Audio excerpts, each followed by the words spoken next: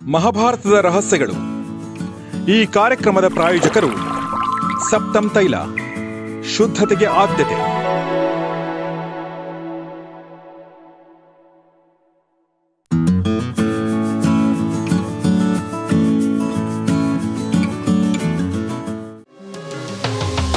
ಈ ಕಾರ್ಯಕ್ರಮದ ಸಹ ಪ್ರಾಯೋಜಕರು CA Dayanand Bongale stock market training institute, Rajajinagar, Bengaluru.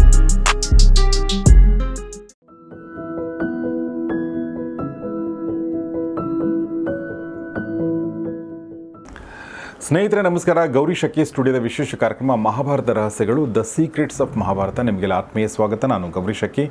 ಮಹಾಭಾರತದ ರಹಸ್ಯಗಳನ್ನ ತಿಳಿಸ್ಕೊಡೋದಕ್ಕೆ ನಮ್ಮೊಂದಿಗೆ ಜಾಯ್ನ್ ಆಗಿದ್ದಾರೆ ನಮ್ಮ ಪ್ರೀತಿಯ ವಿದ್ವಾನ್ ಜಗದೀಶ್ ಶರ್ಮಾ ಸಂಪ ಸರ್. ಬನ್ನಿ ಅವ್ರನ್ನ ಸ್ವಾಗತಿಸೋಣ. ಸರ್ ನಿಮಗೆ ಸ್ವಾಗತ. ನಮಸ್ತೆ. ಒಂದು ಖುಷಿ ಸುದ್ದಿ ಈ ಒಂದು ಎಪಿಸೋಡ್ ಶುರು ಮಾಡೋಕ್ಕಿಂತ ಮುಂಚೆ, ಅದೇನೆಂದರೆ ಗೀತಾ ಪರ್ವದ ಕೊನೆಯ ಅಧ್ಯಾಯದಲ್ಲಿದ್ದೀವಿ ನಾವು, ಅಂದರೆ ಭಗವದ್ಗೀತೆಯ ಕೊನೆಯ ಅಧ್ಯಾಯದಲ್ಲಿದ್ದೀವಿ. ಸೊ 17 ಅಧ್ಯಾಯಗಳನ್ನ ಹೇಳಿದಂಥ ಸರ್ಗೆ ಧನ್ಯವಾದಗಳನ್ನ ಹೇಳ್ತಾ 18ನೇ ಅಧ್ಯಾಯ ಮೋಕ್ಷ ಸನ್ಯಾಸ ಯೋಗ, ಅದನ್ನು ಈಗ ಶುರು ಮಾಡ್ತಾ ಇದ್ದೀವಿ.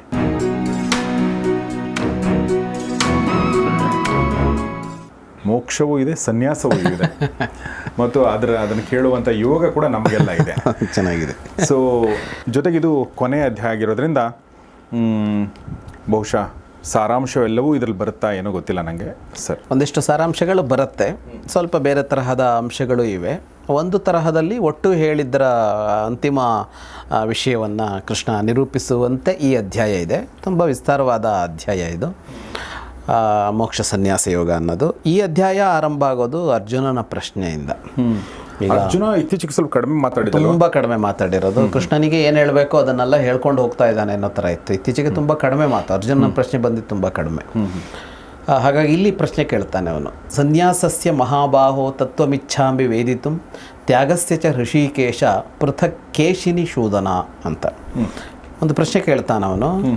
ಸನ್ಯಾಸ ಮತ್ತು ತ್ಯಾಗ ಇದರ ತತ್ವ ಏನು ಅನ್ನೋದನ್ನು ತಿಳಿದುಕೊಳ್ಬೇಕಾಗಿದೆ ನನಗೆ ಅಂತ. ಸನ್ಯಾಸದ ತಾತ್ವಿಕತೆ ಏನು, ತ್ಯಾಗದ ತಾತ್ವಿಕತೆ ಏನು ಅಂತ.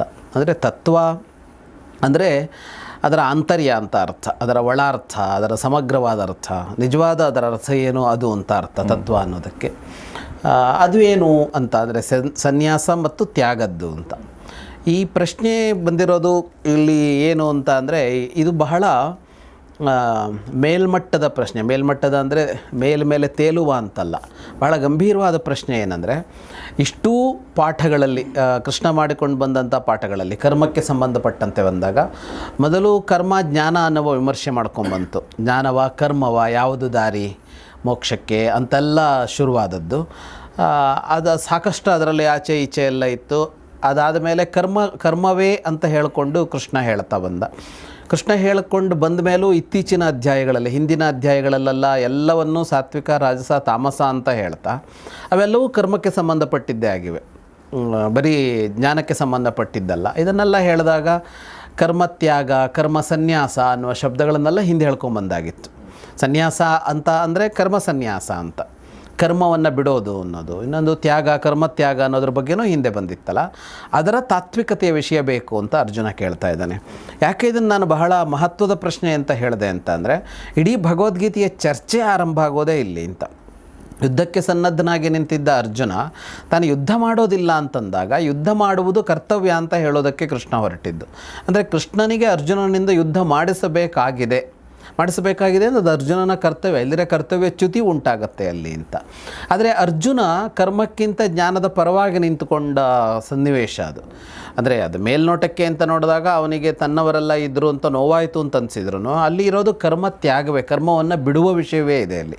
ಈ ಕ್ರಿಯೆಯನ್ನು ನಾನು ಮಾಡೋದಿಲ್ಲ ಅಂತಲೇ ಹೇಳ್ತಾ ಇದ್ದಾನೆ ಅವನು, ಈ ಕೆಲಸ ನಾನು ಮಾಡೋದಿಲ್ಲ ಅಂತಲೇ. ಹಾಗಾಗಿ ಅವನನ್ನು ಮತ್ತೆ ಕರ್ಮಕ್ಕೆ ತೊಡಗಿಸಿಕೊಳ್ಳುವಾಗ ಕರ್ಮ, ಜ್ಞಾನ, ಸಮಗ್ರ ಬದುಕು, ಜೀವ, ಜಗತ್ತು, ಜಡ ಎಲ್ಲದರ ಚರ್ಚೆಗಳನ್ನು ಕೃಷ್ಣ ಮಾಡಿಕೊಂಡು ಬಂದಾಗ ಕೊನೆಗೆ ಮತ್ತೆ ಅವನು ಬಹಳ ಗಂಭೀರವಾಗಿ ಅದೇ ಪ್ರಶ್ನೆ ಕೇಳ್ತಾನೆ. ಅವೆರಡರಲ್ಲಿ ಏನು ಅಂತ ಅಂದರೆ ಅರ್ಜುನನಿಗೆ ಅರ್ಥ ಆಗಿದೆ, ಆದರೆ ಒಂದು ಸ್ಪಷ್ಟಪಡಿಸಿಕೊಳ್ತಾ ಇದ್ದಾನೆ ಅನ್ನೋ ತರಹದಲ್ಲಿ ಈ ಪ್ರಶ್ನೆ ಕಾಣಿಸುತ್ತೆ. ಕೃಷ್ಣ ಹೇಳ್ತಾನೆ ಅದಕ್ಕೆ, ಕಾಮ್ಯಾನಾಂ ಕರ್ಮಣಾಂ ನ್ಯಾಸಂ ಸನ್ಯಾಸಂ ಕವಯೋ ವಿದುಹು ಸರ್ವಕರ್ಮ ಫಲತ್ಯಾಗಂ ಪ್ರಾಹುಸ್ತ್ಯಾಗಂ ವಿಚಕ್ಷಣಾಃ. ಸನ್ಯಾಸ ಮತ್ತು ತ್ಯಾಗ ಅನ್ನೋದು ಒಂದು ಕಾಮ್ಯ ಕರ್ಮಗಳನ್ನು ಬಿಡೋದು ಅಂತ ಒಂದು. ಒಂದು ಅರ್ಥದಲ್ಲಿ ಅದನ್ನು ಮಾಡಿರೋದು. ಕಾಮ್ಯ ಕರ್ಮಗಳು ಅಂದರೆ ಕರ್ಮಗಳಲ್ಲಿ 3 ವಿಭಾಗ ಮಾಡ್ತಾರೆ: ನಿತ್ಯ ಕರ್ಮ, ನೈಮಿತ್ತಿಕ ಕರ್ಮ, ಕಾಮ್ಯ ಕರ್ಮ ಅಂತ. ಈ ನಿತ್ಯ ಕರ್ಮ ಅಂದರೆ ಯಾವುದು ಅಂತ ಅಂದರೆ ಅದು ಬದುಕಿಗೆ ಅವಶ್ಯಕವಾದದ್ದು, ಅದಿಲ್ಲದೆ ನಾವು ಬದುಕು ಮಾಡೋದಕ್ಕಾಗೋದಿಲ್ಲ ಅನ್ನುವ ಕ್ರಿಯೆಗಳು. ಓಕೆ, ನಾವು ಉಸಿರಾಟದಿಂದಲೂ ಆರಂಭ ಮಾಡ್ಕೋಬೋದು, ಅದನ್ನು ಉಸಿರಾಟದಿಂದಲೂ ಆರಂಭ ಮಾಡ್ಕೋಬೋದು. ಅದು ಬೇಕೇ ಬೇಕದು. ಇನ್ನೊಂದು ನೈಮಿತ್ತಿಕ ಕರ್ಮ ಅಂತಂದಾಗ ಯಾವುದೋ ಒಂದು ನಿಮಿತ್ತವನ್ನು ಇಟ್ಟುಕೊಂಡು ಕೆಲವು ಕೆಲಸಗಳು ಬರುತ್ತವೆ, ಕಾರಣಗಳು ಬರುತ್ತವೆ. ಈಗ ನಿತ್ಯ ಕರ್ಮದಲ್ಲಿ ಊಟ, ತಿಂಡಿ, ನಿದ್ದೆ, ಹೌದು, ಅವೆಲ್ಲ ಬರುತ್ತೆ, ಎಲ್ಲವೂ ಅಂತ. ಹಾಗೆಯೇ ಧಾರ್ಮಿಕವಾದ ಆಚರಣೆಗಳು ಅಂತ ಅಂದಾಗ ನಿತ್ಯ ಏನೋ ಭಗವಂತನ ಕುರಿತಾದ ಆ ಉಪಾಸನೆಗಳನ್ನು ಮಾಡಬೇಕಾಗತ್ತೆ. ಅದೇ ಯಾವುದೋ ಸ್ತೋತ್ರವೋ, ಭಜನೆಯೋ, ಪೂಜೆಯೋ, ಇನ್ನೇನೋ ಒಂದು ಅಂತ ಇರುತ್ತೆ, ನಿತ್ಯ ಮಾಡಬೇಕದನ್ನು ಅಂತ. ನೈಮಿತ್ತಿಕ ಅಂದರೆ ಒಂದು ನಿಮಿತ್ತವನ್ನು ಇಟ್ಟುಕೊಂಡು ಕ್ರಿಯೆಗಳು ಹುಟ್ಟುಕೊಳ್ಳುತ್ತವೆ. ನಿಮಿತ್ತವನ್ನು ಇಟ್ಟುಕೊಂಡು ಅಂತ ಅಂದರೆ ಈಗ ಧಾರ್ಮಿಕವಾದದ್ದು ಅಂತಂದರೆ ಈ ಗ್ರಹಣ ಬಂದಾಗ ಅಲ್ಲೇನೋ ಒಂದಿರುತ್ತೆ, ಯಾವುದೋ ಹಬ್ಬ ಬಂದಾಗ ಅಲ್ಲೊಂದು ಆಚರಣೆ ಇರುತ್ತೆ, ಅದೊಂದು ನಿಮಿತ್ತ. ಅದು ನಿಮಿತ್ತ ಅಂದರೆ ಹಬ್ಬ ಸುಮ್ಮನೆ ಬಂದಿಲ್ಲ, ಡೇಟ್ ಫಿಕ್ಸ್ ಮಾಡ್ಕೊಂಡು ಹಬ್ಬ ಬಂದಿಲ್ಲ. ಈಗ ಸಂಕ್ರಮಣ ಅಂತ ಅಂದರೆ ಸೂರ್ಯನ ಒಂದು ಇದು ಆಗಿದೆ ಅಲ್ಲಿ, ಆ ನಿಮಿತ್ತವಾಗಿ ನಾವೇನೋ ಮಾಡಬೇಕು ಅನ್ನೋ ತರಹದ್ದು ಬರುತ್ತೆ. ಈ ಥರ ಉಳಿದ ಬದುಕಿನ ಕ್ರಿಯೆಗಳಲ್ಲೂ ಇಂತಹ ನೈಮಿತ್ತಿಕವಾದ ಯಾವುದೋ ಒಂದು ಕಾರಣದಿಂದಾಗಿ ಬರುವಂಥದ್ದಿರುತ್ತೆ. ಮೂರನೆಯದ್ದು ಕಾಮ್ಯಕರ್ಮ ಅಂದರೆ ನಮಗೇನೋ ಒಂದು ಆಸೆ ಇದೆ, ಆಸೆಯನ್ನು ಈಡೇರಿಸ್ಕೊಳ್ಳೋದಕ್ಕೆ ಅಂತ ಒಂದು ಕ್ರಿಯೆಯನ್ನು ಮಾಡಬೇಕಾಗತ್ತೆ ನಾವು, ಕಾಮ್ಯಕರ್ಮ ಅಂತ. ಧಾರ್ಮಿಕದಲ್ಲಿ ಅಂತ ಅಂದರೆ ಏನೋ ಬೇಕು ಅನ್ನುವ ಕಾರಣಕ್ಕಾಗಿ ಅದನ್ನು ಇಟ್ಕೊಂಡು ಒಂದು ಪೂಜೆ ಮಾಡಿಸೋದು, ಒಂದು ಹೋಮ ಮಾಡಿಸೋದು, ಅಥವಾ ಈ ಹಿಂದೆ ಅಶ್ವಮೇಧ ಯಾಗಗಳನ್ನು ಮಾಡ್ತಾಯಿದ್ರು ರಾಜರುಗಳು ಅಂತ ಅಂದರೆ ಅದಕ್ಕೊಂದು ಕಾರಣ ಇರ್ತೈತಿ. ಈಗ ದಶರಥ ಮಹಾರಾಜ ಪುತ್ರಕಾಮೇಷ್ಟಿ ಯಾಗ ಮಾಡ್ದ ಅಂದರೆ ಸಂತಾನ ಇರಲಿಲ್ಲ, ಸಂತಾನ ಬೇಕು ಅನ್ನುವ ಆಸೆ. ಹೀಗೆ ನಮ್ಮ ಯಾವುದೋ ಆಸೆಯನ್ನು ಇಟ್ಟುಕೊಂಡು ನಾವು ಕ್ರಿಯೆಗೆ ಹೊರಡ್ತೀವಲ್ಲ, ಅದು ಕಾಮ್ಯಕರ್ಮಗಳು ಅಂತ. ಓಕೆ, ಇವುಗಳಲ್ಲಿ ಏನು ಅಂತ ಅಂದರೆ ನಿತ್ಯ ನೈಮಿತ್ತಿಕ ಅನ್ನೋದು ಅನಿವಾರ್ಯ ಕರ್ಮಗಳು, ಅವುಗಳನ್ನು ಬಿಡೋದಕ್ಕಾಗೋದೇ ಇಲ್ಲ ಅಂತ. ಕರ್ಮಗಳನ್ನು ಮಾಡಬೇಕೇ ಬೇಡವೇ ಅಂತ ಜಿಜ್ಞಾಸೆ ಇದೆ, ಅವುಗಳನ್ನು ಮಾಡೋದರಲ್ಲಿ ತಪ್ಪಿಲ್ಲ ಅಂತ, ಕಾಮ್ಯಕರ್ಮಗಳನ್ನು ಅಂತ. ಸರ್ವಕರ್ಮ ಫಲ ತ್ಯಾಗಂ ಪ್ರಾಹುಸ್ತ್ಯಾಗಂ ವಿಚಕ್ಷಣ. ಇಲ್ಲೆಲ್ಲ ಇರೋದೇನು ಅಂತ ಅಂದರೆ ಅದು ನಿತ್ಯವೋ, ನೈಮಿತ್ತಿಕವೋ, ಕಾಮ್ಯವೋ, ಕರ್ಮ ಎಂಥದ್ದಾರೋ ಆಗಲಿ, ಕ್ರಿಯೆ ಎಂಥದ್ದಾರೋ ಆಗಲಿ, ಫಲತ್ಯಾಗ ಅಂತಿದೆಯಲ್ಲ, ಕರ್ಮ ಫಲತ್ಯಾಗ ಅಂತಿದೆಯಲ್ಲ, ಅದನ್ನೇ ತ್ಯಾಗ ಅಂತ ಕರಿತಾ ಇರೋದು. ಹಾಗಾಗಿ ಇಲ್ಲಿ ಅವನು ಎಲ್ಲಿಗೆ ತಂದು ನಿಲ್ಲಿಸ್ತಾ ಇದ್ದಾನೆ ಕೃಷ್ಣ ಅಂತ ಅಂದರೆ, ಕರ್ಮ ಮಾಡು, ಕರ್ಮ ಫಲದ ಬಗ್ಗೆ ನಿನಗೆ ಬೇಡ ಅಂತ. ಹಿಂದೆ ಬಂತಲ್ಲ, ಅದು ಭಾಳ ಚರ್ಚೆ ಆಗಿದೆ ಅದು. ಅಂದರೆ ಕರ್ಮ ಫಲವೇ ಬೇಡ ಅಂದರೆ ಅದನ್ನು ನಿರಾಕರಿಸಬೇಕು ಅಂತಲ್ಲ, ನಾವು ಚರ್ಚೆ ಮಾಡಿದ್ದೀವಿ ಅದರ ಬಗ್ಗೆ.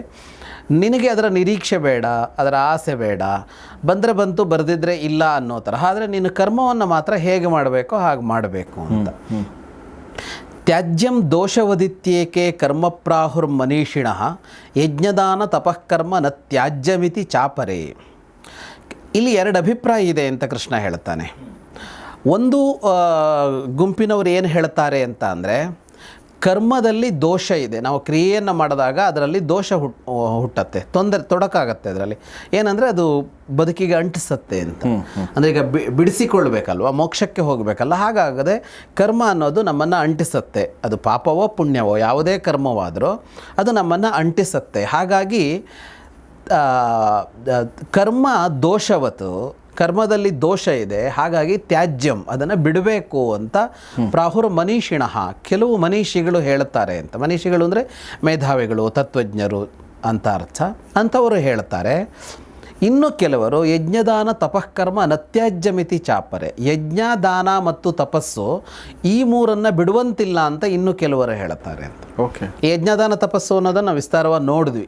ನಾವು ಅಂದುಕೊಂಡಿರುವ ಯಜ್ಞದಾನ ತಪಸ್ಸು ಅಲ್ಲ, ಒಂದು ಅತ್ಯುತ್ತಮವಾದ ಬದುಕಿನ ವಿಧಾನ ಅದು, ಅದರಲ್ಲಿ ಎಲ್ಲವೂ ಬಂತು. ಅದರಲ್ಲಿ ಈ 3 ಬಿಡುವಂತಿಲ್ಲ, ಯಜ್ಞದಾನ ತಪಸ್ಸುಗಳನ್ನು ಬಿಡಲೇಬಾರದು ಅಂತ ಇನ್ನು ಕೆಲವರು ಹೇಳ್ತಾರೆ. ಹಾಗಾಗಿ 2 ಅಭಿಪ್ರಾಯಗಳಿವೆ ಅಂತ. ಕರ್ಮವನ್ನು ಸಂಪೂರ್ಣವಾಗಿ ಬಿಡಬೇಕು ಅಂತ ಅಂದರೆ ಜ್ಞಾನ ಮಾರ್ಗ ಅಂತ ಕರೆಯೋದಾದ್ರೆ ಅದನ್ನು. ಅಂದರೆ ಈಗಲೂ ಹಿಂದೂ ಈಗ ಸನ್ಯಾಸ ತಗೊಳ್ಳೋದು ಅಂತ ಒಂದಿತ್ತಲ್ಲ, ಈಗ ಸನ್ಯಾಸಕ್ಕೊಂದು ಬೇರೆ ರೂಪ ಇದೆ. ಈ ಸಹಸ್ರಮಾನದಲ್ಲಿ ಬೇರೆ ರೂಪ ಇದೆ. ಹಿಂದೆ ಸನ್ಯಾಸ ತಗೊಳ್ಳೋದು ಅಂದರೆ ಅದು ಕರ್ಮ ಸನ್ಯಾಸ ಅಂತಲೇ ಅರ್ಥ ಅದಕ್ಕೆ. ಅಂದರೆ ಕರ್ಮವನ್ನೇ ಬಿಡ್ತಾ ಇದ್ದರು ಅವರು. ಯಾವ ಕರ್ಮವೂ ಇಲ್ಲ ಅಂತ. ಆಗ ಅವನಿಗೊಂದು ಸಂಸಾರ ಇಲ್ಲ, ಅವನಿಗೊಂದು ನಿಯಮಿತವಾದ ಏನನ್ನೂ ಮಾಡ್ತಾ ಇರಲಿಲ್ಲ ಅಂತ. ಇವಾಗ ನಾವು ಯಾರೋ ಹಿಮಾಲಯವೋ ಎಲ್ಲೋ ಸಾಧುಗಳನ್ನು ನೋಡಿದಾಗ ಅವರೊಂದು ಕ್ಷೌರ ಮಾಡ್ಕೊಳ್ತಾರೆ ಅಂತಿಲ್ಲ, ಬಟ್ಟೆ ಹಾಕ್ಕೊಳ್ತಾರೆ ಅಂತ ಇಲ್ಲ, ಅವರು ಸ್ನಾನನೂ ಮಾಡಿಬಿಡ್ತಾರೆ ಅಂತಿಲ್ಲ, ಊಟ ತಿಂತಾರೆ ಅಂತ ಇಲ್ಲ ಅನ್ನೋ ತರಹದ ಒಂದು ಅವಸ್ಥೆಯಲ್ಲಿರ್ತಾರಲ್ಲ, ಆ ತರಹದ ಯಾವ ಕರ್ಮವನ್ನು ತನಗಾಗಿ ಮಾಡಿಕೊಳ್ಳದೆ ತಪಸ್ಸಿಗೆ ಹೊರಡೋದು ಅನ್ನುವ ಒಂದು ಕ್ರಮ. ಅನಂತರ ಈಗ ಬಂದಿರೋ ಸನ್ಯಾಸ ಅಂತ, ಈಗ ಒಂದೆರಡು ಸಹಸ್ರಮಾನಗಳಲ್ಲಿ ಬಂದಿರೋ ಸನ್ಯಾಸದ ವಿಧಾನ ಇದೆಯಲ್ಲ, ಅಲ್ಲಿ ಈ ಥರದ ಸನ್ಯಾಸ ಅಲ್ಲ ಇದು. ಈ ಸನ್ಯಾಸ ಹೇಗೆ ಅಂದರೆ, ಒಂದಿಷ್ಟನ್ನು ಬಿಟ್ಟು ಒಂದಿಷ್ಟು ಕರ್ಮಗಳನ್ನು ಮಾಡಬೇಕಾಗತ್ತೆ. ಸಮೂಹಕ್ಕಾಗಿ ಕರ್ಮಗಳನ್ನು ಮಾಡಬೇಕು, ವೈಯಕ್ತಿಕಕ್ಕಾಗಿ ಮಾಡಬಾರ್ದು ಅನ್ನೋ ತರಹದ ಸನ್ಯಾಸ ಇದೆ. ನನಗಾಗಿ ಅಂತ ಏನೋ ಮಾಡ್ಕೋಬಾರದು ಅಂತ. ಹಾಗಾಗಿ ಎಷ್ಟೋ ಸಲ ಈಗಿನ ಸನ್ಯಾಸಿಗಳನ್ನು ಸನ್ಯಾಸ ಅಂದರೆ ಇದೆಲ್ಲ, ಇವರು ಹೀಗೆ ಮಾಡ್ತಾರೆ ಹಾಗೆ ಮಾಡ್ತಾರೆ ಅಂತ ಕಾಮೆಂಟ್ ಮಾಡೋದಿದೆಯಲ್ಲ, ಅದಲ್ಲ. ಅದು 1000-2000 ವರ್ಷಗಳಿಂದ ಈ ಥರ ಸನ್ಯಾಸಿಗಳು ಸಮೂಹಕ್ಕಾಗಿ ಸಮಾಜಕ್ಕಾಗಿ ಕಾರ್ಯಗಳನ್ನು ಮಾಡಬೇಕು ಅನ್ನುವ ಅಂಶಗಳು ಬಂದಿದೆ. ಅದು ಹಾಗಾಗಿ ಅದು ಸ್ವೀಕಾರಾರ್ಹನೇ ಅದು. ಆದರೆ ಇಲ್ಲಿ ಹೇಳ್ತಾ ಇರೋದು ಆ ಥರದ ಸನ್ಯಾಸದ ವಿಷಯವನ್ನು, ಯಾವ ಕರ್ಮವನ್ನು ಮಾಡೋದಿಲ್ಲ ಅನ್ನೋದೊಂದಾದರೆ ಇದು ಮೂರನ್ನು ಮಾಡಬೇಕು ಅನ್ನೋದು ಒಂದು ಅಂತ. ಇದು ಎರಡು ಇರುವಾಗ ಈಗ ಬರೋ ಪ್ರಶ್ನೆ ಏನು ಅಂದರೆ, ಹಾಗಿದ್ರೆ ಯಾವುದು ಅನ್ನುವ ಪ್ರಶ್ನೆ. ಇವೆರಡರಲ್ಲಿ ಯಾವುದು ಅಂತ, ಕರ್ಮವನ್ನೇ ಬಿಡೋದು ಸರಿಯಾ, ಯಜ್ಞದಾನ ತಪಸ್ಸುಗಳನ್ನು ಮಾಡಬೇಕು ಅನ್ನೋದು ಸರಿಯಾ? ಎರಡು ವಾದ ಇದೆಯಲ್ಲ ಅದರಲ್ಲಿ. ನಿಶ್ಚಯಂ ಶೃಣುಮೇ ತತ್ರ ತ್ಯಾಗೇ ಭರತ ಸತ್ತಮ ತ್ಯಾಗೋ ಹಿ ಪುರುಷವ್ಯಾಘ್ರ ತ್ರಿವಿಧ ಸಂಪ್ರಕೀರ್ತಿತಃ. ಈಗ ತನ್ನ ನಿಲುವೇನು ಅಂತ ಕೃಷ್ಣ ಹೇಳ್ತಾ ಹೋಗ್ತಾನೆ. ಕೃಷ್ಣ ಸನ್ಯಾಸ ತ್ಯಾಗ ಅನ್ನೋದನ್ನು ಒಂದೇ ಅನ್ನೋ ಥರದಲ್ಲೇ ಇಲ್ಲಿ ಹೇಳ್ಕೊಂಡು ಹೋಗ್ತಾನೆ. ಸನ್ಯಾಸ ಅನ್ನೋ ಶಬ್ದಕ್ಕೂ ಬೇರೆ ಅರ್ಥ ಅಲ್ಲ, ತ್ಯಾಗ ಅನ್ನೋದಕ್ಕೆ ಬೇರೆ ಅರ್ಥ ಅಲ್ಲ ಅನ್ನೋ ತರಹದಲ್ಲೇ ಹೇಳ್ಕೊಂಡು ಹೋಗ್ತಾನೆ ಮುಂದೆ. ಇದರ ನಿರ್ಣಯ ಯಾವುದು ಅನ್ನೋದನ್ನು ಕೇಳು, ನಾನು ಹೇಳ್ತೀನಿ ಅಂತ ಹೇಳ್ತಾನೆ. ನಿಶ್ಚಯಂ ಶೃಣುಮೇ ತತ್ರ, ಮೇ ನಿಶ್ಚಯಂ ಅಂತ ಅಂದರೆ ನನ್ನ ನಿಲುವೇನು ಇದರಲ್ಲಿ ಅನ್ನೋದನ್ನು ಕೇಳು ಅಂತ ಹೇಳೋದಕ್ಕೆ ಹೊರಟವನು. ಈ ತ್ಯಾಗದಲ್ಲಿ ಮತ್ತೆ 3 ವಿಧದ ತ್ಯಾಗಗಳಿವೆ ಅಂತ ಹೇಳ್ತಾನೆ. ಯಜ್ಞದಾನ ತಪಃಕರ್ಮ ನತ್ಯಾಜ್ಯಂ ಕಾರ್ಯಮೇವ ತತ್ ಯಜ್ಞೋ ದಾನಂ ತಪಶ್ಚೈವ ಪಾವನಾನಿ ಮನೀಷಿಣಾಂ. ನನ್ನ ನಿಲುವೇನು ಅಂತ ಕೇಳು ಅಂತ ಹೇಳಿದ್ನಲ್ಲ, ಅದ್ರಲ್ಲಿ ಹೇಳ್ತಾನೆ ಯಜ್ಞ ದಾನ ತಪಸ್ಸು ಈ 3 ಇದೆಯಲ್ಲ, ಇದನ್ನು ಯಾವ ಕಾರಣಕ್ಕೂ ಬಿಡಬಾರದು, ಇದನ್ನು ಮಾಡಲೇಬೇಕು. ಯಾಕೆಂದರೆ ಯಜ್ಞ ದಾನ ತಪಸ್ಸುಗಳೇ ಶುದ್ಧಿಗೊಳಿಸುವಂತಹ ಕ್ರಿಯೆಗಳು ಅಂತ. ಈಗ ಜೀವವನ್ನು ಮೋಕ್ಷಕ್ಕೆ ಹೋಗಬೇಕು ಅಂತಂದಾಗ ಶುದ್ಧೀಕರಿಸಬೇಕು ಅವನನ್ನು ಅಂತ, ಸರಿಪಡಿಸಬೇಕು ಅಂತ. ಅಂದರೆ ಅವನಲ್ಲಿರೋ ಕೊಳೆಯನ್ನು ತೆಗೆದು ಹಾಕಬೇಕು ಅಂತ ಅಂದಾಗ ಅದನ್ನು ಮಾಡೋದೇ ಯಜ್ಞದಾನ ತಪಸ್ಸುಗಳು ಅಂತ. ಹಾಗಾಗಿ ಅದನ್ನು ಬಿಟ್ಟುಕೊಂಡ್ರೆ, ಇವುಗಳನ್ನು ಮಾಡದೇ ಇದ್ದರೆ ಅವನು ಹೇಗೆ ಶುದ್ಧನಾಗುತ್ತಾನೆ? ಅವನು ಹೇಗೆ, ಈಗ ಪರಮಾತ್ಮ ಅವನು ಒಂದೇ ಆಗಿದ್ದಾಗ ಅವನಿಗೆ ಬೇರೆ ಆಗಿದ್ದಾನೆ, ಸೇರಬೇಕು ಅಂತನ್ನುವಾಗ ಈಗ ಸೇರದೇ ಇರುವ ಅಂಶಗಳು ಇವನಲ್ಲಿ ಏನಿದೆಯೋ ಅದನ್ನು ತೆಗೆದುಹಾಕಬೇಕಲ್ವ ಅಂತ. ಕಿಟ್ಟ ಕಟ್ಕೊಂಡಿದ್ರೆ ಕಿಟ್ಟ ಕಿತ್ತು ಹಾಕಬೇಕಲ್ವ ಅಂತ. ಅದು ಹೋದ ಮೇಲೆ ಏನಾಗುತ್ತೆ ಅಂದರೆ ಅದರೊಳಗೆ ಸೇರ್ಕೊಂಡ್ಬಿಡುತ್ತೆ ಅಂತ. ಈ ಬಂಗಾರವನ್ನು ಅದರ ಜೊತೆಗೆ ಇನ್ನೇನೋ ಲೋಹ ಸೇರಿಸಿರ್ತಾರೆ, ಅಪರಂಜಿ ಮಾಡಬೇಕು ಅಂತಂದಾಗ ಅದನ್ನು ಕಾಯಿಸಿದಾಗ ಇದು ಬಿಟ್ಟೋದಾಗ ಅದು ಅಪರಂಜಿಯಾಗಿ ಉಳ್ಕೊಳ್ಳುತ್ತೆ ಅಂತ.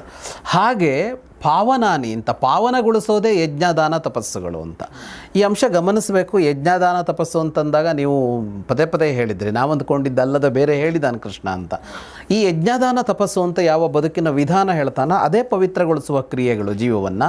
ಹಾಗಾಗಿ ಯಜ್ಞದಾನ ತಪಸ್ಸುಗಳನ್ನು ತ್ಯಾಜ್ಯಂ ಬಿಡಲೇಬಾರದು, ಕಾರ್ಯಮೇವ ತತು ಅಂತ ಮಾಡಲೇಬೇಕು ಅಂತ ಎನ್ನುವಲ್ಲಿಗೆ ಕರ್ಮವೇ ಅಂದರೆ ಕರ್ಮ ಬಿಡುವಂತಿಲ್ಲ ಅಂತ ಹೇಳ್ತಾ ಅರ್ಜುನ ಯುದ್ಧಕ್ಕೆ ಹೋಗಬೇಕು ಅನ್ನೋಲ್ಲಿಗೆ ಬರ್ತಾ ಇದ್ದಾನೆ. ಏತಾನ್ಯಪಿತು ಕರ್ಮಾಣಿ ಸಂಗಂ ತ್ಯಕ್ತ್ವಾ ಫಲಾನಿ ಚ ಕರ್ತವ್ಯಾನೀತಿ ಮೇ ಪಾರ್ಥ ನಿಶ್ಚಿತಂ ಮತಮುತ್ತಮಂ. ಆದರೆ ಈ ಕರ್ಮಗಳಲ್ಲೂ ಕೂಡ ನಿನಗೆ ಅಂಟಿಲ್ಲದೆ ಮಾಡಬೇಕು ಅಂತ. ಏತಾನ್ಯಪಿತು ಕರ್ಮಾಣಿ ಸಂಗಂ ತ್ಯಕ್ತ್ವ ಅಂತ, ಕರ್ಮಗಳಲ್ಲಿ ಅಂಟಿರಬಾರದು ಅಂತ ಹಿಂದೆ ಬಂತಲ್ಲ ಅದು. ಕರ್ತವ್ಯಾನೀತಿ ಮೇ ಪಾರ್ಥ ಅಂತ, ಇದು ಕರ್ತವ್ಯ ಅನ್ನುವ ಭಾವದಲ್ಲಿ ಮಾಡಬೇಕು ಅಂತ. ಈ ನಮ್ಮಲ್ಲಿ ಈಗ ಕರ್ತವ್ಯ ಅಂತ ಮಾಡಬೇಕು ಅನ್ನೋ ಮಾತು ಇದೆಯಲ್ಲ, ಇದು ನಮ್ಮಲ್ಲಿ ಸಹಜವಾಗಿ ಬಂದುಬಿಟ್ಟಿದೆ ಭಾರತೀಯರಲ್ಲಿ, ಕರ್ತವ್ಯ ಅಂತ ಮಾಡೋದು ಅಂತ. ಆದರೆ ಈ ಕರ್ತವ್ಯ ಅಂತ ಮಾಡೋದು ಅನ್ನೋದಕ್ಕೆ ಅರ್ಥ ಏನು ತಂದ್ಕೊಂಡಿದ್ದೀವಿ ಅಂದರೆ ಬೇಕಾಬಿಟ್ಟಿ ಮಾಡೋದು ಅಂತ ತಂದ್ಕೊಂಡಿದ್ದೀವಿ ಅಂತ. ನನಗೆ ಆಸಕ್ತಿ ಇಲ್ಲ ಅದರಲ್ಲಿ, ನನಗೆ ಆಸೆ ಇಲ್ಲ, ನನಗೆ ಬೇಕಾಗಿಲ್ಲ, ಏನೋ ಕರ್ತವ್ಯ ಅಂತ ಮಾಡ್ತಾ ಇದ್ದೀನಿ ಅನ್ನೋ ಭಾವ ಇದೆಯಲ್ಲ, ಅದು ಆ ಭಾವದಲ್ಲಲ್ಲ. ಅದು ಕರ್ತವ್ಯ ಅಂತಂದರೆ ಕರ್ತವ್ಯ ಅನ್ನುವ ಶಬ್ದಕ್ಕೆ ಮಾಡಲೇಬೇಕಾದದ್ದು ಅಂತ ಅರ್ಥ. ಕರ್ತವ್ಯ ಅಂದರೆ ಏನರ್ಥ ಅಂದರೆ ಸಂಸ್ಕೃತದಲ್ಲಿ ಕರಣೀಯ ಮೇವ ಅಂತ, ಮಾಡಲೇಬೇಕಾದದ್ದಕ್ಕೆ ಕರ್ತವ್ಯ ಅಂತ ಹೆಸರು. ನೀನು ಅದನ್ನು ಮಾಡದೇ ಇರಲಾರೆ ಅಂತ, ಅಂದರೆ ಡ್ಯೂಟಿ ಅಂತ ಅಂದಾಗ ನಿನ್ನ ಕರ್ತವ್ಯ ಅಂತ ಅಂದರೆ ನೀನು ಮಾಡದೇ ಇರೋಕ್ಕಾಗಲ್ಲ ಅಂತ. ಯಾಕೆ ನೀನು ಸಂಬಳ ಕೊಟ್ಟಿದೆ, ನಿನ್ನ ನೇಮಕ ಮಾಡಿಕೊಂಡಿದೆ, ನಿನ್ನ ಕರ್ತವ್ಯ ಅದು. ಅಂದರೆ ನೀನು ಮಾಡದೆ ನಿನಗೆ ಇಷ್ಟನೋ ಇಷ್ಟ ಇಲ್ವೋ ಕಷ್ಟನೋ ಆದರೆ ಮಾಡಲೇಬೇಕು ಅನ್ನೋ ಥರ. ವಿದ್ಯಾರ್ಥಿ ಆದವನು ಓದಲೇಬೇಕು, ವೈದ್ಯನಾದವನು ಚಿಕಿತ್ಸೆ ಕೊಡಲೇಬೇಕು. ಹಾಗೆ ಕರ್ತವ್ಯ ಅಂತಂದರೆ ಮಾಡಲೇಬೇಕಾದದ್ದು ಅಂತಲೇ ಶಬ್ದ ಕರ್ತವ್ಯ ಅದು. ಹಾಗಾಗಿ ಇವೆಲ್ಲವನ್ನು ಕರ್ತವ್ಯ ಅಂತ ಮಾಡಬೇಕು ಅಂತ. ಆದರೆ ಕರ್ತವ್ಯ ಅಂತ ಮಾಡುವಾಗ ಭಾವ ಕಳೆದುಕೊಳ್ಳಬಾರದು ಅನ್ನೋ ವಿಷಯ ಇದೆ. ಈ ಕರ್ತವ್ಯ ಅಂತ ಅಂದ್ಕೊಟ್ರೆ ಏನಾಗುತ್ತೆ ಅಂದರೆ ಇಷ್ಟದ ಕೆಲಸ ಬೇರೆ, ಕರ್ತವ್ಯ ಅಂತ ಮಾಡೋದು ಬೇರೆ ಅಂತ ಎರಡಾಗ್ಬಿಡುತ್ತೆ ಮನಸ್ಸಿನಲ್ಲಿ. ಈಗ ಬೆಳಗ್ಗಿನಿಂದ ಸಂಜೆವರೆಗೆ ಮಾಡುವ ಉದ್ಯೋಗ ಖುಷಿ ಕೊಡುವ ಕ್ರಿಯೆ ಅಲ್ಲ. ಖುಷಿ ಪಡೆಯೋದಕ್ಕೆ ಆಮೇಲೆ ಒಂದು ಮನೋರಂಜನೆ ಅಂತ ಏನೋ ಒಂದು ಬರುತ್ತೆ. ಅದು ಏನು ಬೇಕಿದ್ರೂ ಮಾಡ್ಕೊಳ್ಳಿ. ನಾವು ಮೊಬೈಲು ರೀಲ್ಸ್ ನೋಡ್ತಾ ಕೂತ್ಕೊಳ್ಳೋಣ, ಸಿನಿಮಾ ನೋಡೋಣ, ವಾಕಿಂಗ್ ಮಾಡೋಣ, ಸುತ್ತೋಣ, ಗೆಳೆಯರ ಹತ್ರ ಹರಟೆ ಹೊಡೆಯೋಣ, ಹೋಟೆಲ್ ಹೋಗಿ ತಿಂಡಿ ತಿನ್ನೋದು, ಏನು ಬೇಕಿದ್ರೂ ಮಾಡ್ತೀವೋ. ನಮಗೇನಾಗಿದೆ ಅಂದರೆ ಖುಷಿ ಕೊಡೋ ಕೆಲಸಗಳು ಆಮೇಲಿನದ್ದು. ಈ ಡ್ಯೂಟಿ ಅಂತ ನಮಗೇನು ಬರುತ್ತೋ ಅದ್ರಲ್ಲಿ ಖುಷಿ ಪಡೋದು ಅಂತ ಒಂದಿಲ್ವಲ್ಲ, ಅದಲ್ಲ ಅವನು ಹೇಳ್ತಾ ಇರೋದು. ನಾವು ಮಾಡುವ ಕೆಲಸದಲ್ಲಿ ಖುಷಿ ಪಡಲೇಬೇಕು. ಹಾಗಾಗಿ ಕರ್ತವ್ಯ ಅಂತ ಈಗ ಏನು ಬಳಕೆ ಇದೆಯೋ ಅದರಲ್ಲಿ ಆ ಭಾವ ತುಂಬುವ ಕೆಲಸ ಅನ್ನೋದು ಇದ್ದೇ ಇದೆ. ಎಷ್ಟು ಖುಷಿಯಾಗಿ ಮಾಡ್ತೀಯ ಆ ಕೆಲಸವನ್ನು ಅನ್ನೋದು ಅಂತ. ನಿಯತಸ್ಯತು ಸನ್ಯಾಸಃ ಕರ್ಮಣೋ ನೋಪಪದ್ಯತೆ ಮೋಹಾತ್ತಸ್ಯ ಪರಿತ್ಯಾಗಃ ತಾಮಸಃ ಪರಿಕೀರ್ತಿತಃ. ಯಾವುದು ನಿಯತ ಕರ್ಮವೋ ಅಂದರೆ ಮಾಡಲೇಬೇಕಾದ ಕರ್ಮವೋ, ಅಂದರೆ ನಿಯಮಿಸಲ್ಪಟ್ಟಿದ್ದು ಅಂತ. ನಿಯತ ಅಂದರೆ ಇವನು ಇದನ್ನು ಮಾಡಬೇಕು ಅಂತ ನಿಯಮ ಅದು. ಹಾಗೆ ಯಾವುದಿದೆಯೋ ಆ ಕರ್ಮವನ್ನು ಬಿಡುವಂತಿಲ್ಲ ಯಾರು, ಯಾವ ಕಾರಣಕ್ಕೂ. ಒಂದೊಮ್ಮೆ ಅಜ್ಞಾನದಿಂದ ಅದನ್ನು ಬಿಟ್ಟರೆ ಅದು ತಾಮಸ ಅಂತ ಕರೆಸ್ಕೊಳ್ಳುತ್ತೆ ಅಂತ. ಮೋಹಾತ್ತಸ್ಯ ಪರಿತ್ಯಾಗ ತಾಮಸಃ ಪರಿಕೀರ್ತಿತಃ. ಅಂದರೆ ಯಾವುದು ಕರ್ತವ್ಯವಾಗಿದೆಯೋ ಅದನ್ನು ಬಿಡೋದಿದೆಯಲ್ಲ ಅದು ಸಾತ್ವಿಕ ಅಲ್ಲ ಅಂತ ಕೃಷ್ಣ ಹೇಳ್ತಾ ಇದ್ದಾನೆ ಅಂತ. ಕರ್ಮ ಮಾಡಲೇಬೇಕು ಅನ್ನೋದೇ ಅವನ ಸಂಪೂರ್ಣವಾದ ಸರಿಯಾದ ನಿರ್ಣಯ ಅವನದ್ದು ಅಂತ. ಇದು ತಾಮಸ ಅಂತ. ಆದರೆ ದುಃಖಮಿತ್ಯೇವ ಯತ್ಕರ್ಮ ಕಾಯಕ್ಲೇಶ ಭಯಾತ್ಯಜೇತ್ ಸಕೃತ್ವ ರಾಜಸಂ ತ್ಯಾಗಂ ನೈವ ತ್ಯಾಗ ಫಲಂ ಲಭೇತ್. ಈಗ ಅವನು ತ್ಯಾಗದ ತ್ರೈವಿಧ್ಯವನ್ನು ಹೇಳ್ತಾ ಇದ್ದಾನೆ. 3 ತರಹದ ತ್ಯಾಗ ಅಂತ. ಕರ್ಮ ತ್ಯಾಗ ಅಂತ ಬಂದಾಗ ಈಗ ತ್ಯಾಗದ ಬಗ್ಗೆ ಚರ್ಚೆ ನಡೀತಾ ಇದೆಯಲ್ಲ, ಕರ್ಮದ 3 ತರಹದ ತ್ಯಾಗ ಇದೆ. ಏನು, ಒಂದು ತ್ಯಾಗ ಯಾವುದು ಅಂದರೆ ಯಾವ ಕರ್ಮವನ್ನು ಮಾಡೋದಿಲ್ಲ ಅಂತ, ಇದು ಕರ್ಮತ್ಯಾಗ. ಅದನ್ನು ಕೃಷ್ಣ ಹೇಳ್ತಾನೆ ಅದು ತಾಮಸ ತ್ಯಾಗ, ಅದು ಸಾತ್ವಿಕ ತ್ಯಾಗ ಏನೂ ಅಲ್ಲ ಅದು. ಓಕೆ, ಯಾವ ಕೆಲಸವನ್ನು ಮಾಡೋದಿಲ್ಲ, ಯಾವುದನ್ನು ಮಾಡೋದಿಲ್ಲ ಅಂತ. ಇನ್ನೊಂದು ಎರಡನೇದು ರಾಜಸ ತ್ಯಾಗ. ಹೇಗೆ ಅಂತಂದರೆ ದುಃಖಮಿತ್ಯೇವ ಯತ್ ಕರ್ಮ ಕಾಯಕ್ಲೇಶ ಭಯಾತ್ಯಜೇತ್. ಕಷ್ಟ ಅನ್ನೋ ಕಾರಣಕ್ಕಾಗಿ ಮಾಡದೇ ಇರೋದು. ಕಾಯಕ್ಲೇಶ, ಕಾಯ ಅಂದರೆ ದೇಹ, ಅದಕ್ಕೆ ಕ್ಲೇಶ ಆಗತ್ತೆ ಅಂತ, ಕಷ್ಟ ಆಗತ್ತೆ ಅನ್ನೋ ಕಾರಣಕ್ಕಾಗಿ ಬಿಡೋದು. ಮೊದಲನೇದೇನು ಅಂತ ಅಂದರೆ ಅಜ್ಞಾನದಿಂದ ಬಿಡೋದು ಅಂತ. ಅಜ್ಞಾನ ಯಾವುದು ಅಲ್ಲಿ ಅಂದರೆ ಕರ್ಮ ಮಾಡಬಾರದು ಅಂತ ಅಂದ್ಕೊಳ್ಳೋದು, ಅದೇ ಸರಿ ಅಂತ ಅಂದ್ಕೊಂಡ್ಬಿಡೋದು. ಕರ್ಮವನ್ನು ಮಾಡಬಾರದು, ಕರ್ಮತ್ಯಾಗ ಮಾಡಬೇಕು ಅಂತ ಅನ್ನುವ ಅಜ್ಞಾನ, ಅದು ತಾಮಸ. ಇನ್ನೊಂದೇನೆಂದರೆ ಆ ಅಜ್ಞಾನ ಏನೂ ಇಲ್ಲ, ಕರ್ಮ ಮಾಡಬೇಕು ಅಂತ ಗೊತ್ತು, ಆದರೆ ಕಷ್ಟ ಆಗತ್ತೆ, ಶ್ರಮ ಪಡಬೇಕಲ್ಲ. ಅದು ಮನಸ್ಸಿಗೆ ಕಷ್ಟ ಆಗ್ಬೋದು, ದೇಹಕ್ಕೆ ಕಷ್ಟ ಆಗ್ಬೋದು. ಇಲ್ಲಿ ಕಾಯ ಅಂತಂದಾಗ ಮನಸ್ಸನ್ನು ಸೇರಿಸ್ಕೊಳ್ಬೇಕು. ಹೆಚ್ಚು ಸಲ ದೇಹಕ್ಕಲ್ಲ ಮನಸ್ಸಿಗೆ ಕಷ್ಟ ಆಗ್ತಾ ಇರುತ್ತೆ. ದೇಹಕ್ಕೇನು ಆಯಾಸ ಆಗಿರೋದಿಲ್ಲ, ಇನ್ನೊಂದಾಗಿರೋದಿಲ್ಲ, ಏನಾಗಿರೋದಿಲ್ಲ, ಮನಸ್ಸಿಗೆ ಬೇಡ ಅಂತ ಅನಿಸಿರುತ್ತೆ, ಮಾಡೋದು ಬೇಡ ಅಂತ. ಅದು ಈ ಕಾಯಕ್ಲೇಶದ ಭಯದಿಂದಾಗಿ ಮಾಡೋದಿದೆಯಲ್ಲ, ಬಿಡೋದಿದೆಯಲ್ಲ, ಅದು ರಾಜಸತ್ಯಾಗ ಅಂತ. ಹಾಗಾಗಿ ಕರ್ಮತ್ಯಾಗ ಮಾಡ್ತಾ ಇದ್ದಾರೆ ಅಂತ ಅವರನ್ನೆಲ್ಲ ನಾವು ದೊಡ್ಡವರು ಅಂತ ಹೇಳೋಕ್ಕಾಗಲ್ಲ ಅಂತ. ಕಾರ್ಯಮಿತ್ಯೇವ ಯತ್ಕರ್ಮ ನಿಯತಂ ಕ್ರಿಯತೆರ್ಜುನ ಸಂಗಂ ತ್ಯಕ್ತ್ವಾ ಫಲಂಚೈವ ಸತ್ಯಾಗ ಸಾತ್ವಿಕೋ ಮತಃ. ಹಾಗಿದ್ರೆ ತ್ಯಾಗನೇ ಬೇಡವ? ಹಾಗಿದ್ರೆ ಈಗ ಕರ್ಮತ್ಯಾಗ ಅದರ ಬಗ್ಗೆ ಇಷ್ಟು ಮಾತುಗಳು ಬಂತಲ್ಲ, ತ್ಯಾಗ ಅಂತ ಒಂದಿಲ್ವ ಹಾಗಿದ್ರೆ ಅಂತ ಅಂದರೆ ತ್ಯಾಗ ಅಂತ ಒಂದಿದೆ, ಸಾತ್ವಿಕ ತ್ಯಾಗ ಅಂತ ಒಂದಿದೆ. ಅದ್ಯಾವುದು ಅಂದರೆ ಕಾರ್ಯಮಿತ್ಯೇವ ಯತ್ಕರ್ಮ ನಿಯತಂ ಕ್ರಿಯತೆ. ಇದು ಕರ್ತವ್ಯ ಮಾಡಲೇಬೇಕಾದದ್ದು ಅಂತ ನಿಯಮಿತವಾಗಿ ಮಾಡಿಯೇ ಮಾಡ್ತಾನೆ, ಬಿಡೋದಿಲ್ಲ. ಆದರೆ ಏನನ್ನು ಬಿಡ್ತಾನೆ ಅಂದರೆ ಸಂಗಮ್ ಫಲಂ ತ್ಯಕ್ತ್ವ. ಓಕೆ. ಒಂದು ಆ ಕ್ರಿಯೆಯೊಡನೆ ಅಂಟಿಲ್ಲ. ಎರಡನೆಯದ್ದು ಕ್ರಿಯೆಯಿಂದ ಉಂಟಾಗುವ ಫಲದ ಆಸಕ್ತಿ ಇಲ್ಲ.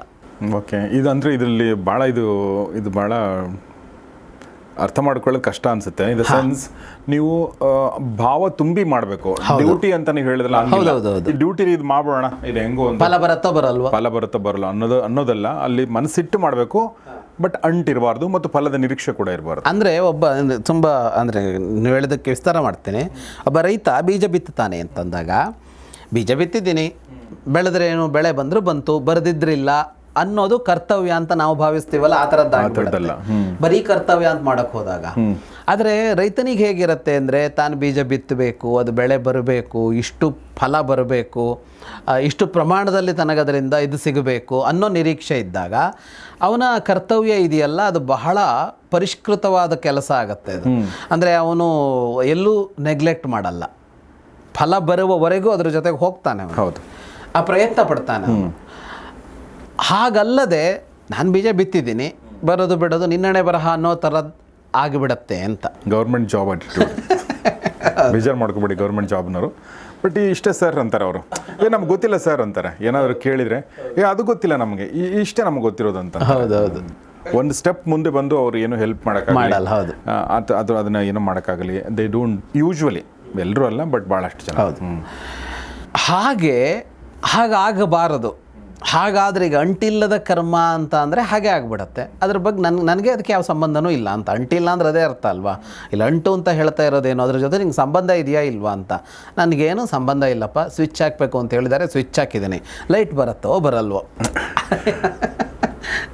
ಇಲ್ಲಿರೋದು ಕಸರತ್ತು, ಇಲ್ಲಿರೋದು ಕಷ್ಟ. ಯಾಕೆಂದರೆ ಇಲ್ಲಿ ಏನಾಗುತ್ತೆ, ಮನಸ್ಸಿನ ಸ್ಥಿತಿ ಇದೆಯಲ್ಲ, ಅದು ಹೇಗಿರಬೇಕು ಅನ್ನೋದು ಸುಲಭವಾಗಿ ಗೊತ್ತಾಗೋಲ್ಲ. ಅದರಲ್ಲಿ ಯಾವುದು ಅಂಟು, ಎಲ್ಲಿವರೆಗೆ ಅಂಟಲ್ಲ ಅಂತ. ಒಂದು ಕ್ರಿಯೆ ಮಾಡುವಾಗ ಆ ಕ್ರಿಯೆ ಫಲ ಕೊಡಲೇಬೇಕು ಅನ್ನೋ ಥರ ಮಾಡಲೇಬೇಕು ಅವನು. ಅವಾಗ ಅದಕ್ಕೆ ಅಂಟು ಬಂತಾ ಬರಲಿಲ್ವಾ ಅನ್ನೋ ವಿಷಯ ಅಂತ. ಆಮೇಲೆ ಫಲ ಬರುವಂತೆಯೇ ಕೆಲಸ ಮಾಡಬೇಕು ಅವನು. ಈಗ ನಾವು ಮಾತಾಡ್ತಾ ಇದ್ದೀವಿ, ನಾವು ಹೇಳಿದ ಅರ್ಥ ಆಗಬೇಕು ಜನಕ್ಕೆ, ನಾವು ಹೇಳಿದ ಜನಕ್ಕೆ ಆಸಕ್ತಿಕರವಾಗಿರಬೇಕು, ನೋಡಬೇಕು ಅವರು. ಇದೆಲ್ಲ ಥರದ ಕ್ವಾಲಿಟಿ ಇರಬೇಕು. ಅದು ಇದರ ಕಲರ್ ಕಾಂಬಿನೇಷನ್ ಚೆನ್ನಾಗಿರೋದಾಗಿರ್ಬೋದು, ಬ್ಯಾಕ್ಗ್ರೌಂಡ್ ಆಗಿರ್ಬೋದು, ವಾಯ್ಸ್ ಆಗಿರ್ಬೋದು, ಎಲ್ಲ ತರಹದಲ್ಲಿ ಈ ಪ್ರಸ್ತುತಿ ಅನ್ನೋದು ಒಂದು ಮಟ್ಟದಲ್ಲಿ ಇರಬೇಕು ಅನ್ನುವ ಪ್ರಯತ್ನ ಮಾಡ್ತೀವಿ. ಅದಕ್ಕಾಗಿ ಇದಕ್ಕೆ ಇಷ್ಟು ಸಿದ್ಧತೆಗಳನ್ನು ಮಾಡ್ಕೊಂಡು ಮಾತಾಡ್ತಾ ಇರ್ತೀವಿ ನಾವು. ಇಷ್ಟು ಆದ ಮೇಲೂ ಈ ಕ್ರಿಯೆ ಚೆನ್ನಾಗಾಯ್ತಾ ಇಲ್ವಾ ಅನ್ನೋದು ಮುಖ್ಯ ಆಗುತ್ತೆ ನಮಗೆ. ಇಷ್ಟರಲ್ಲಿದ್ದಾಗ ಈ ಕ್ರಿಯೆಗಳನ್ನು ಹೀಗೆ ಮಾಡಿದಾಗ ಈ ಕ್ರಿಯೆಯೊಂದಿಗೆ ನಮಗೆ ಅಂಟಿದೆಯಾ ಅಂಟಿಲ್ವಾ ಅಂತ ಅಂದರೆ ಸಂಬಂಧ ಇದೆಯಾ ಸಂಬಂಧ ಇಲ್ವಾ ಅಂದರೆ ಸಂಬಂಧ ಇದೆ, ಆದರೆ ಸಂಬಂಧ ಇಲ್ಲ ಅನ್ನೋ ತರಹದ ಒಂದನ್ನು ಕೃಷ್ಣ ಹೇಳ್ತಾನೆ. ನಮಗೆ ಹೀಗೆ ಮಾಡ್ತಾ ಇರುವಾಗ ಸಂಬಂಧ ಹುಟ್ಟಿಬಿಡತ್ತೆ, ಸಹಜವಾಗಿ ಸಂಬಂಧ ಹುಟ್ಟತ್ತೆ. ಅದೊಂದು ಬಹಳ ತೆಳುವಾದ ಗೆರೆ. ಅದು ಅಂಟಿದೆಯಾ ಅಂಟಿಲ್ವಾ ಅನ್ನೋದು ನಮಗೂ ಗೊತ್ತಿಲ್ಲ. ಈಗ ಅದು ಅಂಟಿದೆಯಾ ಅಂಟಿಲ್ಲ ಅಂತ ಗೊತ್ತಿಲ್ಲ ಅಲ್ಲ. ಒಂದ್ಸಲ ನೀವು ಇದೇ ಚರ್ಚೆ ಬಂದ ನೀವು ಭಾಳ ಚೆನ್ನಾಗಿ ಹೇಳಿದ್ರಿ ಅಂತ ಮಾಡಿ ಹಾಕ್ತೀವಿ. ಲೈಕ್ ಎಷ್ಟು ಬಂತು, ಕಾಮೆಂಟ್ ಎಷ್ಟು ಬಂತು, ಎಷ್ಟು ರೀಚ್ ಆಯಿತು ಅನ್ನೋದ್ರ ಬಗ್ಗೆ ತಲೆ ಕೆಡಿಸ್ಕೊಳ್ಳಲ್ಲ ನಾವು ಅನ್ನೋ ಥರ ಅಂತ. ಈಗ ಫೇಲ್ಯೂರ್ ಆಯಿತು ಅಂತ, ಸಿನಿಮಾ ಫೇಲ್ಯೂರ್ ಆಯಿತು ಅಂತ ಆತ್ಮಹತ್ಯೆ ಮಾಡ್ಕೊಳ್ಳೋದು, ಬೆಳೆ ಬರಲಿಲ್ಲ ಅಂತ ಆತ್ಮಹತ್ಯೆ ಮಾಡ್ಕೊಳ್ಳೋದು, ಸಾಲಕ್ಕಾಗಿ ಅಲ್ಲ, ಬೆಳೆ ಬರಲಿಲ್ಲ ಅಂತ ಆತ್ಮಹತ್ಯೆ ಮಾಡ್ಕೊಳ್ಳೋದು, ಪರೀಕ್ಷೆ ಫೇಲ್ ಆದೆ ಅಂತ ಆತ್ಮಹತ್ಯೆ ಮಾಡ್ಕೊಳ್ಳೋದು ಅಂತ ಇದೆಯಲ್ಲ, ಇದು ಫಲದ ಅತಿ ನಿರೀಕ್ಷೆಗಳು. ಕರೆಕ್ಟ್. ಇಷ್ಟು ನಿರೀಕ್ಷೆಗಳನ್ನು ನಾವೇನು ಇಟ್ಕೊಂಡಿರೋದಿಲ್ಲ. ಹೌದು. ಆಗದೇ ಇದ್ದರೆ ಇನ್ನೊಂದು ಪ್ರಯತ್ನ ಅಂತ ಒಂದು ಇರುತ್ತೆ ಅಂತ. ಹಾಗಂತ ಫಲ ಬೇಡ ಅನ್ನೋ ಥರನೂ ಇರೋದಿಲ್ಲ ಅಂತ. ಫಲ ಬೇಡ ಅನ್ನೋ ಥರನೂ ಅಲ್ಲ ಅಂತ. ಈಗ ಯಾಕೆಂದರೆ ಇಷ್ಟೆಲ್ಲ ಮಾಡಿ ಈಗ ಮುಂದೆ ಯುದ್ಧ ಮಾಡಬೇಕಲ್ಲ, ಆ ಯುದ್ಧಕ್ಕೆ ಕೃಷ್ಣ ಕಡಿಮೆ ತಂತ್ರ ಹುಡ್ತಾನ. ಅಲ್ಲಿ ತಂತ್ರಗಾರಿಕೆಯಲ್ಲಿ ಎಷ್ಟು ಅದ್ಭುತವಾದ ತಂತ್ರಗಳನ್ನು ಮಾಡ್ಕೊಂಡು ಹೋಗ್ತಾನೆ. ಆ ತಂತ್ರಗಳನ್ನ ಯಾಕೆ ಮಾಡ್ತಾ ಇದ್ದಾನೆ ಅಂದರೆ ಅವನಿಗೆ ಪ್ರತಿ ಹಂತದಲ್ಲೂ ಫಲ ಬರಬೇಕಾಗಿದೆ, ಅದಕ್ಕಾಗಿ ತಂತ್ರಗಳನ್ನು ಮಾಡ್ತಾ ಇದ್ದಾನೆ. ಆದರೆ ಆ ಫಲ ಬಂದ ಮೇಲೆ ರಾಜ್ಯ ಕೃಷ್ಣನಿಗೆ ಬೇಕಾಗಿಲ್ಲ ಅನ್ನೋದಿದೆಯಲ್ಲ, ಅದು ಫಲತ್ಯಾಗ. ಯುದ್ಧದ ಗೆಲುವಿನ ವಿಷಯ ಅಲ್ಲ. ಗೆದ್ದ ಮೇಲೆ ಏನು ಅಂತ ಅಂದರೆ ಇವರಿಗೂ ಪಾಂಡವರಿಗೂ ಇದು ಗೆದ್ದ ಮೇಲೆ 32 ವರ್ಷ ಅಲ್ಲಿರ್ತಾರೆ ಅವರಷ್ಟೇ ಅಧಿಕಾರದಲ್ಲಿ. 32 ವರ್ಷ ಆದಮೇಲೆ ಅವ್ರು ಬಿಟ್ಟು ಎದ್ದು ಹೊರಟು ಬಿಡ್ತಾರಲ್ಲ. ಇಲ್ಲಿ ಏನು ಅಂದರೆ ಅಷ್ಟು ಕಷ್ಟಪಟ್ಟು ಗೆದ್ದ ಮೇಲೆ ಕೊನೆ ಉಸಿರಿನ ತನಕ ಅನುಭವಿಸ್ತೀನಿ ಅನ್ನೋದಾದರೆ ಫಲದ ನಂಟು ಅಷ್ಟಿದೆ ಅಂತ, ಫಲ ಅಂಟಿದೆ ಅಂತ. ಅದಿಲ್ಲ ಅನ್ನೋ ಥರ ಆಗೋದಿದೆಯಲ್ಲ, ಅಷ್ಟೇ ಅದು ಅಂತ. ಅಂದರೆ ಇಲ್ಲೆಲ್ಲವೂ ಏನು ಅಂದರೆ ಇದು ಇಷ್ಟೇ, ಇದು ಇಲ್ಲಿವರೆಗೆ ಮಾತ್ರ ಅಂತ ಹೇಳೋದು ಕಷ್ಟ ಆಗುತ್ತೆ. ಅದನ್ನು ಮನಸ್ಸಿನಲ್ಲೇ ಗಟ್ಟಿ ಮಾಡಿಕೊಂಡು ಮಾಡಬೇಕಾಗತ್ತೆ. ಆದರೆ ಇದನ್ನೊಂದು ಕಲ್ತುಬಿಟ್ರೆ ಇದು ಅಧ್ಯಾತ್ಮಕ್ಕೆ ಮಾತ್ರ ಅಲ್ಲ, ನಮ್ಮ ನಿತ್ಯದ ಬದುಕಿನಲ್ಲೂ ನಾವು ಖುಷಿಯಾಗಿ ಬದುಕೋದಕ್ಕೆ ಸಾಧ್ಯ ಆಗುತ್ತೆ. ನಮ್ಮ ವೈಫಲ್ಯಗಳು, ವಿಫಲತೆಗಳಿವೆಯಲ್ಲ, ಸೋಲುಗಳಿವೆಯಲ್ಲ, ಅವು ಹಾಗೆ ಕಷ್ಟ ಕೊಡೋದಿಲ್ಲ. ಪ್ರಯತ್ನ ಮತ್ತೊಂದು ಆಗ್ತಾ ಇರುತ್ತೆ, ನಡ್ಕೊಂಡು ಹೋಗ್ತಾ ಇರುತ್ತೆ ಅಂತ. ಹಾಗಾಗಿ ಸಂಗಂತ್ಯಕ್ತ್ವ ಫಲಂಚೈವ ಸತ್ಯಾಗ ಸಾತ್ವಿಕೋ ಮತಃ ಅಂತ. ಹಾಗಾಗಿ ಕೃಷ್ಣನ ಅಭಿಮತದಲ್ಲಿ ಕರ್ಮ ಸನ್ಯಾಸ ಅಥವಾ ಕರ್ಮ ತ್ಯಾಗ ಎಲ್ಲದಕ್ಕೇನರ್ಥ ಅಂತ ಅಂದರೆ ಅದು ಫಲತ್ಯಾಗ ಮತ್ತು ಕರ್ಮದ ಜೊತೆಗೆ ಒಂದು ಅತ್ಯಾಸಕ್ತಿ ಇರಬಾರ್ದು. ಅಸಕ್ತನಾಗಿ ಮಾಡಬೇಕು ಅಂತ ಹಿಂದೆ ಹೇಳಿದ್ನಲ್ಲ, ಅದೇ ನನ್ನದು ಅಂತ. ಕೃಷ್ಣ ಸನ್ಯಾಸ ಅಥವಾ ತ್ಯಾಗ ಅದ್ರ ಬಗ್ಗೆ ಹೇಳ್ತಾ ಇದ್ದ ಸರ್. ಅದನ್ನೇ ಮುಂದುವರಿಸಿ ಕೃಷ್ಣ ಹೇಳ್ತಾನೆ, ನಹಿ ದೇಹಭೃತ ಶಕ್ಯಂ ತ್ಯಕ್ತುಂ ಕರ್ಮಾಣ್ಯಶೇಷತಃ ಯಸ್ತು ಕರ್ಮ ಫಲತ್ಯಾಗಿ ಸತ್ಯಾಗಿ ಇತ್ಯಭಿಧೀಯತೆ. ಹಿಂದೆ ಬಂದಿರೋ ವಿಷಯಗಳು ಕೊನೆ ಅಧ್ಯಾಯ ಆಗಿರೋದ್ರಿಂದ ಒಟ್ಟಭಿಪ್ರಾಯವನ್ನು ಕೃಷ್ಣ ನಿರೂಪಿಸ್ತಾ ಇರೋದು ಅಂತ ತಗೊಳ್ಬೇಕು. ಈ ವಿಷಯಗಳು ನಿಮಗೆ ಪ್ರೇಕ್ಷಕರಿಗೆ ಹಿಂದೆ ಬಂದಿದ್ದು ನೆನಪಿರ್ಬೋದು. ಯಾರು ದೇಹವನ್ನು ಧರಿಸಿರ್ತಾರೋ, ದೇಹವನ್ನು ಧರಿಸಿದವರಿಗೆ ಕರ್ಮಗಳನ್ನು ಬಿಡೋದಕ್ಕಾಗೋದಿಲ್ಲ ಅಂತ. ಅಂದರೆ ಜೀವ ದೇಹವನ್ನು ಧರಿಸ್ಕೊಂಡಿದೆ, ಜೀವ ದೇಹದಲ್ಲಿದೆ ಅಂದರೆ ಇಲ್ಲಿ ಕರ್ಮ ಇದ್ದೇ ಇದೆ, ಕರ್ಮ ಮಾಡಲೇಬೇಕಾಗತ್ತೆ ಅಂತ. ಕರ್ಮವನ್ನು ಬಿಟ್ಟು ಇರೋದಕ್ಕಾಗೋದಿಲ್ಲ ಅಂತ. ಆತ್ಮ ದೇಹದೊಂದಿಗೆ ಇಲ್ಲದೇ ಇದ್ದಾಗ ಅದಕ್ಕೆ ಕರ್ಮ ಇರೋದಿಲ್ಲ. ಬಿಟ್ಟರೆ ದೇಹದಲ್ಲಿ ಇದ್ದಾಗ ಅಂದರೆ ಜೀವಂತವಾಗಿದ್ದಾಗ ಅದಕ್ಕೆ ಕರ್ಮ ಇದ್ದೇ ಇರುತ್ತೆ ಅಂತ. ಹಾಗಾಗಿ ತ್ಯಾಗಿ ಅಂತ ಕರಿಬೇಕಾಗಿರೋದು, ಕರ್ಮತ್ಯಾಗಿ ಅಂತಲೋ ಅಥವಾ ತ್ಯಾಗಿ ಅಂತ ಕರಿಬೇಕಾಗಿರೋದು ಯಾರನ್ನು ಅಂದರೆ ಎಷ್ಟು ಕರ್ಮ ಫಲತ್ಯಾಗಿ ಅಂತ. ಕರ್ಮ ಫಲವನ್ನು ಯಾರು ತ್ಯಾಗ ಮಾಡ್ತಾನೋ, ಅದರ ಅಂಟು ನಂಟು ಆಸಕ್ತಿ ಯಾರಿಗಿಲ್ವೋ ಅವನನ್ನು ತ್ಯಾಗಿ ಅಂತ ಕರೆಯೋದಾಗಿದೆ ಅಂತ ಕೃಷ್ಣ ಹೇಳ್ತಾನೆ. ಅನಿಷ್ಟಮಿಷ್ಟಂ ಮಿಶ್ರಂಚ ತ್ರಿವಿಧಂ ಕರ್ಮಣ ಫಲಂ ಭವತ್ಯ ತ್ಯಾಗಿನಾಂ ಪ್ರೇತ್ಯ ನತು ಸನ್ಯಾಸಿನಾಂ ಕ್ವಚಿತ್ ಅಂತ. ಈ ಕರ್ಮಫಲ ತ್ಯಾಗ ಮಾಡಿದಾಗ ಏನಾಗತ್ತೆ ಅನ್ನೋದಕ್ಕೆ ಒಂದು ಮಾತೇನು ಹೇಳ್ತಾನೆ ಅಂದರೆ, ಈಗ ಫಲವನ್ನು ನಿರೀಕ್ಷೆ ಮಾಡಿದರೆ, ಒಂದು ಕರ್ಮವನ್ನು ಮಾಡಿ ಕರ್ಮದ ಫಲದ ನಿರೀಕ್ಷೆಯಲ್ಲಿದ್ದರೆ, ಅದನ್ನು ಅಪೇಕ್ಷೆ ಪಡ್ತಾ ಇದ್ದರೆ, ಅದನ್ನು ತ್ಯಾಗ ಮಾಡದೇ ಇದ್ದರೆ ಅವನಿಗೆ 3 ತರಹದಲ್ಲಿ ಫಲ ಸಿಗೋದಕ್ಕೆ ಸಾಧ್ಯ. 3 ತರಹದ ಫಲ. ಒಂದು ಅನಿಷ್ಟ, ಒಂದು ಇಷ್ಟ, ಒಂದು ಮಿಶ್ರ ಅಂತ. ಅನಿಷ್ಟ ಅಂತ ಅಂದರೆ ಇಷ್ಟವಿಲ್ಲದ್ದು ಅಂತ. ಆ ಫಲ ಇವನಿಗೆ ಇಷ್ಟವಾಗುವಂತೆ ಆಗದೇ ಇರಬಹುದು. ಅದು ಇನ್ನೊಂದು ಇಷ್ಟವಾಗುವಂತೆ ಆಗ್ಬೋದು. ಆ ಫಲ ಅಂದರೆ ಪರಿಣಾಮ, ಅದರಿಂದ ಏನು ಸಿಗುತ್ತೋ ಅದು. ಇನ್ನೊಂದು ಮಿಶ್ರಮ್ ಅಂತ, ಅದರಲ್ಲಿ 2 ಇರ್ಬೋದು. ಇಷ್ಟವಾದ ಅಂಶಗಳು ಬರಬಹುದು, ಇಷ್ಟವಲ್ಲದ ಅಂಶಗಳು ಸಿಗಬಹುದು ಅಂತ. ಹಾಗಂದ್ರೆ ಏನು ಅಂತ ಕೇಳಿದರೆ, ಈಗ ಒಬ್ಬ ಒಳ್ಳೆಯ ಕರ್ಮಗಳನ್ನು ಮಾಡಿದ್ದಾನೆ, ಒಳ್ಳೆಯ ಕಾರ್ಯಗಳನ್ನು ಮಾಡಿದ್ದಾನೆ ಅಂತ ಅಂದ್ಕೊಂಡ್ರೆ ಅವನಿಗೆ ಅದರ ಪರಿಣಾಮವಾಗಿ, ಅವನಿಗೆ ಆ ಕರ್ಮದ ಪರಿಣಾಮವಾಗಿ ಅವನಿಗೆ ಸ್ವರ್ಗ ಸಿಕ್ತು ಅಂತಂದರೆ ಅದು ಇಷ್ಟ ಫಲ. ಸ್ವರ್ಗದಲ್ಲಿ ನೋವಿಲ್ಲ, ಕಷ್ಟ ಇಲ್ಲ, ಏನೂ ಇಲ್ಲ. ಆದರೆ ಅವನು ಮಾಡಿದ ಕರ್ಮಗಳ ಫಲವಾಗಿ ಅವನಿಗೆ ಅದು ತಪ್ಪು ಅದರಿಂದ ಘಟಿಸಿ ಅವನಿಗೆ ನರಕ ಸಿಕ್ತು ಅಂತ ಅಂದರೆ ಅದು ಅನಿಷ್ಟ, ಇಷ್ಟವಲ್ಲದ್ದು. ಯಾರು ನರಕ ಬಯಸ್ತಾರೆ?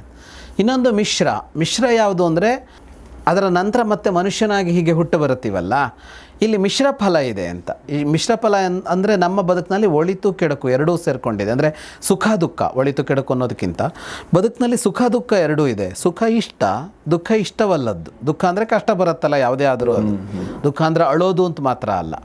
ನಮಗೆ ಖುಷಿಯಾಗೋದು, ಖುಷಿಯಾಗದೇ ಇರೋದು ಅಂತ 2 ಅಂಶ ನಮ್ಮ ಇಡೀ ಬದುಕಿನಲ್ಲಿ ಇದ್ದೇ ಇರುತ್ತೆ, ಒಂದಾದ ಮೇಲೊಂದು ಅನ್ನೋ ತರಹ. ಹಾಗಾಗಿ ಇದು ಮಿಶ್ರ ಫಲ ಇದೆ ಇಲ್ಲಿಗ. ಯಾವುದೋ ಕರ್ಮಗಳ ಮಿಶ್ರ ಫಲವನ್ನು ನಾವು ಮನುಷ್ಯರಾಗಿ ಅನುಭವಿಸ್ತಾ ಇದ್ದೀವಿ.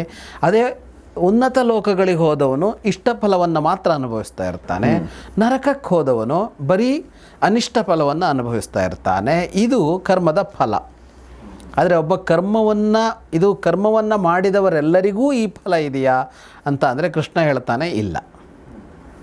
ಕರ್ಮವನ್ನು ಮಾಡಿದ ಎಲ್ಲರಿಗೂ ಅನಿಷ್ಟ, ಇಷ್ಟ, ಮಿಶ್ರ ಅನ್ನುವ ಫಲದ ಇದಿಲ್ಲ. ಭವತ್ಯ ತ್ಯಾಗಿನಾಂ ಅಂತ. ಅತ್ಯಾಗಿಗಳು ಅಂತ ಯಾರಿದ್ದಾರೆ? ತ್ಯಾಗ ಮಾಡದೇ ಇರುವವರು, ಕರ್ಮ ಫಲವನ್ನು ತ್ಯಾಗ ಮಾಡದೇ ಇರುವವರಿಗೆ ಹೀಗೆ. ನತು ಸನ್ಯಾಸಿನಾಂ ಕ್ವಚಿತ್. ಯಾರು ಕರ್ಮಫಲದ ಸನ್ಯಾಸ ಇದೆಯೋ, ಕರ್ಮಫಲವನ್ನು ತ್ಯಾಗ ಮಾಡಿರ್ತಾರೋ ಅವರಿಗೆ ಅನಿಷ್ಟ, ಮಿಶ್ರ ಅನ್ನುವ ಯಾವ ಸಮಸ್ಯೆಗಳು ಇರೋದಿಲ್ಲ ಅವರಿಗೆ ಅಂತ. ಈಗ ಅಲ್ಲಿ ಅದೇ ಮತ್ತೆ ಅದು ಸಮಸ್ಯೆ ಇದೆ. ಕರ್ಮಫಲ ತ್ಯಾಗ ಅಂತ ಅಂದಾಗ ಅದರ ನಿರೀಕ್ಷೆ ಇಲ್ಲ, ಅದರಲ್ಲಿ ಆಸಕ್ತಿ ಇಲ್ಲ ಅಂತಲೇ ತೊಗೊಳ್ಬೇಕು. ಹೆಂಗೆ ಕರ್ಮ ಮಾಡಿದಾಗ ಒಂದು ಫಲ ಬರುತ್ತೆ, ಅವನಿಗೆ ಸಿಗತ್ತೆ. ಈಗ ಯುದ್ಧ ಆದಮೇಲೆ ಗೆಲ್ತಾನೆ, ಗೆದ್ದ ಮೇಲೆ ರಾಜ್ಯದ ಸಿಂಹಾಸನದ ಮೇಲೆ ಕೂರಬೇಕಾ ಬೇಡವಾ ಅಂದರೆ ಕೂರಬಾರದು ಅಂತ ಅರ್ಥ ಅಲ್ಲ ಅಂತ. ಇಲ್ಲಿ ಇದನ್ನು ಮಾನಸಿಕ ಸ್ಥಿತಿ ಅಂತಲೇ ನೋಡಬೇಕು ಅಂತ. ಇದೊಂದು ಮನಸ್ಥಿತಿ. ಕರ್ಮಫಲ ತ್ಯಾಗ ಅನ್ನೋದನ್ನು ತೀರಾ ಭೌತಿಕವಾಗಿ ತೆಗೆದುಕೊಳ್ಳೋದಕ್ಕಾಗೋದಿಲ್ಲ, ಇದು ಮನಸ್ಥಿತಿ ಅಂತ.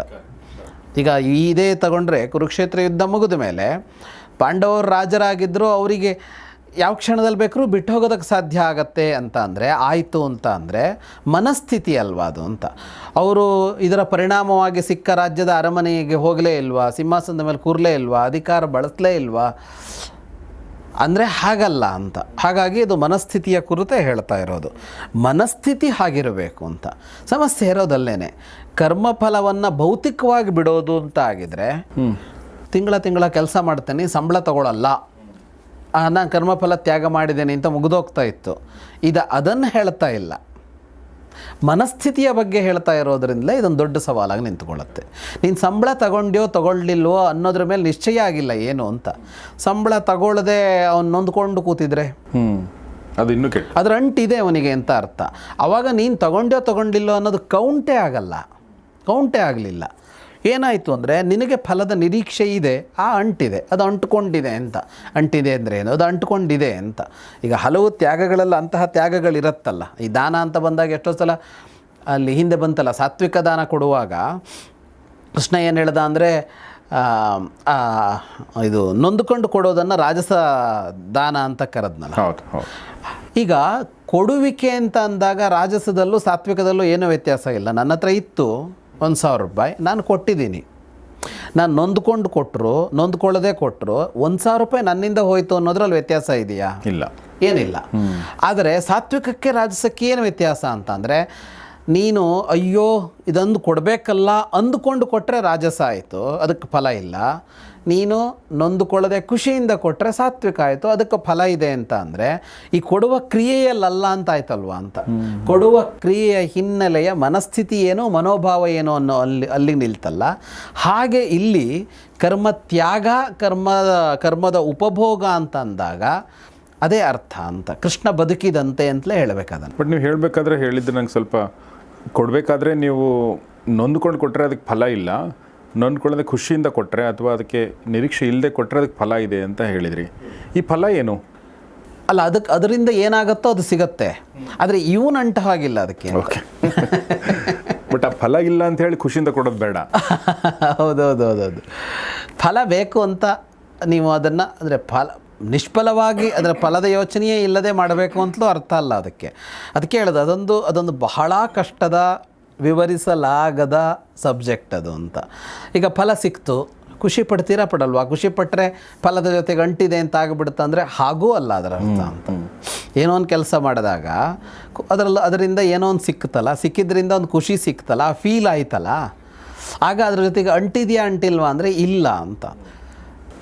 ನೀವು ಹೇಳ್ದಂಗೆ ಅದು ನಮ್ಗೆ ಅರ್ಥ ಆಗ್ತಾ ಇದೆ ಅದು, ಬಟ್ ಅದು ಹೇಳೋಕ್ಕಾಗದೇ ಇರುವಂಥದ್ದು ಅದು. ಅಂದರೆ ನೀವು ಹೇಳ್ತಾ ಇದ್ದೀರಾ ಕರೆಕ್ಟಾಗಿ, ಅರ್ಥನೂ ಆಗ್ತಾ ಇದೆ. ಬಟ್ ಇನ್ನೂ ಏನೋ ಕೇಳಿದಾಗ ಇನ್ನೂ ಏನೋ ನನಗೆ ನೀವು ಇನ್ನೂ ಏನೋ ನಮ್ಮ ಮನಸ್ಸಲ್ಲಿ ಏನೋ ಇದೆ ಅಂತ ಅನಿಸುತ್ತೆ ಕೆಲವೊಂದು ಸಲ, ಅಲ್ವಾ? ಅದಂದ್ರೆ ಅಲ್ಲ, ನಿಮಗೆ ಅಂತಲ್ಲ, ನನಗೆ ಅರ್ಥ ಆಗ್ಬಿಟ್ಟಿದೆ ಅಂತಲ್ಲ. ಇದೇನಂದರೆ ಈ ಮನೋಭಾವವನ್ನು ಇಟ್ಟುಕೊಂಡು ನಾವು ಬದುಕಿನ ಎಲ್ಲ ಕೆಲಸಗಳನ್ನು ಮಾಡ್ಕೊಳ್ತಾ ಹೋದರೆ ನಮ್ಗೆ ಯಾವತ್ತೋ ಒಂದು ದಿವಸ ಇದು ನಮಗೆ ಅನುಭವಕ್ಕೆ ಬರ್ತಾ ಹೋಗುತ್ತೆ ಅಂತ. ನಾನು ಅಂಟ್ಕೊಂಡಿಲ್ವಾ ಅನ್ನೋದು, ಆ ಕೆಲಸದ ರಿಸಲ್ಟು ನಮ್ಮ ಮೇಲೆ ಏನು ಪರಿಣಾಮ ಬೀರ್ತು ಅನ್ನೋದು ನೋಡ್ಕೊಳ್ತಾ ಹೋದಾಗ ಎಷ್ಟೋ ಸಲ ಅರ್ಥ ಆಗ್ತಾ ಹೋಗುತ್ತೆ ಅಂತ ನಮಗೆ. ಅಂದರೆ ನಾವು ಈ ವಿಷಯದಲ್ಲಿ ಅಂಟಿದೆ ನನಗೆ, ಈ ವಿಷಯದಲ್ಲಿ ಅಂಟಿಲ್ಲ ಅನ್ನೋದು ಗೊತ್ತಾಗ್ತಾ ಹೋಗುತ್ತೆ ಅಂತ. ಹಲವು ಕರ್ಮಗಳಲ್ಲಿ ಫಲ ಬರದೇ ಇದ್ರೂ ತಲೆ ಕೆಡಿಸ್ಕೊಳ್ಳಲ್ಲ. ಕೆಲವುದ್ರಲ್ಲಿ ಬರಲೇಬೇಕು ಅಂತ ಇಷ್ಟಪಡ್ತೀವಿ, ಕೆಲವುದ್ರಲ್ಲಿ ಬರಲಿಲ್ಲ ಅಂದರೆ ನೊಂದ್ಕೋತೀವಿ, ಕೆಲವುದ್ರಲ್ಲಿ ನೊಂದ್ಕೊಳ್ಳಲ್ಲ, ಹಿಂಗೇನೇನೋ ಇರುತ್ತಲ್ಲ, ಅದು ಪರ್ಸೆಂಟೇಜ್ ವೈಸ್ ಗೊತ್ತಾಗ್ತಾ ಹೋಗುತ್ತೆ ನಮಗೆ. ಆದರೆ ಈ ಯೋಚನೆ ಇಟ್ಕೊಂಡೇ ಕೆಲಸ ಮಾಡ್ತಾ ಹೋದರೆ ಗೊತ್ತಾಗ್ಬೋದು. ತುಂಬ ಪ್ರಾಕ್ಟಿಕಲ್ ವಿಷಯ ಇದು ಚಿಂತನೆಯಾಗಿ ಕಾಣಿಸುತ್ತೆ ಇದೊಂದು, ಆದರೆ ಇದು ಚಿಂತನೆ ಅಲ್ಲ, ಬರೀ ಇದು ಪ್ರಾಕ್ಟಿಕಲ್ಲೇ ಇದು. ನಿಯತಂ ಸಂಗರಹಿತಂ ಅರಾಗದ್ವೇಷತಃ ಕೃತಂ ಅಫಲಪ್ರೇಪ್ಸುನಾ ಕರ್ಮ ಎತ್ತತ್ ಸಾತ್ವಿಕ ಬುಚ್ಯತೆ. ಈಗ ಈ ಕರ್ಮದಲ್ಲಿ 3 ವಿಧವನ್ನು ಹೇಳ್ತಾ ಇದ್ದಾನೆ. ಅಲ್ಲಿ ತ್ಯಾಗದ 3 ವಿಧವನ್ನು ಹೇಳಿದ್ನಲ್ಲ, ಅದೇ ತರಹ ಸತ್ವ ರಜಸ್ಸು ತಮಸ್ಸು ಅಂತ ಕರ್ಮದಲ್ಲೂ ಸಾತ್ವಿಕ ಕರ್ಮ ಯಾವುದು, ರಾಜಸ ಕರ್ಮ ಯಾವುದು, ತಾಮಸ ಕರ್ಮ ಯಾವುದು ಅಂತ ಹೇಳ್ತಾ ಇದ್ದಾನೆ. ಇದೆಲ್ಲದರಲ್ಲೂ ಒಂದೇ ಅಂಶಗಳಿವೆ. ನಮಗೆ ಅರ್ಥ ಮಾಡಿಸೋದಕ್ಕೆ 10 ತರಹದಲ್ಲಿ ಹೇಳ್ತಾನಲ್ಲ ಕೃಷ್ಣ ಹಾಗೆ ಅಂತ. ನಿಯತಂ ಸಂಗರಹಿತಂ ದ್ವೇಷತಃ ಕೃತಂ ಅಫಲ ಪ್ರೇಪ್ಸುನ. ಒಂದು ಕರ್ಮ ಇದೆ, ಅದನ್ನು ಮಾಡುವವರಿಗೆ ಫಲದ ಆಸಕ್ತಿ ಇಲ್ಲ, ಫಲದ ನಿರೀಕ್ಷೆ ಇಲ್ಲ, ಮತ್ತು ಅದು ಕರ್ತವ್ಯ ಅಂತ ಮಾಡ್ತಾ ಇದ್ದಾನೆ. ಅವನು ಕರ್ತವ್ಯವಾದ ಕರ್ಮವನ್ನೇ ಮಾಡ್ತಾ ಇದ್ದಾನೆ, ಯಾವುದೋ ಕರ್ಮವಲ್ಲ. ಅವನು ಮಾಡಲೇಬೇಕಾಗಿದೆ, ಮಾಡ್ತಾ ಇದ್ದಾನೆ. ಸಂಗರಹಿತಂ, ಮಾಡುವ ಕರ್ಮದ ಜೊತೆಗೂ ಅಂಟಿಲ್ಲ, ಅಂದರೆ ಫಲದ ನಿರೀಕ್ಷೆಯೂ ಇಲ್ಲ, ಮಾಡುವ ಕರ್ಮದ ಜೊತೆಗೂ ಅಂಟಿಲ್ಲ. ಅರಾಗದ್ವೇಷತಃ ಕೃತಂ, ಆ ಕರ್ಮ ಮಾಡುವಾಗ ರಾಗದ್ವೇಷಗಳಿಲ್ಲ. ರಾಗ ಅಂದರೆ ಪ್ರೀತಿ, ದ್ವೇಷ ಅಂದರೆ ದ್ವೇಷ, ಗೊತ್ತಿದೆ ಅಲ್ಲಿ. ಅಂದರೆ ಈ ರಾಗ ದ್ವೇಷ ಅಂತ ಅಂದರೆ ಏನಂದರೆ, ರಾಗ ಅನ್ನೋದು ಇಷ್ಟದಿಂದ ಹುಟ್ಟತ್ತೆ, ಪ್ರೀತಿ ಅನ್ನೋದು. ದ್ವೇಷ ಅನ್ನೋದು ಇಷ್ಟ ಇಲ್ಲದಿರುವಿಕೆಯಿಂದ ಹುಟ್ಟತ್ತೆ, ಇಷ್ಟ ಇಲ್ಲದಿರುವಿಕೆಯಿಂದ ಹುಟ್ಟತ್ತೆ. ಅವನಿಗೆ ಅದು ಇಷ್ಟವೂ ಅಲ್ಲ ಕರ್ಮ, ಹಾಗಂತ ಇಷ್ಟವಿಲ್ಲದಿರೋದೂ ಅಲ್ಲ. ಇದು ಬ್ಯಾಲೆನ್ಸ್, ಇದು ಮಧ್ಯಮ ದಾರಿ. ಅದೇ ಮತ್ತು ಇಲ್ಲೆಲ್ಲ ಕಷ್ಟ ಇದೆ ಇದು.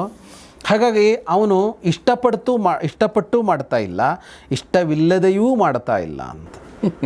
ಕರ್ತವ್ಯ ಅಂತಂದಾಗ ಇಷ್ಟವಿಲ್ಲದೆ ಮಾಡ್ತೀವಿ, ಎಷ್ಟೋ ಕರ್ತವ್ಯ ಅನ್ನೋ ಕಾರಣಕ್ಕೆ ಮಾಡ್ತೀವಿ ಅಂದರೆ ಇಷ್ಟ ಇಲ್ಲದಿದ್ರೂ ಮಾಡ್ತೀನಿ ಅಂತಲೇ ಅರ್ಥ. ನನಗೇನು ಮಾಡಬೇಕು ಅಂತಿಲ್ಲ, ಕರ್ತವ್ಯ ಅಂತ ಮಾಡ್ತೀನಿ ಅಂತ ಅಂದರೆ ಆ ಕರ್ಮ ಮಾಡುವ ಇಷ್ಟ ಇಲ್ಲ, ಅವನಿಗೆ ಆಸಕ್ತಿ ಇಲ್ಲ ಆ ಕರ್ಮದಲ್ಲಿ ಅಂತ. ಅದರ ಅರ್ಥ ಇಷ್ಟ ಇಲ್ಲದಿರುವಿಕೆಯೂ ಇಲ್ಲ ಅಂತ ಒಂದು ಹೇಳ್ತಾನೆ. ನಮಗೆ ಇಷ್ಟ ಇಲ್ಲದಿರುವಿಕೆ ಎರಡೇ ಸ್ಥಿತಿಗಳು ಗೊತ್ತು. ಹೌದು. ಇದು ಎರಡಲ್ಲದ ಇನ್ನೊಂದಿದೆಯಲ್ಲ, ಅದು ಗೊತ್ತಾಗ್ತಾ ಇಲ್ಲ, ಅದು ಗೊತ್ತಾಗಬೇಕಾಗಿದೆ. ಬಟ್ ಈ ಥರದ ವ್ಯಕ್ತಿಗಳನ್ನ ನೀವು ನೋಡಿದ್ದೀರಾ ಸರ್? ಖಂಡಿತ ನೋಡಿದ್ದೇನೆ. ಓಕೆ, ಖಂಡಿತ ನೋಡಿದ್ದೇನೆ. ಓಕೆ.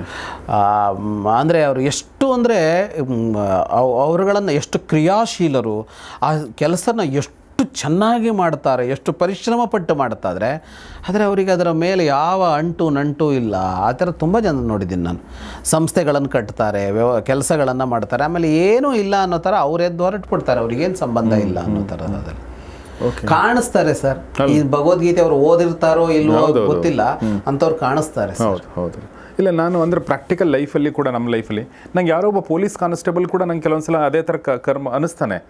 ಅವನು ಏನು ಅಂದ್ಕೊಂಡು ಅವನೆಷ್ಟು ನಿಷ್ಠೆಯಿಂದ, ಎಷ್ಟು ಇಷ್ಟಪಟ್ಟು ಅಂತಂದರೆ ಅದರಲ್ಲಿ ತಲ್ಲೀನಾಗಿ ಮಾಡ್ತಿರ್ತಾನೆ ಅಂತಂದರೆ ಅವ್ನ ಜೀವನನೇ ಅದ್ರ ಮೇಲೆ ನಿಂತಿದೆ ಅನ್ನೋ ಥರ ಮಾಡೋದನ್ನು ಕಾಣ್ತೀವಿ. ಬಟ್ ಅವನೇನು ಅದನ್ನು ಹೊತ್ಕೊಂಡು ಹೋಗ್ತಾನೆ, ಏನಾದರೂ ಅಲ್ಲಿಂದ ಏನೂ ಇಲ್ಲ ಅಂದರೆ ಗೊತ್ತಿಲ್ಲ ನಾನು ಸರಿ ಹೇಳ್ತಾ ಇದ್ದೀನಲ್ಲ ಅಂತ. ಬಟ್ ಆ ಥರದ ವ್ಯಕ್ತಿಗಳು ನಮಗೆ ರಸ್ತೆಗಳಲ್ಲೋ ಎಲ್ಲೋ ಒಂದು ಕಡೆ ಕಾಣಿಸ್ತಿರ್ತಾರೆ, ನಾವು ಅದನ್ನು ಕರೆಕ್ಟಾಗಿ ಗಮನಿಸಿದರೆ ಕಾಣಿಸ್ತಾರೆ ಅಂತ ಅನಿಸುತ್ತೆ. ಹಂಗಂತ ಅವ್ರು ಏನು ಈಗ ನಮಗೆ ಫಾರ್ ಎಕ್ಸಾಂಪಲ್ ಯಾಕೆ ಈ ಕಡೆ ಬಂದ್ರಿ ಅಂತ ಅವ್ರು ಗದರಿಸ್ತಾರೆ ಅಂತ ಅಂದ್ಕೊಳ್ಳಿ. ನಮ್ಮ ಬಗ್ಗೆ ಅವ್ರಿಗೆ ಏನೂ ದ್ವೇಷನೂ ಇಲ್ಲ, ನಮ್ಮ ಬಗ್ಗೆ ಯಾವ ಪ್ರೀತಿನೂ ಇಲ್ಲ, ಅವ್ರ ಕರ್ತವ್ಯ ಅಂತ ಮಾಡ್ತಾಯಿದ್ದಾರೆ ಮತ್ತು ಅದರಲ್ಲಿ ಅವರು ಇನ್ವಾಲ್ವ್ ಆಗಿದ್ದಾರೆ ಕಂಪ್ಲೀಟಾಗಿ. ಹಂಗಂತ ಅವ್ರು ಅಂಟ್ಕೊಂಡಿದ್ದಾರೆ ಅಂದರೆ ಇಲ್ಲ, ಅದು ಮುಗೀತಿದ್ದಂಗೆ ಮುಗೀತಲ್ಲ ವಿಷಯ. ಸರ್, ಇದು ನೀವು ಭಾಳ ಒಳ್ಳೆಯ ಉದಾಹರಣೆನೇ ಕೊಟ್ರಿ. ಈ ಹೆಚ್ಚಿನ ಕೆಲಸಗಳಿರೋದೇ ಹೀಗೆ. ಮನೋಭಾವ ಹೇಗೆ ಅನ್ನೋದು ನೋಡಬೇಕು. ಉದಾಹರಣೆಗೆ ಮನೆ ಕಟ್ತಾನೆ ಸರ್, ಮನೆ ಕಟ್ಟುವಾಗ ಹಲವು ಕೆಲಸಗಳಿಗೆ ಬರ್ತಾರೆ ಅವರು. ಅವನು ಅಡಿಪಾಯ ತೆಗಿತಾನೆ, ಅವನು ಗೋಡೆ ಕಟ್ತಾನೆ, ಎಷ್ಟು ಜನ ಕೆಲಸಗಾರರು ಕೆಲಸ ಮಾಡ್ತಾರೆ ಸರ್. ಅದು ಮುಗಿದಿನ ಅವ್ರು ಎದ್ಕೊಂಡು ಹೋದ್ರೆ ಆ ಮನೆಗೆ ಅವ್ರಿಗೆ ಏನು ಸಂಬಂಧ ಇದೆ? ಹೌದಲ್ವಾ? ಈಗ ನಾಳೆ ಆ ಮನೆಯಲ್ಲಿ ಸುಖವಾಗಿರೋನು, ಸಂತೋಷ ಪಡೋನು ಇನ್ಯಾರೋ ಒಬ್ಬ ಎಷ್ಟು ಕಷ್ಟಪಟ್ಟಿರ್ತಾರೆ ಅದಕ್ಕೆ ಅಂತಂದರೆ ಸರ್, ಒಂದು ಕಲ್ಲಿನ ನಡುವೆ ಜೋಡಿಸುವಾಗ ಒಂದು ಸಣ್ಣ ಗ್ಯಾಪ್ ಬರಬಾರ್ದು, ಅದೆಲ್ಲೋ ಒಂದು ಕಡೆ ನಮಗೆ ಒರಟಾಗಿರಬಾರ್ದು, ಅಷ್ಟು ಮೃದುವಾಗಿರಬೇಕು, ಇನ್ನೊಂದು ಅಂತ ಅಷ್ಟು ನೀಟಾಗಿ ಮಾಡ್ತಾರಲ್ವ. ಅವರೇನು ಅನುಭವಿಸ್ತಾ ಇಲ್ಲ ಅದರಲ್ಲಿ ಅಂತ ಅವರು ಅದನ್ನು ಎದ್ಕೊಂಡು ಹೋಗ್ತಾರೆ, ಅವ್ರು ಮುಗೀತಲ್ಲಿಗೆ. ಆಮೇಲೆ ಇದು ನಾನು ಕಟ್ಟಿದ ಮನೆ, ನಾನು ಒಂದು ದಿವಸ ಇಲ್ಲಿ ಉಳ್ಕೋತೀನಿ, ನಂದು ಇದು ಅಂತ ಏನು ಬರ್ತಾರೆ ಅಂದರೆ ಬರೋಲ್ಲ ಅಂತ. ಅಂದರೆ ಸಹಜವಾಗಿ ಕ್ರಿಯೆಗಳೇ ಹೀಗಿರ್ತವೆ ಅಂತ, ಅಂದರೆ ಕ್ರಿಯೆ ಇರೋದು ಹಾಗೆ ಅಂತ.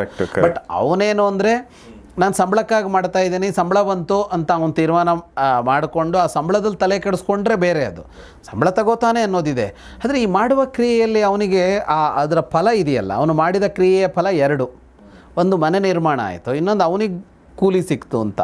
ಈ ಮನೆ ನಿರ್ಮಾಣ ಆಯಿತು ಅನ್ನೋದು ಮುಖ್ಯ ಫಲ. ಅವನಿಗೆ ಕೂಲಿ ಕೊಡಬೇಕು ಅಂತ ಮನೆ ಕಟ್ಟಿಸಿದ್ದಲ್ಲ, ಕರೆಕ್ಟ್ ಅಲ್ವಾ? ಮುಖ್ಯ ಫಲ ಯಾವುದು ಅಂದರೆ ಮನೆ ಆಗಿದ್ದು. ಆ ಕಟ್ಟಿದ ಮನೆ ಅನ್ನುವ ಫಲದಲ್ಲಿ ಅವನಿಗೆ ಪಾಲಿಲ್ಲ, ಅವನು ಬಯಸ್ತಾನೂ ಇಲ್ಲ ಅದನ್ನು. ಹೌದು. ಈ ತರಹ ಎಲ್ಲ ಕ್ರಿಯೆಗಳಿರೋದೇ ಹಾಗೆ ಸರ್. ಈಗ ಒಬ್ಬ ಟೀಚರ್ ಪಾಠ ಮಾಡ್ತಾನಲ್ಲ, ಅವನಿಗೆ ಸಂಬಳ ಬರುತ್ತೆ ಅನ್ನೋ ಸಬ್ಜೆಕ್ಟ್ ಬೇರೆ ಸರ್. ವಿದ್ಯಾರ್ಥಿ ಸಿದ್ಧನಾಗಿ ಹೋದ ಮೇಲೆ ವಿದ್ಯಾರ್ಥಿ ಎಷ್ಟೆತ್ತರಕ್ಕೂ ಹೋಗ್ಬೋದು, ಅವನು ಎಷ್ಟು ಸಂಬಳನೂ ತಗೊಳ್ಬೋದು, ಏನು ಬೇಕಿದ್ರೂ ಮಾಡ್ಬೋದು. ಅದು ಯಾವುದ್ರಲ್ಲೂ ಶಿಕ್ಷಕನದ್ದೇನೂ ಇಲ್ಲ ಅಂತ, ಅವನು ಪಾಠ ಮಾಡಿ ಮುಗೀತು ಅವನಿಗೆ ಅಂತ. ಎಲ್ಲೋ ಸಿಕ್ಕಿ ಸರ್ ನಿಮ್ಮ ಸ್ಟೂಡೆಂಟ್ ಆಗಿದ್ದೆ ಅಂದರೆ ಹೌದಪ್ಪ ಅಂತ ಅಷ್ಟೇ ಅಲ್ವಾ ಅಂತ. ಆದರೆ ಯಾವುದಾದರೂ ಒಬ್ಬ ಶಿಕ್ಷಕ ಎಷ್ಟು ಜನಕ್ಕೆ ಪಾಠ ಮಾಡಿದೆ, ಇವತ್ತೇನು ಕೃತಜ್ಞತೆ ಇಲ್ಲ, ಏನೊಂದು ಬಂದು ತಿರುಗೂ ನೋಡಲ್ಲ ಅಂತ ಅಂದುಕೊಳ್ತಾ ಇದ್ದರೆ ಅವನಿಗೆ ಬೇರೆ ಅಂಟಿದೆ ಅಂತ ಆಗಲಿಲ್ವ ಸರ್? ಅವ್ನು ಮುಗಿಸ್ಕೊಂಡು ಎದ್ದು ಹೋಗ್ಬೇಕಷ್ಟೇ ಅಂತ. ಇದು ಈಗ ಈ ಮನೆ ಸ್ವಚ್ಛತೆ ಮಾಡೋದಕ್ಕೆ ಬರ್ತಾರಲ್ಲ, ಈ ಸ್ವಚ್ಛತೆ ಮಾಡೋರು ಹಾಗೆಂತ ಎಷ್ಟು ಕ್ಲೀನಾಗಿ ಮನೆಯನ್ನು ಗುಡಿಸಿ ಒರೆಸಿ ನಮಗೆ ಬೇಕಾದಾಗ ಮಾಡಿ ಪಾತ್ರೆ ಬೆಳಗಿ ಬಟ್ಟೆ ತೊಳಗಿ ಇಷ್ಟು ಮಾಡಿಟ್ಟು ಹೋಗ್ತಾರೆ. ಆಮೇಲೆ ಅದನ್ನು ನಾವು ಬಳಸ್ಕೋತೀವಿ, ಅವರೇನೂ ಅದರ ಬಗ್ಗೆ ತಲೆ ಕೆಡಿಸ್ಕೊಳ್ಳಲ್ವಲ್ಲ, ತಲೆ ಕೆಡಿಸ್ಕೊಳ್ಳಲ್ಲ. ಇಷ್ಟೆಲ್ಲ ಮಾಡಿದೇ ಒಂಚೂರು ಕೃತಜ್ಞತೆ ಇಲ್ವಲ್ಲ ಅಂತ ಯೋಚನೆ ಮಾಡೋದಕ್ಕೆ ಶುರುವಾದರೆ ಅಲ್ಲಿ ವೃತ್ತಿಗೊಂದೇನೋ ಸಿಗತ್ತೆ ಅನ್ನೋ ಅಂಶ ಒಂದಿದೆ, ಅದು ಬೇರೆ ಅದು. ಹಾಗಾಗಿ ಈ ಕ್ರಿಯೆಗಳೇ ಹೇಗಿರುತ್ತೆ ಅಂದರೆ ಫಲತ್ಯಾಗಕ್ಕೆ ಅನುಗುಣವಾಗಿಯೇ ಕ್ರಿಯೆಗಳಿವೆ. ಫಲತ್ಯಾಗಕ್ಕೆ ಬೇಕಾಗುವಂತೆ ಇದೆ ಅಂತ ತುಂಬ ಸುಲಭವಾದ ಉದಾಹರಣೆ ಕೊಡಬಹುದಾದದ್ದು ಅಂದರೆ ಮರದ ಉದಾಹರಣೆ ಸರ್. ಈಗ ಅದೊಂದು ಹಣ್ಣು ಆಗಬೇಕು ಅಂತಂದರೆ ಮರದ ಪರಿಶ್ರಮ ಏನು ಕಡಿಮೆ ಇಲ್ಲ ಅಂತ. ಅಲ್ಲೊಂದು ಪಾಕ ಆಗದೆ ಹಣ್ಣಾಗಿಲ್ಲ, ಅಲ್ಲಿ ಅದೊಂದು ಹೂವಾಗಿದೆ, ಹಣ್ಣಾಗಿದೆ, ಅಷ್ಟೆಲ್ಲ ಆಗಿದೆಯಲ್ಲ. ಆಮೇಲೆ ನೀನು ಯಾವನು ಬೇಕಾದ್ರೂ ಕೊಯ್ಕೊಂಡು ಹೋಗು, ಮರಕ್ಕೇನು ಸಂಬಂಧವೇ ಇಲ್ಲ ಅದಂತ. ನನಗೆ ದುಡ್ಡು ಕೊಡು ಅಂತಲೂ ಕೇಳಲ್ಲ. ಅವನು ಕಿತ್ಕೊಂಡವನೋ, ಆ ಜಾಗ ಯಾರಿದ್ದೋ ಅವನೋ ಕಿತ್ಕೊಂಬಂದು ಮಾರದವನೋ ಅದ್ರಲ್ಲಿ ದುಡ್ಡು ತಗೋತಾನೆ ಅನ್ನೋದು ಬಿಟ್ಟರೆ ಆ ಮರಕ್ಕೇನು ಅದ್ರ ಸಂಬಂಧ ಇಲ್ಲ. ಅಥವಾ ಒಂದು ಹಸು ಹಾಲು ಕೊಡುತ್ತೆ ಅಥವಾ ಒಂದು ಕುರಿ ಹಾಲು ಕೊಡುತ್ತೆ ಅಂತ ಅಂದ್ಕೊರೋಣ. ಅವುಗಳಲ್ಲೆಲ್ಲ ಅವ್ರು ಏನೋ ತಲೆ ಕೆಡಿಸ್ಕೊಂಡಿಲ್ವಲ್ಲ ಅದನ್ನ ಅಂತ, ಏನೋ ತಲೆ ಕೆಡಿಸ್ಕೊಂಡಿಲ್ಲ. ಈ ಭಾವ ಇದೆಯಲ್ಲ, ಈಗ ಅವು ಯೋಚನೆ ಮಾಡ್ತಾ ಇಲ್ಲ ಅಂತ ಹೇಳೋಣ, ಮರಕ್ಕೆ ಅದೆಲ್ಲ ಯೋಚನೆ ಇಲ್ಲ, ಗೊತ್ತಾಗೋದಿಲ್ಲ ಅಂತ. ಎಸ್, ಗೊತ್ತಾಗೋದಿಲ್ಲ, ಸರಿ. ನಾವು ಹಾಗೆ ಗೊತ್ತಾಗದೇ ಇರುವಂತೆ ಕೆಲಸ ಮಾಡಿದರೆ, ಆದರೆ ಆ ಮರ ಇದೆಯಲ್ಲ, ಆ ಮರಕ್ಕೆ ಅದೆಲ್ಲ ಗೊತ್ತಾಗದೇ ಇರ್ಬೋದು, ಆದರೆ ಅದು ತನ್ನ ಕ್ವಾಲಿಟಿ ಕಡಿಮೆ ಮಾಡ್ಕೊಳ್ಳಲ್ವಲ್ಲ ಅಂತ. ಅದೇ ಕ್ವಾಲಿಟಿ ಹಣ್ಣು ಕೊಡುತ್ತಲ್ಲ ಅದು ಅಂತ.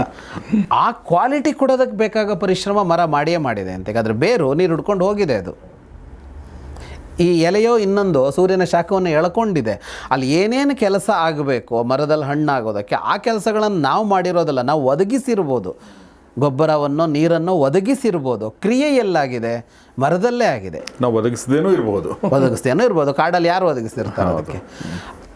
ಅದೇ ಹುಡ್ಕೊಂಡು ಅದೇ ಮಾಡಿಕೊಂಡು ಏನೋ ಒಂದು ಮಾಡಿಕೊಂಡು ಅದೊಂದು ಹಣ್ಣು ಕೊಟ್ಟು ತನಗೇನು ಸಂಬಂಧ ಇಲ್ಲ ಅಂತ ಅದು ಕೆಳಗೆ ಬಿದ್ದು ಹೋಯ್ತಾ, ಕೆಳಗೆ ಬಿದ್ದು ಕೊಳತು ಹೋಯ್ತಾ, ಅದನ್ನು ಯಾರಾದರೂ ಒಬ್ಬರು ಚಪ್ಪರ್ಸ್ಕೊಂಡು ತಿಂದ್ರ, ಅದನ್ನು ಯಾರು ಉಪ್ಪಿನಕಾಯಿ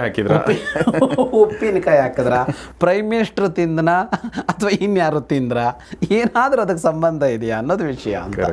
ಆದರೆ ಅದರ ಅರ್ಥ ಒಳ್ಳೆ ಹಣ್ಣು ಕೊಡುವ ವಿಷಯದಲ್ಲಿ ಅದು ಹಿಂದಿಲ್ಲ, ಕಾಂಪ್ರಮೈಸ್ ಇಲ್ಲ ಅಂತ ಇದು ಅನ್ಸತ್ತೆ. ಇದು ಅನ್ಸತ್ತೆ ನನಗೆ. ಕರೆಕ್ಟ್. ಬಟ್ ಇಷ್ಟು ಯೋಚಿಸೋದ ಮರಕ್ಕೆ ಸುಲಭವಾದಷ್ಟು ಯೋಚಿಸುವ ನಮಗೆ ಕಷ್ಟ. ನಮಗೆ ಯಾಕೆ ಕಷ್ಟ ಅಂದರೆ ನಾವು ಯೋಚಿಸ್ತೀವಲ್ಲ ಅದಕ್ಕೆ ಕಷ್ಟ. ಕರೆಕ್ಟ್. ಯೋಚಿಸೋದ್ರಿಂದಾಗಿ ಕಷ್ಟ ಅಂತ. ಹಾಗಾಗಿ ಇದು ಸಾತ್ವಿಕ ಕರ್ಮ. ಅಂದರೆ ಈಗ ಮರ ಏನು ಮಾಡುತ್ತೋ ಅದು ಸಾತ್ವಿಕ ಕರ್ಮ ಅಂದರೆ ನಮ್ಮದು ಮುಗಿದೋಯ್ತು. ಇದು ಎತ್ತು ಕಾಮೇಪ್ಸುನಾ ಕರ್ಮ ಸಾಹಂಕಾರೇಡವಾ ಪುನಃ ಕ್ರಿಯತೆ ಬಹುಲಾಯಾಸಂ ತದ್ರಾಜಸಂ ಉದಾಹೃತಂ. ಕರ್ಮದಲ್ಲಿ ರಾಜಸ ಕರ್ಮ ಹೇಗಿರುತ್ತೆ ಅಂತ ಅಂದರೆ ಅದು ಆಸೆಯಿಂದ ಮಾಡೋದು. ಕಾಮೇಪ್ಸನ ಒಂದು ಏನೋ ಆಗಬೇಕು ಅಂತ ಇದೆ, ಅದನ್ನು ಇಟ್ಕೊಂಡು ಮಾಡೋದು. ಅದನ್ನು ಇಟ್ಕೊಂಡು ಮಾಡೋದು ಅನ್ನೋದಕ್ಕೂ ನಾವು ಮರದ ಉದಾಹರಣೆಯನ್ನೇ ತಗೋಬೇಕು. ಮರಕ್ಕೆ ತನ್ನಲ್ಲಿ ಹಣ್ಣಾಗಬೇಕು ಅಂತ ಇದೆ, ಆ ಆಸೆಯ ಇದಲ್ಲ ಅದು, ನಿರಾಕರಣೆ ಅಲ್ಲ ಅದು. ಆದರೆ ಏನೋ ಆಗಬೇಕು, ಎಂಥದ್ದೋ ಆಗಬೇಕು ಅಂತ ಒಂದು ಅತಿಯಾಸೆ ಇಟ್ಟುಕೊಂಡು ಮಾಡೋದು ಅಂತ ಒಂದಿದೆಯಲ್ಲ, ಅದರ ಜೊತೆಗೆ ಸಾಹಂಕಾರೇಣವಾ ಪುನಃ ಅಂತ ಹೇಳ್ತಾನೆ. ಅದರಲ್ಲೊಂದು ಅಹಂಕಾರ ಇದೆ ಅಂತ. ಅಹಂಕಾರ ಅಂತ ಅಂದರೆ ಇದು ನಾನು ಮಾಡ್ತೇನೆ, ನಾನು ಮಾಡಿದ್ದು ಅನ್ನುವ ಒಂದು ಅಂಶ ಇದೆ. ಅದರ ಜೊತೆಗೆ ಬಹಳ ಆಯಾಸಪಟ್ಟು ಮಾಡ್ತಾನೆ. ಬಹುಲ ಆಯಾಸಂ, ಬಹುಲ ಅಂದರೆ ಬಹಳ ಅಂತ ಹೇಳ್ತೀವಲ್ಲ ಆ ಥರ. ತುಂಬ ಆಯಾಸ ಕೊಟ್ಟು ದೇಹಕ್ಕೋ ಮನಸ್ಸಿಗೋ ಅಷ್ಟೆಲ್ಲ ಶ್ರಮ ಹಾಕಿ ಒಂದು ಕ್ರಿಯೆ ಮಾಡಿದರೆ ಅದು ರಾಜಸ ಕರ್ಮ ಅಂತ ಕರೆಸ್ಕೊಳ್ಳುತ್ತೆ. ಅಂದರೆ ಮೂರು ಅಂಶ ಅದರಲ್ಲಿ. ಒಂದು ಯಾವುದೋ ಒಂದು ಅತಿಯಾದ ಆಸೆ ಇದೆ, ಅದು ಈಡೇರಲೇಬೇಕು ಅಂತಲೇ ಮಾಡೋದು ಅಂತ. ಉದಾಹರಣೆಗೆ ಇದೇ ಯುದ್ಧ ತಗೊಂಡ್ರೆ ಧರ್ಮರಾಜನ ಯುದ್ಧಕ್ಕೂ ದುರ್ಯೋಧನನ ಯುದ್ಧಕ್ಕೂ ಬಹಳ ಮುಖ್ಯವಾದ ವ್ಯತ್ಯಾಸ ಏನಿದೆ ಅಂತ ಅಂದರೆ ಇಬ್ಬರಿಗೂ ರಾಜ್ಯ ಬೇಕು ಅಂತಿದೆ, ಇಬ್ಬರಿಗೂ ರಾಜನಾಗಬೇಕು ಅಂತ ಇದೆ. ಆದರೆ ಇಬ್ಬರ ಆಸೆಯಲ್ಲಿ ಬದಲಾವಣೆ ಏನಿದೆ ಅಂದರೆ ದುರ್ಯೋಧನ ಗೆದ್ದಿದ್ದರೆ 32 ವರ್ಷ ಆದಮೇಲೆ ಬಿಟ್ಟು ಮಹಾಪ್ರಸ್ಥಾನಕ್ಕೆ ಹೋಗ್ತಿದ್ನ ಅನ್ನುವಲ್ಲಿ ಉತ್ತರ ಇದೆ. ಕರೆಕ್ಟ್. ಇಲ್ಲಿ ಉತ್ತರ ಇದೆ. ಇದನ್ನ ಏನು ಹೇಳಬೇಕು ಅಂತ ಅಂದರೆ 32 ವರ್ಷ ದುರ್ಯೋಧನ ಇದ್ದರೂ ಹೀಗೆ ಊಟ ತಿಂಡಿ ಮಾಡ್ತಿದ್ದ, ಧರ್ಮರಾಜನು ಹಾಗೆ ಊಟ ತಿಂಡಿ ಮಾಡಿದ್ದಾನೆ ಅಂತ. ಹಾಗೆ ಬಟ್ಟೆ ಹಾಕ್ಕೋತಿದ್ದ ಅವನು, ಇವನು ಹಾಗೆ ಬಟ್ಟೆ ಹಾಕ್ಕೊಂಡಿದ್ದಾನೆ. ಇದರಲ್ಲಿ ಯಾವುದ್ರಲ್ಲೂ ಕಡಿಮೆ ಆಗಿಲ್ಲ. ಅವನು ಬಂದು ಸಿಂಹಾಸನ ಕೂತ್ಕೋತಿದ್ದ, ಇವನು ಬಂದು ಸಿಂಹಾಸನದಲ್ಲಿ ಕೂತ್ಕೊಂಡಿದ್ದಾನೆ. ಭೌತಿಕವಾದ ಕ್ರಿಯೆಗಳಲ್ಲಿ ವ್ಯತ್ಯಾಸ ಕಾಣಿಸಿಲ್ಲ, ಆದರೆ ಮನೋಭಾವ ಬೇರೆಯದ್ದಿದೆಯಲ್ಲ ಅದು ಅಂತ.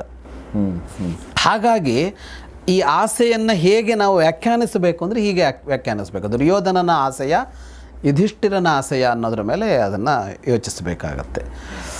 ಇನ್ನೊಂದು ಅನುಬಂಧಂ ಕ್ಷಯಂ ಹಿಂಸಾಂ ಅನಪೇಕ್ಷ ಪೌರುಷಂ ಮೋಹಾದಾರಭ್ಯತೆ ಕರ್ಮ ಎತ್ತತ್ ತಾಮಸ ಮುಚ್ಯತೆ. ಒಂದು ಕ್ರಿಯೆಯೊಡನೆ ಬಹಳ ನಂಟಿದೆ. ನಂಟು ಅಂದರೆ ಅಂಟು, ಆ ಕ್ರಿಯೆಗೆ ಅಂಟುಕೊಳ್ಳೋ ಥರ ಇದೆ. ನೀವು ಈ ಕ್ರಿಯೆಗೆ ಅಂಟುಕೊಳ್ಳೋದು ಅನ್ನೋದನ್ನು ಬೇರೆ ಬೇರೆ ನಮ್ಮ ಕ್ಷೇತ್ರಗಳಲ್ಲಿ ನೋಡ್ಬೋದು, ನಾವು ಆಫೀಸ್ಗಳಲ್ಲೋ ಸಂಸ್ಥೆಗಳಲ್ಲೋ ನೋಡ್ಬೋದು. ಆ ಕೆಲಸನೇ ಇನ್ನೊಬ್ರಿಗೆ ಕೊಡೋದಕ್ಕೆ ರೆಡಿ ಆಗಲ್ಲ ಸರ್ ಎಷ್ಟೋ ಸಲ. ನಾನೇ ಮಾಡಬೇಕು ಅಂತ. ಅದು ಅವನು ಮಾಡಿದರೂ ಸರಿಯಾಗಲ್ಲ, ಇವನು ಮಾಡಿದರೂ ಸರಿಯಾಗಲ್ಲ, ತಾನೊಬ್ಬರೇ ಮಾಡಬೇಕು ಅಂತ, ಇನ್ನೊಬ್ರಿಗೆ ಮಾಡಿ ನೋಡೋಕ್ಕೂ ಬಿಡಲ್ಲ ಅಂತ ಈ ಥರದಲ್ಲಿ ಕಾಣಿಸ್ತಾರಲ್ಲ ಸರ್ ತುಂಬ.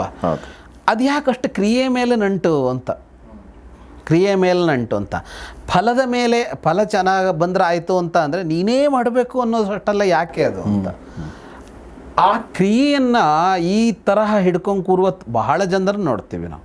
ಅವರೇ ಮಾಡಬೇಕು, ಅವ್ರಿಗೆ ಸಮಾಧಾನವೇ ಇಲ್ಲ ಅಂತ ಅಲ್ಲಿ ಕಾಣಿಸುತ್ತೆ ಅದು. ಆದರೆ ಒಂದು ಕಡೆಯಲ್ಲಿ ಯಾರೋ ಜೊತೆಗಿರೋರಿಗೆ ಚೆನ್ನಾಗಿ ಮಾಡೋದಕ್ಕೆ ಬರಲ್ಲ, ಕೆಲಸ ಹಾಳಾಗತ್ತೆ ಅದರಿಂದ ಅನ್ನೋ ಕಾರಣಕ್ಕಾಗಿ ನಾನೇ ಮಾಡ್ತೀನಿ ಅನ್ನೋದು ಬೇರೆ. ಆದರೆ ಅವನನ್ನು ತಯಾರು ಮಾಡಿ ಅವನಿಗೊಂದು ಟ್ರೈನಿಂಗ್ ಕೊಟ್ಟು ಹಾಗಲ್ಲ ಹೀಗೆ ಅಂತ ಹೇಳಿಕೊಟ್ಟು ಅದು ಏನೂ ಮಾಡಲ್ಲ, ಏನೂ ಮಾಡಲ್ಲ. ತನ್ನ ಕೈಯಲ್ಲೇ ಇರಬೇಕು, ತಾನೇ ಮಾಡಬೇಕು ಅಂತ. ಹಿಂದೆ ಹೇಳ್ತಾ ಇದ್ರಲ್ಲ, ಅತ್ತೆ ಮನೆ ಸೊಸೆ ಕೊಡಲ್ಲ ಅನ್ನೋ ಥರ ಅಲ್ಲ ಹಿಂದೆ ಹೇಳ್ತಾ ಇದ್ರಲ್ಲ, ಆ ಥರದ ಸ್ವಭಾವ ಇರುತ್ತಲ್ಲ ಅದು ಇಲ್ಲಿ ಕಾಣಿಸುತ್ತೆ. ಅಂದರೆ ಈ ಥರದವರಿಗೆ ಅನುಬಂಧ ಅಂತ ಅವನು ಹೇಳ್ತಾನಲ್ಲ, ಕ್ರಿಯೆ ಜೊತೆಗೆ ಅಷ್ಟು ಅನುಬಂಧ ಇದೆ ಅವರಿಗೆ. ಆಮೇಲೆ ಹಿಂಸೆ ಇದೆ ಅದರಲ್ಲಿ. ಕ್ರಿಯೆಯಲ್ಲಿ ಯಾವುದೇ ಕರ್ಮ ಮಾಡುವಾಗ ಅದು ಯಾರಿಗೂ ಹಿಂಸೆ ಕೊಡಬಾರ್ದು, ಯಾರಿಗೋ ದೈಹಿಕವಾಗಿಯೋ ಮಾನಸಿಕವಾಗಿಯೋ ಯಾರನ್ನೋ ಹಿಂಸಿಸಬಾರದು. ಒಂದಿಷ್ಟು ಹಿಂಸೆಗಳಿರುತ್ತೆ, ಅದು ಅನಿವಾರ್ಯ. ಕೆಲವು ಹಿಂಸೆಗಳು ಅನಿವಾರ್ಯ ಆಗುತ್ತೆ. ಹಿಂಸೆ ಅಂದರೆ ಆ ಥರ ಹಿಂಸೆ ಅಂತಲ್ಲ, ಸಣ್ಣ ಪುಟ್ಟ ಯಾರಿಗೋ ನೋವಾಗೋದು ಅನ್ನೋದು ಇದ್ದಿರಬಹುದು. ಈಗ ಒಬ್ಬ ಬಾಸ್ ಇದ್ದಾನೆ ಅಂತ ಅಂದಾಗ ಅವನು ಕೆಲಸ ಸರಿಯಾಗಲಿಲ್ಲ ಅಂತ ಕೆಳಗಿನವ್ರನ್ನ ಬೈತಾನೆ, ಕಣ್ಣು ಕೆಂಪಗೆ ಮಾಡ್ತಾನೆ ಅನ್ನುವಾಗ ಅವರಿಗೆ ಒಂದು ನೋವಾಗಿದೆ ಅಂದರೆ ಅಂಥದ್ದನ್ನೆಲ್ಲ ಪರಿಗಣಿಸಬೇಕಾಗಿರೋದು. ಆದರೆ ಹಿಂಸೆಯನ್ನೇ ಮುಖ್ಯವಾಗಿ ಇಟ್ಕೊಂಡು ಮಾಡೋದಿದೆಯಲ್ಲ, ಯಾರದ್ದೋ ತಲೆ ಒಡೆದು ಹಣ ಮಾಡೋದು, ಯಾರದ್ದೋ ತಲೆ ಒಡೆದಿದ್ರೂ ಮೋಸ ಮಾಡಿ ಕಿತ್ಕೊಳ್ಳೋದು, ಇಂಥವಿದೆಯಲ್ಲ, ಇಂಥ ಕರ್ಮಗಳು ಹಿಂಸಾಂ. ಪೌರುಷಂ ಅನವೇಕ್ಷ್ಯ ಅಂತ ಅಂದರೆ ತನ್ನ ಸಾಮರ್ಥ್ಯ ಎಷ್ಟು ಅಂತ ನೋಡಿಕೊಳ್ಳದೆ ಕರ್ಮ ಮಾಡೋದು. ಯಾವುದೊಂದು ದೊಡ್ಡ ಕೆಲಸಕ್ಕೆ ತಲೆ ಹಾಕಿಬಿಡೋದು, ಆರಂಭ ಮಾಡಿಬಿಡೋದು. ನನ್ನ ಹತ್ರ ಆಗತ್ತಾ, ತುದಿಗಾಣಿಸ್ತೀನ, ನನಗಷ್ಟು ಸಾಧ್ಯತೆ ಇದೆಯಾ ಅಂತ ಗಮನಿಸ್ಕೊಳ್ಳೋದಿಲ್ಲ. ಪೌರುಷ ಅಂದರೆ ಇಲ್ಲಿ ಪೌರುಷ ಅನ್ನೋದು ಹೊರಗಡೆ ಬೇರೆ ಥರ ಅರ್ಥದಲ್ಲಿ ಬಂದ್ಬಿಟ್ಟಿದೆ. ಗಂಡಸ್ತನ ಅಂತ ಹೇಳ್ತೀವಲ್ಲ ಆ ಅರ್ಥದಲ್ಲಿ ಬಂದಿದೆ. ಇಲ್ಲಿ ಪುರುಷ ಸಾಮರ್ಥ್ಯ ಅಂತ. ಪುರುಷ ಅಂದರೆ ಸ್ತ್ರೀನೂ ಹೌದು, ಪುರುಷನೂ ಹೌದು. ನಾವು ಹಿಂದೂ ಭಾಳ ಸಲ ಹೇಳಿದ್ವಿ ಅದನ್ನ. ತನ್ನ ಸಾಮರ್ಥ್ಯವನ್ನು ಮೀರಿದ್ದಲ್ಲ ಅಂತ, ತನಗೆಷ್ಟು ಸಾಧ್ಯವೋ ಅಷ್ಟು ಅಂತ. ಆದರೆ ಎಷ್ಟು ಸಾಧ್ಯವೋ ಅಂತನ್ನುವಾಗ ಮತ್ತೆ ಕಳ್ಳಿಬಿಡು ನನಗಿಷ್ಟೇ ಆಗೋದು ಅಂತ ಅಂದ್ಕೊಂಡು ಓಡೋಗ್ತಾರಲ್ಲ, ಹಾಗಲ್ಲ ಅಂತ.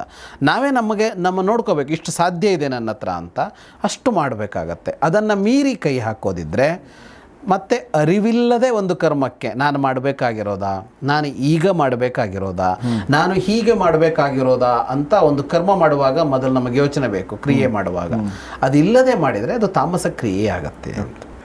ಸೊ ಕೃಷ್ಣ ಸುದೀರ್ಘವಾಗಿಯೇ ಹೇಳ್ತಾ ಇದ್ದಾನೆ ಅಂತ ಹೇಳ್ಬೋದು. ಅರ್ಜುನನ ಅಡೆತಡೆ ಪ್ರಶ್ನೆಗಳು ಕಡಿಮೆನೇ, ಇಲ್ಲೂ ಕೂಡ ಪ್ರಶ್ನೆಗಳಿಲ್ಲ, ನಡುವೆ ಪ್ರಶ್ನೆಗಳಿಲ್ಲ. ಆರಂಭದಲ್ಲಿ ಒಂದು ಪ್ರಶ್ನೆ ಕೇಳ್ದ, ಕರ್ಮ ತ್ಯಾಗ, ಕರ್ಮ ಸನ್ಯಾಸ ಅನ್ನೋದ್ರ ಕುರಿತು. ಅದನ್ನು ಗಟ್ಟಿಗೊಳಿಸುವ ದೃಷ್ಟಿಯಿಂದ ಕೃಷ್ಣ ಹೇಳ್ತಾ ಇದ್ದಾನೆ. ಯಾಕೆಂದರೆ ಒಂದು ತರಹದಲ್ಲಿ ಹೇಳಬೇಕು ಅಂದರೆ ಕರ್ಮದ ಕುರಿತಾಗಿ ಈಗ ಕೃಷ್ಣ ಏನು ಹೇಳ್ತಾ ಇದ್ದಾನೋ, ನಾವು 2 ಸಂಚಿಕೆಗಳಲ್ಲಿ ನೋಡಿದ್ವಲ್ಲ, ಇದೇ ಒಟ್ಟು ಕೃಷ್ಣನ ಆಶಯ ಇದೇನೆ. ಕರ್ಮ ಮಾಡಬೇಕು, ಕರ್ಮವನ್ನು ಚೆನ್ನಾಗಿ ಮಾಡಬೇಕು, ಕರ್ಮದ ಜೊತೆಗೆ ಅಂಟಿರಬಾರ್ದು, ಕರ್ಮಫಲದ ಕುರಿತು ಕೂಡ ನಂಟಿರಬಾರ್ದು ಅನ್ನೋ ತರಹ ಬದುಕಬೇಕು ಅನ್ನೋದು ಕೃಷ್ಣ ಹೇಳ್ತಾ ಇರುವಂತಹ ಬದುಕಿನ ವಿಧಾನ ಅದು ಅಂತ. ಅದು ಕೃಷ್ಣ ಬದುಕಿದ್ದು ಅಂತಲೇ ಹೇಳಬೇಕು. ಕೃಷ್ಣನ ಬದುಕನ್ನು ಹೀಗೆ ನೋಡಿದ್ದು ಕಡಿಮೆ ಇದೆ. ಕೃಷ್ಣನ ಬದುಕನ್ನು ಹೊರಗಡೆ ಬಹಳ ಅಂದರೆ ಅಷ್ಟು ಹೆಂಡತಿಯರು ಇಷ್ಟು ಹೆಂಡತಿಯರು ಹಾಗೆ ಹೀಗೆ ಏನೇನೋ ನೋಡಿದ್ರು ಬಿಟ್ಟರೆ ಕೃಷ್ಣ ಹೀಗಿದ್ದು ಬದುಕದ ಅನ್ನೋದನ್ನು ನೋಡಿಲ್ಲ. ಬದುಕಿದ್ದೆ ಹೀಗೆ ಅದರಲ್ಲಿ ಅಂತ ಅದನ್ನು ಅವನು ಹೇಳ್ತಾ ಇದ್ದಾನೆ. ಅದನ್ನೇ ಮುಂದುವರಿಸ್ತಾನೆ ಈಗ. ಅಂದರೆ ಅಲ್ಲಿ ಹೇಳುವಾಗ ಕರ್ಮದಲ್ಲಿ ಸಾತ್ವಿಕತೆ, ರಾಜಸ, ತಾಮಸ ಅದನ್ನೆಲ್ಲ ಹೇಳ್ದ. ಕರ್ಮ ಹೇಗೆ ಸಾತ್ವಿಕ ಆಗುತ್ತೆ, ರಾಜಸ ಆಗುತ್ತೆ, ತಾಮಸ ಆಗುತ್ತೆ, ಒಂದು ಕರ್ಮವೇ ಹೇಗಾಗುತ್ತೆ ಅಂತ. ಈಗ ಅದನ್ನು ಕರ್ತೃ ಹೇಗೆ ಹಾಗಾಗ್ತಾನೆ ಅಂತ ಹೇಳ್ತಾನೆ. ಮಾಡುವವ ಸಾತ್ವಿಕ ಆಗೋದು ಯಾವಾಗ, ರಾಜಸ ಆಗೋದು ಯಾವಾಗ, ತಾಮಸ ಆಗೋದು ಯಾವಾಗ ಅಂತ. ಇದರಲ್ಲಿ ಈ ಹೇಳುವ ವಿಷಯಗಳಲ್ಲಿ ಪಾಯಿಂಟ್ಸ್ ಇದೆಯಲ್ಲ, ಪಾಯಿಂಟ್ಸ್ ಭಿನ್ನವಾಗಿ ಏನೂ ಇಲ್ಲ. ಆದರೆ ಬಹಳ ಕಷ್ಟ ಇದೆಯಲ್ಲ ಇದನ್ನು ಅರ್ಥ ಮಾಡ್ಕೊಳ್ಳೋದು. ಹಾಗಾಗಿ ಅವನು ಸ್ಪಷ್ಟಪಡಿಸೋದಕ್ಕೆ ಎಲ್ಲ ಕಡೆಗೂ ಹೇಳ್ತಾ ಇದ್ದಾನೆ. ಹಾಗಾಗಿ ರಿಪೀಟ್ ಅಂತ ಅನ್ನಿಸ್ಬೋದು ಭಾಳ ಆಳಕ್ಕೆ ಇಳಿದು ನೋಡಿದ್ರೆ. ಆದರೆ ರಿಪೀಟೂ ಅಲ್ಲ ಅದು. ಅಂದರೆ ಈ ಕಡೆಯಿಂದ ನೋಡಿದಾಗ ಆ ಕಡೆಯಿಂದ ನೋಡಿದಾಗ ಒಂದು ಕರ್ಮವೇ ಸಾತ್ವಿಕ ಆಗೋದು ಹೇಗೆ, ಕರ್ತೃ ಸಾತ್ವಿಕನಾಗೋದು ಹೇಗೆ ಅಂತ ಅಂದಾಗ ಅದು ಸ್ವಲ್ಪ ಬೇರೆ ಥರನೂ ಇರುತ್ತೆ. ಅದು ಮತ್ತು ಸ್ಪಷ್ಟಪಡಿಸ್ತಾ ಇದ್ದಾನೆ.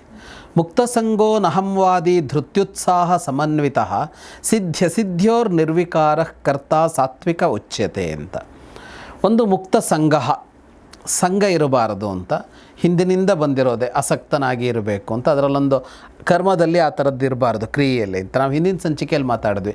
ಈ ಕೆಲಸ ನಾನೇ ಮಾಡಬೇಕು ಅಂತ ಹಿಡ್ಕೊಳ್ತಾರೆ ಅನ್ನೋ ಥರದವ್ರು ಇದ್ದಾರಲ್ಲ ಅನ್ನೋದೊಂದು ಉದಾಹರಣೆ ತೊಗೊಂಡ್ವಿ. ಆ ಥರ ಇರದೆ. ಆಮೇಲೆ ಅನಹಂವಾದಿ ಅಂತ, ಅಹಂವಾದಿ ಅಲ್ಲ, ನಾನೇ ಮಾಡಿದ್ದು ನಾನೇ ಮಾಡೋದು ಅನ್ನುವ ಈ ಅಹಂಕಾರ ಇದೆಯಲ್ಲ ಅದಿಲ್ಲ ಅವನಿಗೆ. ಕರ್ತೃ ಅವನೇ ಮಾಡ್ತಾನೆ, ಆದರೆ ನಾನೇ ಮಾಡಿದೆ ನಾನೇ ಮಾಡ್ತೀನಿ ಎನ್ನುವ ಅಹಂಕಾರ ಇಲ್ಲ. ಧೃತ್ಯುತ್ಸಾಹ ಸಮನ್ವಿತ, ಹಾಗಂತ ಅವನಿಗೆ ಉತ್ಸಾಹ ಇದೆ ಕರ್ಮದಲ್ಲಿ, ನಿರುತ್ಸಾಹಿಯಾಗಿ ಮಾಡ್ತಾ ಇಲ್ಲ. ಧೃತಿ ಅಂದರೆ ಕರ್ಮ ಮಾಡುವಾಗ ಬೇಕಾಗುವ ಸ್ಥಿರತೆ ಅಂತ ತೆಗೆದುಕೊಳ್ಬೋದು. ಅದಕ್ಕೆ ಇನ್ನೂ ವ್ಯಾಖ್ಯಾನ ಇದೆ.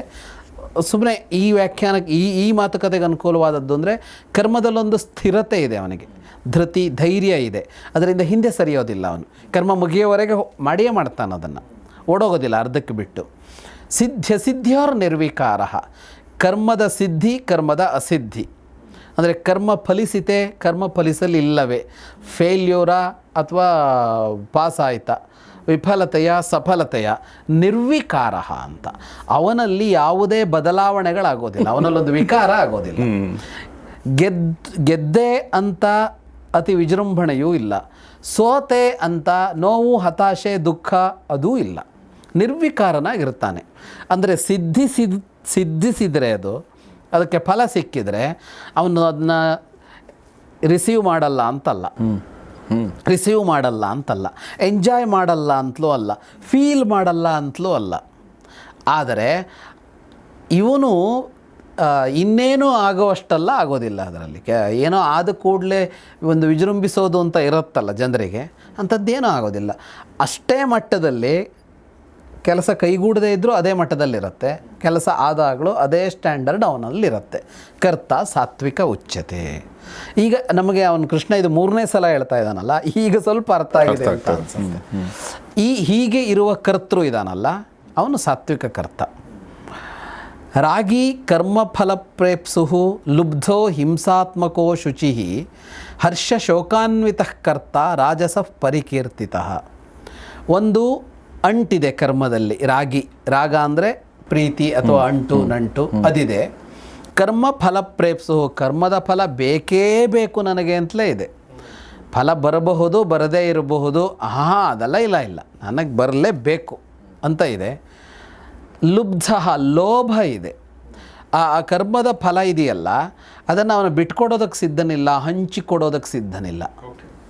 ಅದು ಯಾರಿಗೂ ಶೇರ್ ಇಲ್ಲ ಅದರಲ್ಲಿ, ಅದು ಅವನಿಗೆ ಲೋಭ. ಹಿಂಸಾತ್ಮಕ, ಈ ಕರ್ಮವನ್ನು ಮಾಡುವಾಗ ಹಿಂಸೆ ಆಗತ್ತೆ ಅಂತಂದ್ರೂ ಅವನೇನು ತಲೆ ಕೆಡಿಸ್ಕೊಳ್ಳಲ್ಲ. ಯಾರಿಗೋ ಹಿಂಸೆ ಆಗುತ್ತೆ, ಯಾರಿಗೋ ನೋವಾಗುತ್ತೆ, ಹಾಗಾಗಿ ನಾನಿದನ್ನು ಮಾಡಬಾರದು ಅನ್ನುವ ಯೋಚನೆಗಳು ಅವನಿಗಿಲ್ಲ. ಅಶುಚಿ ಅಂತ, ಮನಸ್ಸಿನಲ್ಲಿ ಒಂದು ಶುದ್ಧತೆ ಇಲ್ಲ. ಅಂದರೆ ಇಲ್ಲಿ ಮನಸ್ಸಿನ ಅಶುಚಿ ಅಂದರೆ ವಂಚನೆಯ ಅಂಶ ಇದ್ದರೆ ಅದು ಅಶುಚಿ ಅಂತ ಕರೆಸ್ಕೊಳ್ಳುತ್ತೆ. ವಂಚನೆಯ ಅಂಶ ಇದೆ ಕರ್ಮ ಮಾಡುವಾಗ, ಮೋಸ ಮಾಡಿ ಆದರೂ ಮಾಡ್ತಾನೆ, ಅವನು ಕೆಲಸ ಆಗಬೇಕು ಅವನಿಗೆ. ಮೋಸ ದ್ರೋಹ ಅದೇನೂ ಇಲ್ಲ ಅಂದರೆ ಶುದ್ಧ ಅದಿಲ್ಲ. ಹಾಗಾಗಿ ಆ ಭಾವ ಇದೆ. ಹರ್ಷ ಶೋಕಾನ್ವಿತಃ, ಕ್ರಿಯೆಯಲ್ಲಿ ಕ್ರಿಯೆಯನ್ನು ಮುಗಿಸುವಾಗ ಗೆದ್ದನ ಭಾರೀ ಸಂತೋಷ ಹರ್ಷ, ಸೋತನ ಭಾರೀ ದುಃಖ ಅದಿದೆ. ಹೀಗೆ ಇರುವ ಕರ್ತ ರಾಜಸಕರ್ತ ಅಂತ ಕರೆಸಿಕೊಳ್ಳುತ್ತಾನೆ. ಅಯುಕ್ತಃ ಪ್ರಾಕೃತಃ ಸ್ತಬ್ಧಃ ಶಠಃ ನೈಷ್ಕೃತಿಕಃ ಅಲಸಃ ವಿಷಾದಿ ದೀರ್ಘಸೂತ್ರಿ ಚ ಕರ್ತ ತಾಮಸ ಉಚ್ಯತೆ. ತಾಮಸ ಕರ್ತೃ ಹೇಗಿರ್ತಾನೆ ಅಂತ, ಅವನು ಅಯುಕ್ತಃ ಪ್ರಾಕೃತಃ ಸ್ತಬ್ಧಃ ಶಠಃ ನೈಕೃತಿಕಃ ಅಲಸಃ ವಿಷಾದಿ ದೀರ್ಘಸೂತ್ರಿ ಇಷ್ಟಾಗಿರ್ತಾನೆ. ದೀರ್ಘಸೂತ್ರಿ ಆಗಿರ್ತಾನೆ ಅವನು. ದೀರ್ಘಸೂತ್ರಿ ಅಂದರೆ ತುಂಬ ನಿಧಾನ ಕೆಲಸ, ಅದು ಮುಗಿಯೋದೇ ಇಲ್ಲ, ಅವನು ಕೆಲಸ ಮಾಡ್ತಲೇ ಇರ್ತಾನೆ. ಇದು ದೀರ್ಘಸೂತ್ರಿ ಅಂತ ಹೆಸರು. ಒಂದು ಕೆಲಸಕ್ಕೆ ಯಾವಾಗ ಮುಗಿಬೇಕು ಅಂತ ಇರುತ್ತೆ, ಅದಕ್ಕಿಂತ ಮೊದಲೇ ಮುಗಿಸಬಹುದು, ಅದು ಬೇರೆ. ಆದರೆ ಮುಗಿಯಬೇಕಾದ ದಿನದಿಂದ ಒಂದು ಸ್ವಲ್ಪ ಹೆಚ್ಚು ಸಮಯವನ್ನು ತಗೊಳ್ಬೋದು, ಅದಲ್ಲ. ಇವನು ದೀರ್ಘಸೂತ್ರಿ, ಅದು ಮುಗಿಯೋದೇ ಇಲ್ಲ, ಮಾಡ್ತಲೇ ಇರ್ತಾನೆ, ಕೆಲಸ ಅಂತೂ ಮುಗಿಯೋದಿಲ್ಲ. ಇದು ತಾಮಸ ಕರ್ತೃವಿನ ಲಕ್ಷಣ. ವಿಷಾದಿ, ಕೆಲಸ ಮಾಡುವಾಗಲೂ ಮನಸ್ಸಲ್ಲಿ ವಿಷಾದವೇ, ಅವನಿಗೊಂದು ಇದೇ ಇಲ್ಲ. ಇನ್ನೊಂದು ಅಯುಕ್ತ ಅಂತ, ಈ ವಿಷಾದಕ್ಕೆ ಸಂಬಂಧಪಟ್ಟಂತನೇ ಏನಂದರೆ ಒಂದು ಸಮಾಧಾನ ಇಲ್ಲ ಅವನಿಗೆ. ಸಮಾಹಿತ ಮನಸ್ಕನಾಗಿ ಕೆಲಸ ಮಾಡಬೇಕು ಅಂತ. ಈ ನಮ್ಮಲ್ಲಿ ಈ ವೈದಿಕವಾದ ಈಗ ಆಚರಣೆಗಳನ್ನೆಲ್ಲ ಮಾಡುವಾಗ ಈ ಮಾಡ್ಸೋಕ್ಕೆ ಬರೋ ವೈದಿಕರಿಗೆ ಒಂದು ಹೇಳೋದಿದೆ, ಸಮಾಹಿತ ಮನಸ್ಸ ಸ್ಮಹ ಅಂತ. ಅಂದರೆ ನೀವು ಸಮಾಹಿತರಾಗಿ ಅಂತ ಯಜಮಾನ ಕೇಳ್ಕೊಳ್ತಾನೆ. ಸಮಾಹಿತ ಮನಸ್ಸ ಸ್ಮಹ ಅಂತ ಅವ್ರು ಉತ್ತರ ಕೊಡ್ತಾರೆ. ಹಾಗಂದ್ರೆ ಏನು ಅಂದರೆ ಸಮಾಧಾನ ಚಿತ್ತರಾಗಿ ನೀವು ಸಮಾಧಾನದಿಂದ ಈ ಕೆಲಸವನ್ನು ಮಾಡಿಕೊಡಬೇಕು ಅಂತ ಆರಂಭದಲ್ಲಿ ಅವನು ಕೇಳ್ಕೊಳ್ತಾನೆ ಯಜಮಾನ. ಅವರು ಇಲ್ಲ, ನಾವು ಪೂರ್ಣ ಸಮಾಧಾನದಿಂದ ಇದನ್ನು ಮಾಡುತ್ತೇವೆ ಅಂತ. ಇದು ಬೇಕು, ಸಮಾಧಾನ ಅನ್ನೋದು ಇಡೀ ಕ್ರಿಯೆಯನ್ನು ಮಾಡಬೇಕು. ಈ ಸಮಾಧಾನ ಅನ್ನೋದು ಯಾಕೆ ಬೇಕಾಗುತ್ತೆ ಅಂದರೆ, ಯಾವ ಕೆಲಸವನ್ನು ಟೆನ್ಷನ್ ಇಟ್ಕೊಂಡು ಮಾಡ್ತೀವೋ ಅಲ್ಲಿ ನಾವು ಫೇಲ್ಯೂರ್ ಆಗುವ ಸಂಭವವೂ ಇರುತ್ತೆ. ಈಗ ನಾವು ಈ ಬಹಳ ಇದರ ಉದಾಹರಣೆ ನೋಡ್ಬೋದಾದರೆ ಕ್ರಿಕೆಟ್ನಲ್ಲಿ ಅವನೇನಾದರೂ ಒತ್ತಡಕ್ಕೆ ಒಳಗಾದರೆ ಅವನು ಔಟ್ ಆಗಿಯೇ ಆಗ್ತಾನೆ. ಬೌಲರ್ ಏನಾದರೂ ಒತ್ತಡಕ್ಕೆ ಒಳಗಾದರೆ ಅವನು ಹಾಕಿದ್ದು ಒಂದು ವೈಡ್ ಆಗುತ್ತೆ, ಇಲ್ಲ ಸಿಕ್ಸ್ ಹೋಗುತ್ತೆ. ಆದರೆ ಅವನು ಎಂದಿನ ಅವನ ಮಾಮೂಲಿ ಏನೂ ಇಲ್ಲಪ್ಪ, ಆರಾಮಾಗಿ ಗಲ್ಲಿ ಕ್ರಿಕೆಟ್ ಆಡ್ತಾಯಿದ್ದೀನಿ ಅನ್ನೋಷ್ಟು ಆರಾಮಾಗಿ ಆಡಿದರೆ ಅವನು ಗೆಲ್ಲಬಹುದು ಅಲ್ವಾ? ಇದು ಬೇಕು. ಈ ಅಯುಕ್ತ ಅನ್ನೋನೇನೆಂದರೆ ಅವನು ಇದೇ ಇಲ್ಲ, ಅವನಿಗೆ ರೆಸ್ಟ್ಲೆಸ್ ಅಂತ ಹೇಳ್ತೀವಲ್ಲ ಹಾಗಿರ್ತಾನೆ. ಈ ರೆಸ್ಟ್ಲೆಸ್ ಆದ ಕೂಡಲೇ ಕೆಲಸ ಕೆಡುತ್ತೆ. ಹೌದು.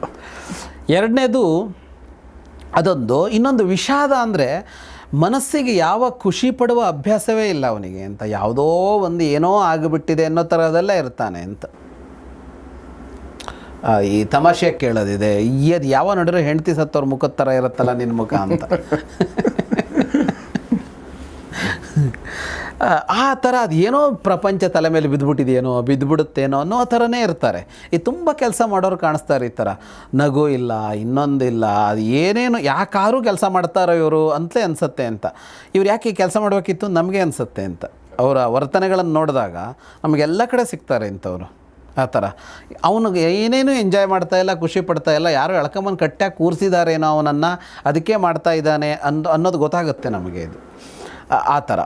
ಇನ್ನೊಂದು ಪ್ರಾಕೃತ ಅಂತ. ಪ್ರಾಕೃತ ಅಂದರೆ ಏನಂದರೆ ಸಂಸ್ಕಾರವೇ ಇಲ್ಲ ಅವನಿಗೆ ಅಂತ, ಒಂದು ಸುಸಂಸ್ಕೃತವಾದ ಕ್ರಮಗಳಿಲ್ಲ ಅಂತ. ಕರ್ಮ ಮಾಡುವಾಗ, ಕೆಲಸ ಮಾಡುವಾಗ, ಯಾವುದೇ ಕೆಲಸ ಮಾಡುವಾಗಲೂ ಸುಸಂಸ್ಕೃತವಾಗಿ ಮಾಡಬೇಕು, ಅದನ್ನು ಬಹಳ ನೀಟಾಗಿ ಏನೋ ಒಂಥರ ಮಾಡಬೇಕು. ಬಹಳ ಅಸಂಸ್ಕೃತವಾಗಿ ಕೆಲಸ ಮಾಡ್ತಾರೆ. ಇದನ್ನು ಮಾಡಿದ್ರು ಅಂದರೆ ಇನ್ನೊಂದನ್ನು ಪಕ್ಕದನ್ನ ಹಾಳು ಮಾಡಿದ್ರು ಅಂತಲೇ ಅರ್ಥ ಅಂತ. ಅದನ್ನು ಬೀಳಿಸಿದ್ರು, ಇದನ್ನು ಇದು ಮಾಡಿದ್ರು, ಏನೋ ಒಂದು ಮಾಡಿದ್ರು ಅನ್ನೋ ಥರ ಇದ್ದು ಬಿಡುತ್ತೆ. ಇನ್ನೊಂದು ಸ್ತಬ್ಧ ಅಂತ. ಸ್ತಬ್ಧ ಅಂದರೆ ಸ್ತಬ್ಧನಾಗಿರೋದು ಅಂತ ಹೇಳ್ತೀವಲ್ಲ, ಚಟುವಟಿಕೆ ಇಲ್ಲದೆ ಇರೋದು ಅಂತ, ಅದು ಸ್ತಬ್ಧವಾಗೋದು ಅಂತ ಹೇಳ್ತೀವಲ್ಲ, ಹಾಗೆ ಅಂತ ಒಂದು ಕೋಲಿದ್ದಾಗಿರೋದು ಅಂತ. ಬಾಗದೇ ಇರೋದು ಅಂತ. ಒಂದು ಕೆಲಸ ಮಾಡುವಾಗ ಬಾಗಬೇಕಾಗತ್ತೆ. ಅಂದರೆ ಉಳಿದವ್ರ ಜೊತೆಗೆ ಸೇರಿಕೊಂಡು ಕೆಲಸ ಮಾಡೋದು ಅಂತ ಇದ್ದೇ ಇರುತ್ತಲ್ಲ, ಬಾಗಬೇಕಾಗತ್ತೆ. ಬಾಗೋದೇ ಇಲ್ಲ, ಸೆಟೆದುಕೊಂಡೇ ಇರ್ತಾರೆ ಅವರು ಅಂತ. ಹಾಂ, ಕರೆಕ್ಟಾದ ಶಬ್ದ, ಸೆಟೆದುಕೊಂಡಿರ್ತಾರೆ ಅಂತ. ಅಂಥವರು ಪ್ರಾಕೃತ ಇದೇನೋ ತಾಮಸ ಕರ್ತರು. ಇನ್ನೊಂದು ಶಠಃ ಅಂತ, ಮೋಸ ಇರುತ್ತೆ ಅಂತ, ವಂಚನೆ ಇರುತ್ತೆ ಕೆಲಸ ಮಾಡುವಾಗ ಅಂತ. ಇನ್ನೊಂದು ಅಲಸಹ ಅಂತ, ಸೋಮಾರಿತನ. ಅದು ಅಂದರೆ ಕೆಲಸವನ್ನು ಈ ದೀರ್ಘಸೂತ್ರಿ ಅಂತಂದರೆ, ಈ ದೀರ್ಘಸೂತ್ರಿ ಹೇಗೆ ಅಂದರೆ ಫಸ್ಟ್ ಹೇಳ್ತಲ್ಲ, ಅವನು ಕೆಲಸ ಮಾಡ್ತಾನೆ ಇರ್ತಾನೆ, ಆದರೆ ಕೆಲಸ ಮುಗಿಯೋಲ್ಲ. ಇವನು ಅಲಸ ಹಂಗಲ್ಲ, ಇವನು ಕೆಲಸ ಮಾಡೋದೇ ಇಲ್ಲ, ಇವನು ಇವತ್ತು ಮಾಡಿದರೆ ಮತ್ತು 15 ದಿವಸ ಇವನು ನಾಪತ್ತೆ ಆಗ್ತಾನೆ ಅನ್ನೋ ತರಹ. ಈ ಥರ ಇರೋನು ತಾಮಸ ಕರ್ತೃ ಅಂತ ಕರೆಸಿಕೊಳ್ತಾನೆ. ಇದೇ ರಾಜಸ ಕರ್ತೃ ಅಂತ ಮೇಲೆ ಬಂತಲ್ಲ, ರಾಜಸ ಕರ್ತೃ ಸಾತ್ವಿಕ ಕರ್ತೃ ಇಬ್ಬರು ಕೆಲಸ ಮುಗಿಸ್ತಾರೆ. ರಾಜಸ ಕರ್ತೃ ಸಾತ್ವಿಕ ಕರ್ತೃ ಇಬ್ಬರು ಕೆಲಸ ಮುಗಿಸ್ತಾರೆ. ಆದರೆ ರಾಜಸದವನಿಗೆ ಅದರ ಮೇಲಷ್ಟು ಇದಿರುತ್ತೆ, ಅಂಟಿರುತ್ತೆ. ಸಾತ್ವಿಕನಿಗೆ ಅಂಟಿರೋದಿಲ್ಲ. ತಾಮಸದವನ ಕಥೆ ಹೆಂಗೆ ಅಂದರೆ ಈ ಥರ ಕೆಲಸ ಮಾಡ್ತಾನೆ ಅವನು. ಇದು ತಾಮಸ ಕರ್ತೃ ಆಗಿರ್ತಾನೆ ಅಂತ.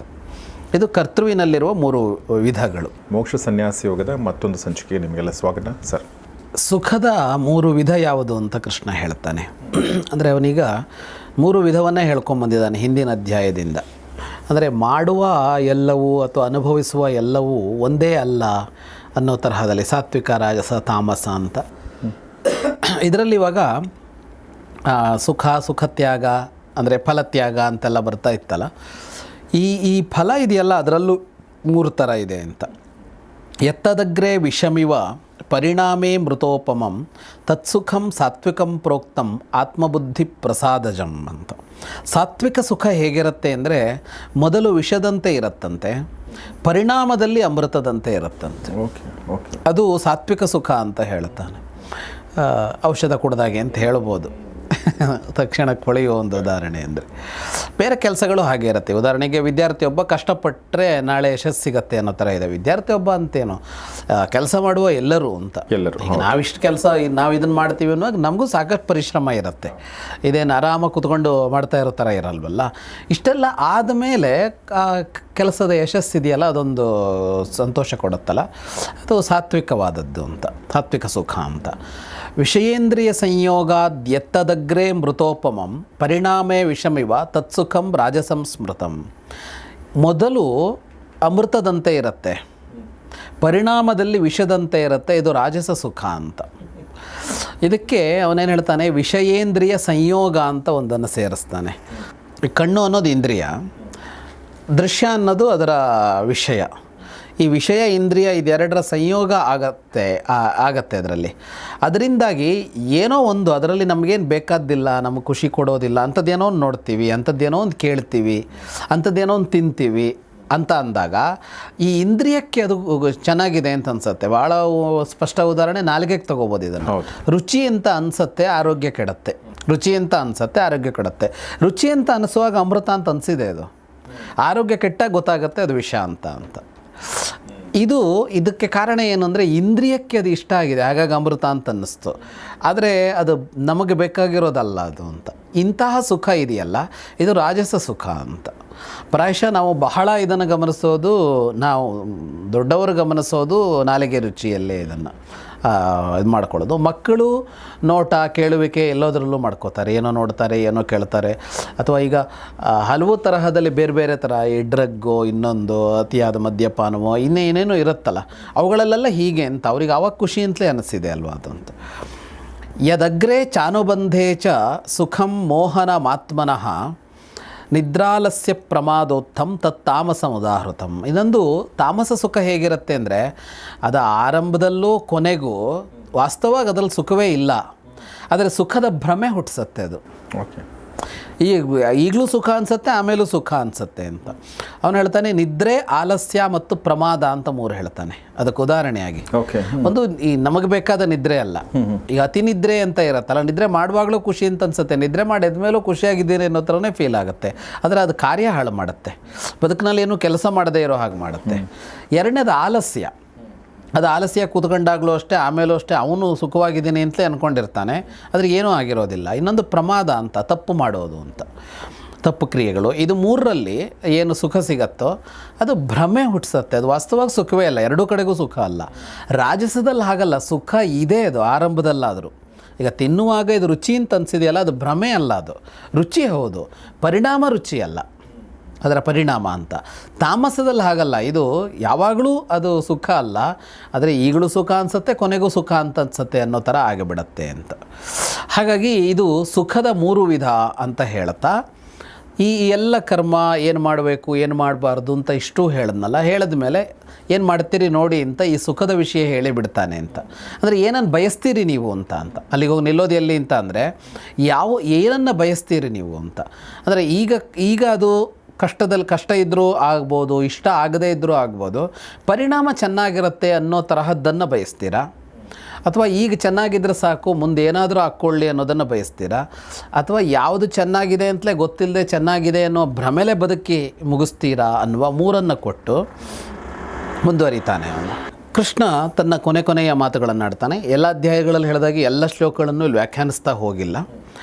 ಯತಃ ಪ್ರವೃತ್ತಿರ್ಭೂತಾನಾಂ ಏನ ಸರ್ವಮಿದಂ ತತಂ ಸ್ವಕರ್ಮಣ ತಮಭ್ರಚ್ಯ ಸಿದ್ಧಿಂ ವಿಂದತಿ ಮಾನವಃ.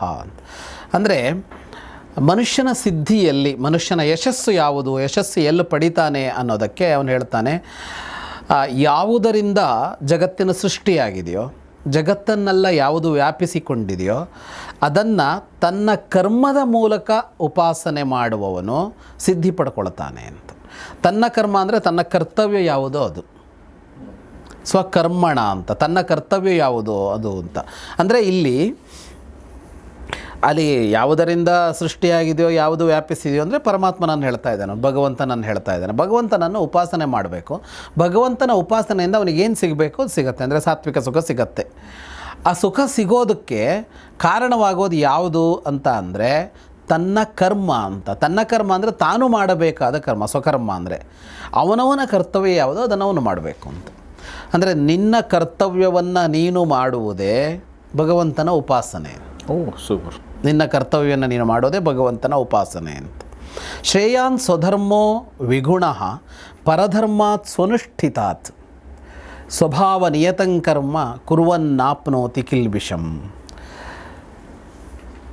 ಸ್ವಧರ್ಮ ಒಳ್ಳೆಯದು ಪರಧರ್ಮಕ್ಕಿಂತ ಅಂತ. ಇಲ್ಲಿ ಸ್ವಧರ್ಮ ಪರಧರ್ಮ ಅನ್ನೋದನ್ನು ಬೇರೆ ಕಡೆಗೆಲ್ಲ ಅದು ಹಿಂದೂ ಧರ್ಮ, ಮುಸ್ಲಿಂ ಧರ್ಮ, ಕ್ರಿಶ್ಚಿಯನ್ ಧರ್ಮ ಅಂತೆಲ್ಲ ತಗೊಂಡಿದ್ದಾರೆ. ಅದು ಮಹಾತ್ಮ ಗಾಂಧೀಜಿ ಹೇಳಿದ್ದಾರೆ, ಸ್ವಧರ್ಮದಲ್ಲೇ ಸಾಯೋದು ಶ್ರೇಯಸ್ಕರ, ಪರಧರ್ಮದಲ್ಲಿ ಹೋಗಿ, ಈ ಥರದ್ದೆಲ್ಲ ಬಂದ್ಬಿಟ್ಟಿದೆ. ಅದು ಹಾಗಲ್ಲ ಅದು. ಆಮೇಲೆ ಇಲ್ಲಿ ನಿಧನಂ ಅನ್ನೋದಕ್ಕೆ ನಿಧನ ಅಂತ ಅಲ್ಲಿದೆ. ನಿಧನ ಅಂದರೆ ಸಾಯೋದು ಅಂತಲ್ಲ, ಇರೋದು ಅಂತ ಅರ್ಥ. ಅದರಲ್ಲಿ ನೆಲೆ ನಿಲ್ಲೋದು ಅಂತ ಅರ್ಥ.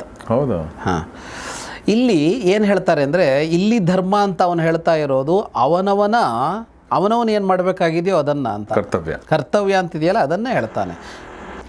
ಅವನ ಏನು ಕರ್ತವ್ಯ ಇದೆ ಅದು ಅವನ ಧರ್ಮ, ಅವನು ಅದನ್ನು ಮಾಡಬೇಕು ಅಲ್ವಾ, ಅದು ನಿನ್ನ ಧರ್ಮ ಅಂತಲೇ ಬರುತ್ತಲ್ಲ. ಅದರಲ್ಲಿ ಈಗ ಇನ್ನೊಬ್ಬನದು ಚಂದ ಅಂತ ಅನ್ಸ್ಬಿಡುತ್ತೆ ಎಷ್ಟೋ ಸಲ. ಅದನ್ನು ಬಹಳ ಚೆನ್ನಾಗೂ ಮಾಡ್ಬೋದು ಹೋಗಿ. ಆದರೆ ಪರಧರ್ಮಾತ್ ಸ್ವನುಷ್ಠಿತಾತ್ ಅನುಷ್ಠಿತಾತ್, ಚೆನ್ನಾಗಿ ಮಾಡಿದ ಇನ್ನೊಬ್ಬನ ಕರ್ತವ್ಯಕ್ಕಿಂತಲೂ ನಿನ್ನ ಕರ್ತವ್ಯವೇ ಶ್ರೇಷ್ಠವಾದದ್ದು. ಹಾಗಾಗಿ ಸ್ವಭಾವಕ್ಕೆ ಯಾವುದು ಕರ್ಮ ಅಂತ ಆಗಿರುತ್ತೋ ಅದನ್ನು ಮಾಡಿದವನಿಗೆ ಯಾವ ಪಾಪದ ಅಂಟೂ ಇಲ್ಲ ಅಂತ ಅದರಲ್ಲಿ ಅಂತ. ಸಹಜಂ ಕರ್ಮ ಕೌಂತೆಯ. ತುಂಬ ಚೆನ್ನಾಗಿದೆಯಲ್ಲ ಸರ್ ಇದು ಮೇಲೆ ಹೇಳಿದ್ರೆ. ಅಂದರೆ ಸ್ವಭಾವಕ್ಕೆ ಅನುಗುಣವಾದ ಕರ್ಮ ಅಂತ ಕೂಡ ಬರುತ್ತಲ್ಲ ಅಲ್ವಾ. ಆಮೇಲೆ ಎರಡು ಅನಿಸ್ತು ನನಗೆ. ಒಂದು ಅಂದರೆ ನಾವು ಯಾಕಂದರೆ ಕರ್ಮ ಅಥವಾ ಕರ್ತವ್ಯ ಅಥವಾ ನಮ್ಮ ಆಸ್ಪಿರೇಷನ್ ನಾವೇನು ಮಾಡ್ಬೇಕು ಲೈಫಲ್ಲಿ ಅಂತ ಅಂದ್ಕೊಂಡಾಗ ನಮ್ಮ ಸ್ವಭಾವಕ್ಕೆ ನಮ್ಮ ಇನ್ಕ್ಲಿನೇಷನ್ಗೆ ಅನುಗುಣವಾದ ಒಂದು ಕರ್ತವ್ಯ ನಾವು ಹುಡುಕೋದಿದೆಯಲ್ಲ, ಅದು ಭಾಳ ಯಾವಾಗಲೂ ಬೆಟ್ರ್ ಅದು. ಅಂದರೆ ನನ್ನ ಮೂಡು, ನನ್ನ ಮನಸ್ಥಿತಿ. ಫಾರ್ ಎಕ್ಸಾಂಪಲ್ ಈಗ ಲಾರಿಗಳಿರ್ತಾವಲ್ಲ ಸರ್, ಲಾರಿಗಳು ನಿಂತಿರ್ತಾವಲ್ಲ, ನೀವು ಅಲ್ಲೇ ನನಗೆ 5 ನಿಮಿಷ ಕೂಡ ನಿಂತ್ಕೊಳ್ಳೋಕ್ಕಾಗಲ್ಲ.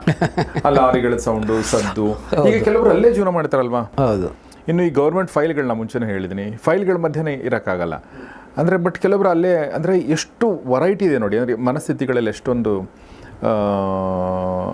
ಅನ್ನೋದು ಅಂದರೆ. ಆಮೇಲೆ ಇನ್ನೊಂದು ಕೆಲವೊಂದು ಸಲ ನಾವು ಮಾಡ್ತಿರ್ಬೇಕಾದ್ರೆ ಇನ್ನೊಬ್ಬಂದು ಯಾರ್ದೋ ನೋಡಿ ಅವ್ನು ತುಂಬ ಸಕ್ಸಸ್ಫುಲ್ ಆದಾಗ ನಾನು ಅದನ್ನು ಮಾಡಬೇಕಾಗಿತ್ತು, ಈ ಥರ ಅನಿಸುತ್ತೆ. ಹೌದು, ಇನ್ಯಾವುದೋ ವೃತ್ತಿ, ಇನ್ಯಾವುದೋ ಉದ್ಯಮ, ಅದು ಚಂದ ಅಂತ ಅನಿಸುತ್ತೆ ಕೂತ್ಕೊಂಡಾಗ. ದೂರದಿಂದ ನೋಡಿದಾಗ ಹಂಗೆ ಅನಿಸುತ್ತೆ. ಸೊ ಭಾಳ ಚೆನ್ನಾಗಿದೆ ಆ ಎರಡೂ ಪಾಯಿಂಟ್ಗಳು, ತುಂಬ ಚೆನ್ನಾಗಿದೆ ಸರ್. Yes sir. ಸಹಜಂ ಕರ್ಮ ಕೌಂತೆಯ ಸದೋಷಮಪಿ ನ ತ್ಯಜೇತ್ ಸರ್ವಾರಂಭಾ ಹಿ ದೋಷೇಣ ಧೂಮೇನ ಅಗ್ನಿರಿವಾವೃತಾಃ. ಕರ್ಮ ಮಾಡುವಾಗ ಕರ್ಮದಲ್ಲಿ ದೋಷ ಇದೆ ಅಂತ ಹಿಂದೆ ಒಂದು ಮಾತು ಬಂತು, ದೋಷವದಿತ್ಯೇಕೆ ಅಂತ. ಕರ್ಮವನ್ನು ಬಿಡಬೇಕು, ಕರ್ಮ ಮಾಡಬಾರದು. ಯಾಕೆಂದರೆ ಕರ್ಮದಲ್ಲಿ ದೋಷ ಇರುತ್ತೆ ಅಂತ ಕೆಲವರು ಹೇಳ್ತಾರೆ ಅಂತ ನಾವು ಹಿಂದಿನ ಸಂಚಿಕೆಯಲ್ಲಿ ನೋಡಿದ್ವಿ. ಮೋಕ್ಷ ಸನ್ಯಾಸ ಯೋಗ ಆರಂಭ ಆಗುವಾಗ ಬಂತದ್ದು. ಕೃಷ್ಣ ಹೇಳ್ತಾನೆ, ಕರ್ಮದಲ್ಲಿ ದೋಷ ಇರೋದು, ಏನೋ ಒಂದು ದೋಷ ಇರೋದು ಸಹಜ, ಅದು ಇದ್ದೇ ಇರುತ್ತೆ. ಯಾಕೆಂದರೆ ಸರ್ವಾರಂಭ ಹಿ ದೋಷೇಣ ಆವೃತಾಹ ಅಂತಂದರೆ ಯಾವುದೇ ಕೆಲಸ ಅಂದರೂ ಆ ಕೆಲಸದಲ್ಲೊಂದು ದೋಷ ಇರುತ್ತೆ. ಅದು ಈ ಬೆಂಕಿಯ ಜೊತೆಗೆ ಹೊಗೆ ಇದ್ದಂತೆ ಅಂತ. ಹೊಗೆ ಬೇಡ ನಮಗೆ, ಹೊಗೆ ಬೇಕಾಗಿಲ್ಲ ನಮಗೆ ಬೇಕಾಗಿರೋದು ಉರಿಯೋ ಬೆಂಕಿ. ಆದರೆ ಹೊಗೆ ಇರುತ್ತೆ, ನೀವು ಹೊಗೆ ತೆಗಿಯೋಕ್ಕೆ ಬರಲ್ಲ ಬೆಂಕಿಯಲ್ಲಿ ಅಂತ. ಹಾಗೆ ಯಾವ ಕೆಲಸ ಮಾಡಿದರೂ ಆ ಕೆಲಸದಲ್ಲೊಂದು ದೋಷ ಇದೆ. ದೋಷ ಇದೆ ಅನ್ನೋ ಕಾರಣಕ್ಕಾಗಿ ಕರ್ಮವನ್ನು ಬಿಡುವಂತಿಲ್ಲ. ಇದು ಅರ್ಜುನ ಮೊದಲು ಆರಂಭಿಸಿದ ವಿಷಯಕ್ಕೂ ಇದು ಸೀದಾ ಸಮ್ಮತ ಆಯಿತು. ಏನಂದರೆ ನಾನು ಯುದ್ಧ ಮಾಡಬೇಕು, ಯುದ್ಧದಲ್ಲಿ ಹಿಂಸೆ ಇದೆ, ನನ್ನವರನ್ನು ಕೊಲ್ಲಬೇಕು, ರಕ್ತಪಾತ, ಅವನು ಉದ್ದ ಪಟ್ಟಿ ಕೊಟ್ಟನಲ್ಲ, ಇವರು ಸತ್ತರೆ ಏನಾಗುತ್ತೆ ಅಂತ ಏನೇನೋ ಸಮಸ್ಯೆಗಳು ಹೇಳಿದ್ನಲ್ಲ ಅರ್ಜುನ. ಅದಕ್ಕೆ ಅದನ್ನು ಸ್ಮೂತಾಗಿ ಈಗ ತಂದು ಹೇಳ್ತಾ ಇದ್ದಾನೆ ಅವನೇನೆಂದರೆ, ಹೌದು ದೋಷ ಇರುತ್ತೆ, ಯಾವ ಕಾರ್ಯ ಆದರೂ ದೋಷ ಇರುತ್ತೆ. ಯುದ್ಧ ಮಾಡೋದಾದರೂ ದೋಷ ಇರುತ್ತೆ, ಪಾಠ ಮಾಡೋದಾದರೂ ದೋಷ ಇರುತ್ತೆ. ಒಂದು ವಸ್ತುವನ್ನು ಉತ್ಪನ್ನ ಮಾಡಬೇಕು ಅಂತ ಹೊರಟರು ಅಲ್ಲೂ ಆ ಕಾರ್ಯದಲ್ಲೂ ಒಂದು ದೋಷ ಇರುತ್ತೆ. ಆಳ್ವಿಕೆ ಅಂತ ಬಂದರೂ ಅಲ್ಲೊಂದು ದೋಷ ಇರುತ್ತೆ. ಈಗ ಒಬ್ಬ ನ್ಯಾಯಾಧೀಶ ಕೂತಿದ್ದಾನಪ್ಪ, ಅವನೊಂದು ಶಿಕ್ಷೆ ಕೊಡಬೇಕು ಅಪರಾಧಿಗೆ. ಯಾರಿಗೂ ನೋವಾಗಲ್ವಾ ಅಂತ ಶಿಕ್ಷೆ ತೊಗೊಂಡವನಿಗೆ ನೋವಾಗುತ್ತೆ, ಅವನ ಹೆಂಡತಿ ಮಕ್ಕಳಿಗೆ ನೋವಾಗುತ್ತೆ, ಅವನ ಅಪ್ಪ ಅಮ್ಮಂಗೆ ನೋವಾಗುತ್ತೆ. ಅಂದರೆ ಇನ್ನೊಬ್ಬರಿಗೆ ನೋವು ಕೊಡೋ ಕೆಲಸ ಇದು ಅಂತ ಅಂದರೆ ಹೌದು ನೋವಾಗುತ್ತೆ, ಆದರೆ ಅದು ಮಾಡಲೇಬೇಕು. ಮಾಡದೇ ಇರೋದು ಹೇಗೆ? ನ್ಯಾಯದಾನ ಮಾಡದೇ ಇರೋದು ಹೇಗೆ? ಹೀಗೆ ಯಾವ ಕರ್ಮವೂ ಕೂಡ ದೋಷವಿಲ್ಲದ ಒಂದು ಪರಿಪೂರ್ಣ ಶುದ್ಧ ಕರ್ಮ ಅಂತ ಇಲ್ಲ. ಆ ಕಾರಣಕ್ಕಾಗಿ ಬಿಡಬಾರ್ದು ಕರ್ಮವನ್ನು. ಬೈ ಪ್ರಾಡಕ್ಟ್ ಥರ, ಅಂದರೆ ಒಂದು ಪ್ರಾಡಕ್ಟನ್ನು ಉತ್ಪನ್ನ ಮಾಡಿ. ಈಗ ಫಾರ್ ಎಕ್ಸಾಂಪಲ್ ಶುಗರ್ ಫ್ಯಾಕ್ಟ್ರಿನಲ್ಲಿ ನಾನು ಹುಟ್ಟಿ ಬೆಳೆದದ್ದು, ಶುಗರ್ ಉತ್ಪತ್ತಿ ಆಗುತ್ತೆ, ಶುಗರ್ ಜೊತೆಗೆ ಮೊಲಾಸಿಸ್ ಕೂಡ ಉತ್ಪತ್ತಿ ಆಗುತ್ತೆ. ಓಕೆ, ಮೊಲಾಸಿಸ್ ಅಂದರೆ ಕಬ್ಬಿನ ರಸದಲ್ಲಿ ಉಳಿದಿರುವಂಥ ಕಡೆಯ ಒಂದು ವಸ್ತು ಅದು. ಆ ಜೊತೆಗೆ ಬಗ್ಯಾಸ್ ಕೂಡ ಉತ್ಪನ್ನ ಆಗುತ್ತೆ. ಅಂದರೆ ಇದು ಕಬ್ಬನ್ನು ಹಿಂಡಿ ಹಿಪ್ಪೆ ಮಾಡಿದ ಮೇಲೆ ಅದು ಉಳ್ಕೊಳ್ಳುತ್ತಲ್ಲ, ಅದಕ್ಕೆ ಬಗ್ಯಾಸ್ ಅಂತಾರೆ. ಅದು ಒಂದು ಕಡೆ ವರ್ಕ್ ಆಗುತ್ತೆ. ಇದನ್ನು ಮೊಲಾಸಿಸಿಂದ ಸ್ಪಿರಿಟ್ ಮಾಡಿ ಇದರಿಂದ ವೈನ್ ಎಲ್ಲ ಅಂದರೆ ಮಾಡ್ತಾರೆ. ಕೆಲವೊಂದ್ಸಲ ಅದು ಏನೂ ಉಳಿದೆ, ಅದು ಕೆಲವೊಂದ್ಸಲ ಗಲೀಜಾಗಿ ಅದನ್ನು ಎಲ್ಲೋ ರಸ್ತೆಗಳಲ್ಲಿ ಚೆಲ್ಲೋದು ಇರುತ್ತೆ. ಬಟ್ ಆ ಸಕ್ಕರೆ ಬೇಕು ಅಂದರೆ ಅದು ಅಷ್ಟು ಮಾಡಲೇಬೇಕು. ಸೊ ಹಾಗೆ ನೀವು ಹೇಳಿದಾಗ ನಂಗೆ ಅದು ನೆನಪು. ಹೌದು, ಯಾವುದೇ ಕೆಲಸ ಅಂದರೂ ಅದರಲ್ಲೊಂದು ದೋಷ ಇದೆ ಅಂತ. ಎಷ್ಟೋ ಸಲ ಈ ಥರ ಇದೆ ಅಂತಲೇ ಕೆಲಸ ಮಾಡದೆ ಓಡ್ತಾ ಇರ್ತಾರೆ. ಆಲಸ್ಯಕ್ಕೆ ಅದು ಆ ಕೆಲಸ ಹಂಗಿದೆ ಆಗಲ್ಲ, ಈ ಕೆಲಸ ಆಗಲ್ಲ ಅನ್ನೋ ಥರ ಇರುತ್ತಲ್ಲ, ಅದು ಅಲ್ವೇ ಅಲ್ಲ ಅಂತ. ಕರ್ತವ್ಯ ಯಾವುದೋ ಅದನ್ನು ಮಾಡ್ತಾ ಹೋಗಬೇಕು ಅಂತ ಇಷ್ಟು ಹೇಳಿದ ಕೃಷ್ಣ. ಇತಿತೇ ಜ್ಞಾನಮಾಖ್ಯಾತಂ ಗುಹ್ಯಾದ್ ಗುಹ್ಯತರಂ ಮಯ ವಿಮೃಶ್ಯೈತದಶೇಷೇಣ ಯಥೇಚ್ಛಸಿ ತಥಾ ಕುರು. ಕೊನೆಗೊಂದು ಮಾತು ಹೇಳ್ದ, ನಿನಗೆ ಜ್ಞಾನವನ್ನು ಹೇಳಿದೆ. ಇತಿತೇ ಜ್ಞಾನಂ ಆಖ್ಯಾತಂ, ನಿನಗೆ ಜ್ಞಾನ ಯಾವುದೋ ಅದನ್ನು ಹೇಳಿದೆ, ಅರಿವು ಕೊಟ್ಟೆ. ಗುಹ್ಯಾತ್ ಗುಹ್ಯತರಂ, ಬಹಳ ರಹಸ್ಯವಾದ ಅರಿವನ್ನೆಲ್ಲ ಬಿಟ್ಟುಕೊಟ್ಟೆ ನಾನಿಲ್ಲೀಗ. ಅಂದರೆ ಎಲ್ಲವನ್ನು ಬಿಚ್ಚಿಟ್ಟುಬಿಟ್ಟಿದ್ದೀನಿ ನಾನೀಗ. ಅಂದರೆ ಕರ್ಮ ರಹಸ್ಯ ಅಂತ ಇತ್ತಲ್ಲ, ಅದೆಲ್ಲವನ್ನು ಬಿಚ್ಚಿಟ್ಟಿದ್ದಾನೆ ಅವನು. ಇದೆಲ್ಲವನ್ನು ಹೇಳಿದ್ದೇನೆ. ಇದಾದ ಮೇಲೆ ನೀನೇನು ಮಾಡಬೇಕು ಅಂದರೆ ವಿಮೃಶ್ಯೈತದಶೇಷೇಣ, ಇದನ್ನು ಅಶೇಷವಾಗಿ ವಿಮರ್ಶೆ ಮಾಡು ಅಂತ. ಅಂದರೆ ಇದರಲ್ಲಿ ಒಂದು ಅಂಶವನ್ನೂ ಬಿಡದೆ ನೀನು ವಿವೇಚನೆಗೆ, ನಿನ್ನ ವಿಮರ್ಶೆಗೆ ಒಳಪಡಿಸು. ನಾನು ಹೇಳಿದ್ದನ್ನು ಎಲ್ಲವನ್ನೂ ನಿನ್ನ ವಿಮರ್ಶೆಗೆ ಒಳಪಡಿಸ್ಕೋ. ಯಥೇಚ್ಛಸಿ ತಥಾಕುರು. ಆಮೇಲೆ ನಿನಗೆ ಏನು ಮಾಡಬೇಕು ಅಂತ ಅನಿಸತ್ತೋ ಅದನ್ನು ಮಾಡು. ಕೊಟ್ಟ ಕೊನೆಗೇನು ಅಂದರೆ ಇಷ್ಟೆಲ್ಲ ಹೇಳಿದ ಮೇಲೆ ಯುದ್ಧ ಮಾಡು ಅಂತಲ್ಲ, ಕರ್ಮಕ್ಕಿಳಿ ಅಂತ ಅಲ್ಲ. ಇದು ನಿಜವಾದ ಜ್ಞಾನ, ಬದುಕಿನ ಕುರಿತಾದ ಸಮಸ್ತ ಜ್ಞಾನ ಇದು. ಇದರ ಒಂದಂಶವನ್ನೂ ಬಿಡದೆ ವಿಮರ್ಶೆ ಮಾಡು ನೀನು. ವಿಮೃಶ್ಯ ಏತತ್ತು ಅಶೇಷೇಣ, ಶೇಷ ಅಂದರೆ ಏನೋ ಉಳಿಯೋದು, ಅಶೇಷವಾಗಿ ಅಂದರೆ ಏನೂ ಉಳಿಯದಂತೆ ಇದನ್ನು ವಿಮರ್ಶೆಗೆ ಒಳಪಡಿಸು. ನಾನು ನಿನ್ನ ವಿವೇಚನೆಗೆ ಬಿಟ್ಟಿದ್ದು. ಯಥೇಚ್ಛಸಿ ತಥಾಕುರು. ಇದಾದ ಮೇಲೆ ಏನು ಮಾಡಬೇಕು ಅಂತ ಅನ್ನಿಸತ್ತೋ ಅದನ್ನು ಮಾಡು. ಇಚ್ಛಸಿ ಅಂದರೆ ನಿನಗೇನು ಇಚ್ಛೆ ಬರುತ್ತೋ, ಏನು ಮಾಡಬೇಕು ಅಂತ ಅನ್ನಿಸತ್ತೋ ಅದನ್ನು ಮಾಡು ಅಂತ ಕೃಷ್ಣ ನಿಲ್ಲಿಸ್ತಾನೆ. ನನಗನ್ಸಿ ಇದು is the most beautiful part ಅಲ್ವಾ?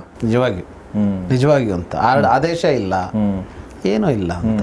ವಿಮರ್ಶಯಿತ ದಶೇಷೇಣ ಯಥೇಚ್ಛಸಿ ತಥಾಕುರು. ಓಕೆ ಇದು ನಾನು ಹೇಳ್ದಂಗೆ ಭಾಳ ಬ್ಯೂಟಿಫುಲ್ ಆಗಿರೋದು. ಮತ್ತು ನನಗನ್ಸುತ್ತೆ ಮೋಸ್ಟ್ ಡೆಮೊಕ್ರಾಟಿಕ್ ಅಂದ್ರೆ ಇದೆ ಅಂತಂದು. ಖಂಡಿತವಾಗಿ ಅಲ್ವಾ? ಖಂಡಿತವಾಗಿ. ಸೊ ಇದೆಲ್ಲ ಹೇಳಿದ ಮೇಲೆ ನಿನಗೆ ವಿಮರ್ಶೆ ಮಾಡು, ಆಮೇಲೆ ನಿನಗೇನು ಸರಿ ಅನಿಸುತ್ತೋ ಅದನ್ನೇ ಮಾಡು. ಹೌದು, ಆ ವಿಮರ್ಶೆ ಮಾಡುವ ಮೊದಲು ಎಲ್ಲವನ್ನ ವಿಸ್ತಾರವಾಗಿ ಅವನೆದುರಿಗೆ ಹೇಳ್ತಾ ಹೋದ ಅಂತ. ಅಷ್ಟನ್ನು ಹೇಳಿದ ಮೇಲೆ ನೀನು ಇದನ್ನು ಯೋಚಿಸಬೇಕು ಅಂತ. ಯೋಚನೆಗೆ ಪೂರಕವಾಗುವ ಅಷ್ಟೂ ಅಂಶಗಳನ್ನು ಹೇಳ್ದ.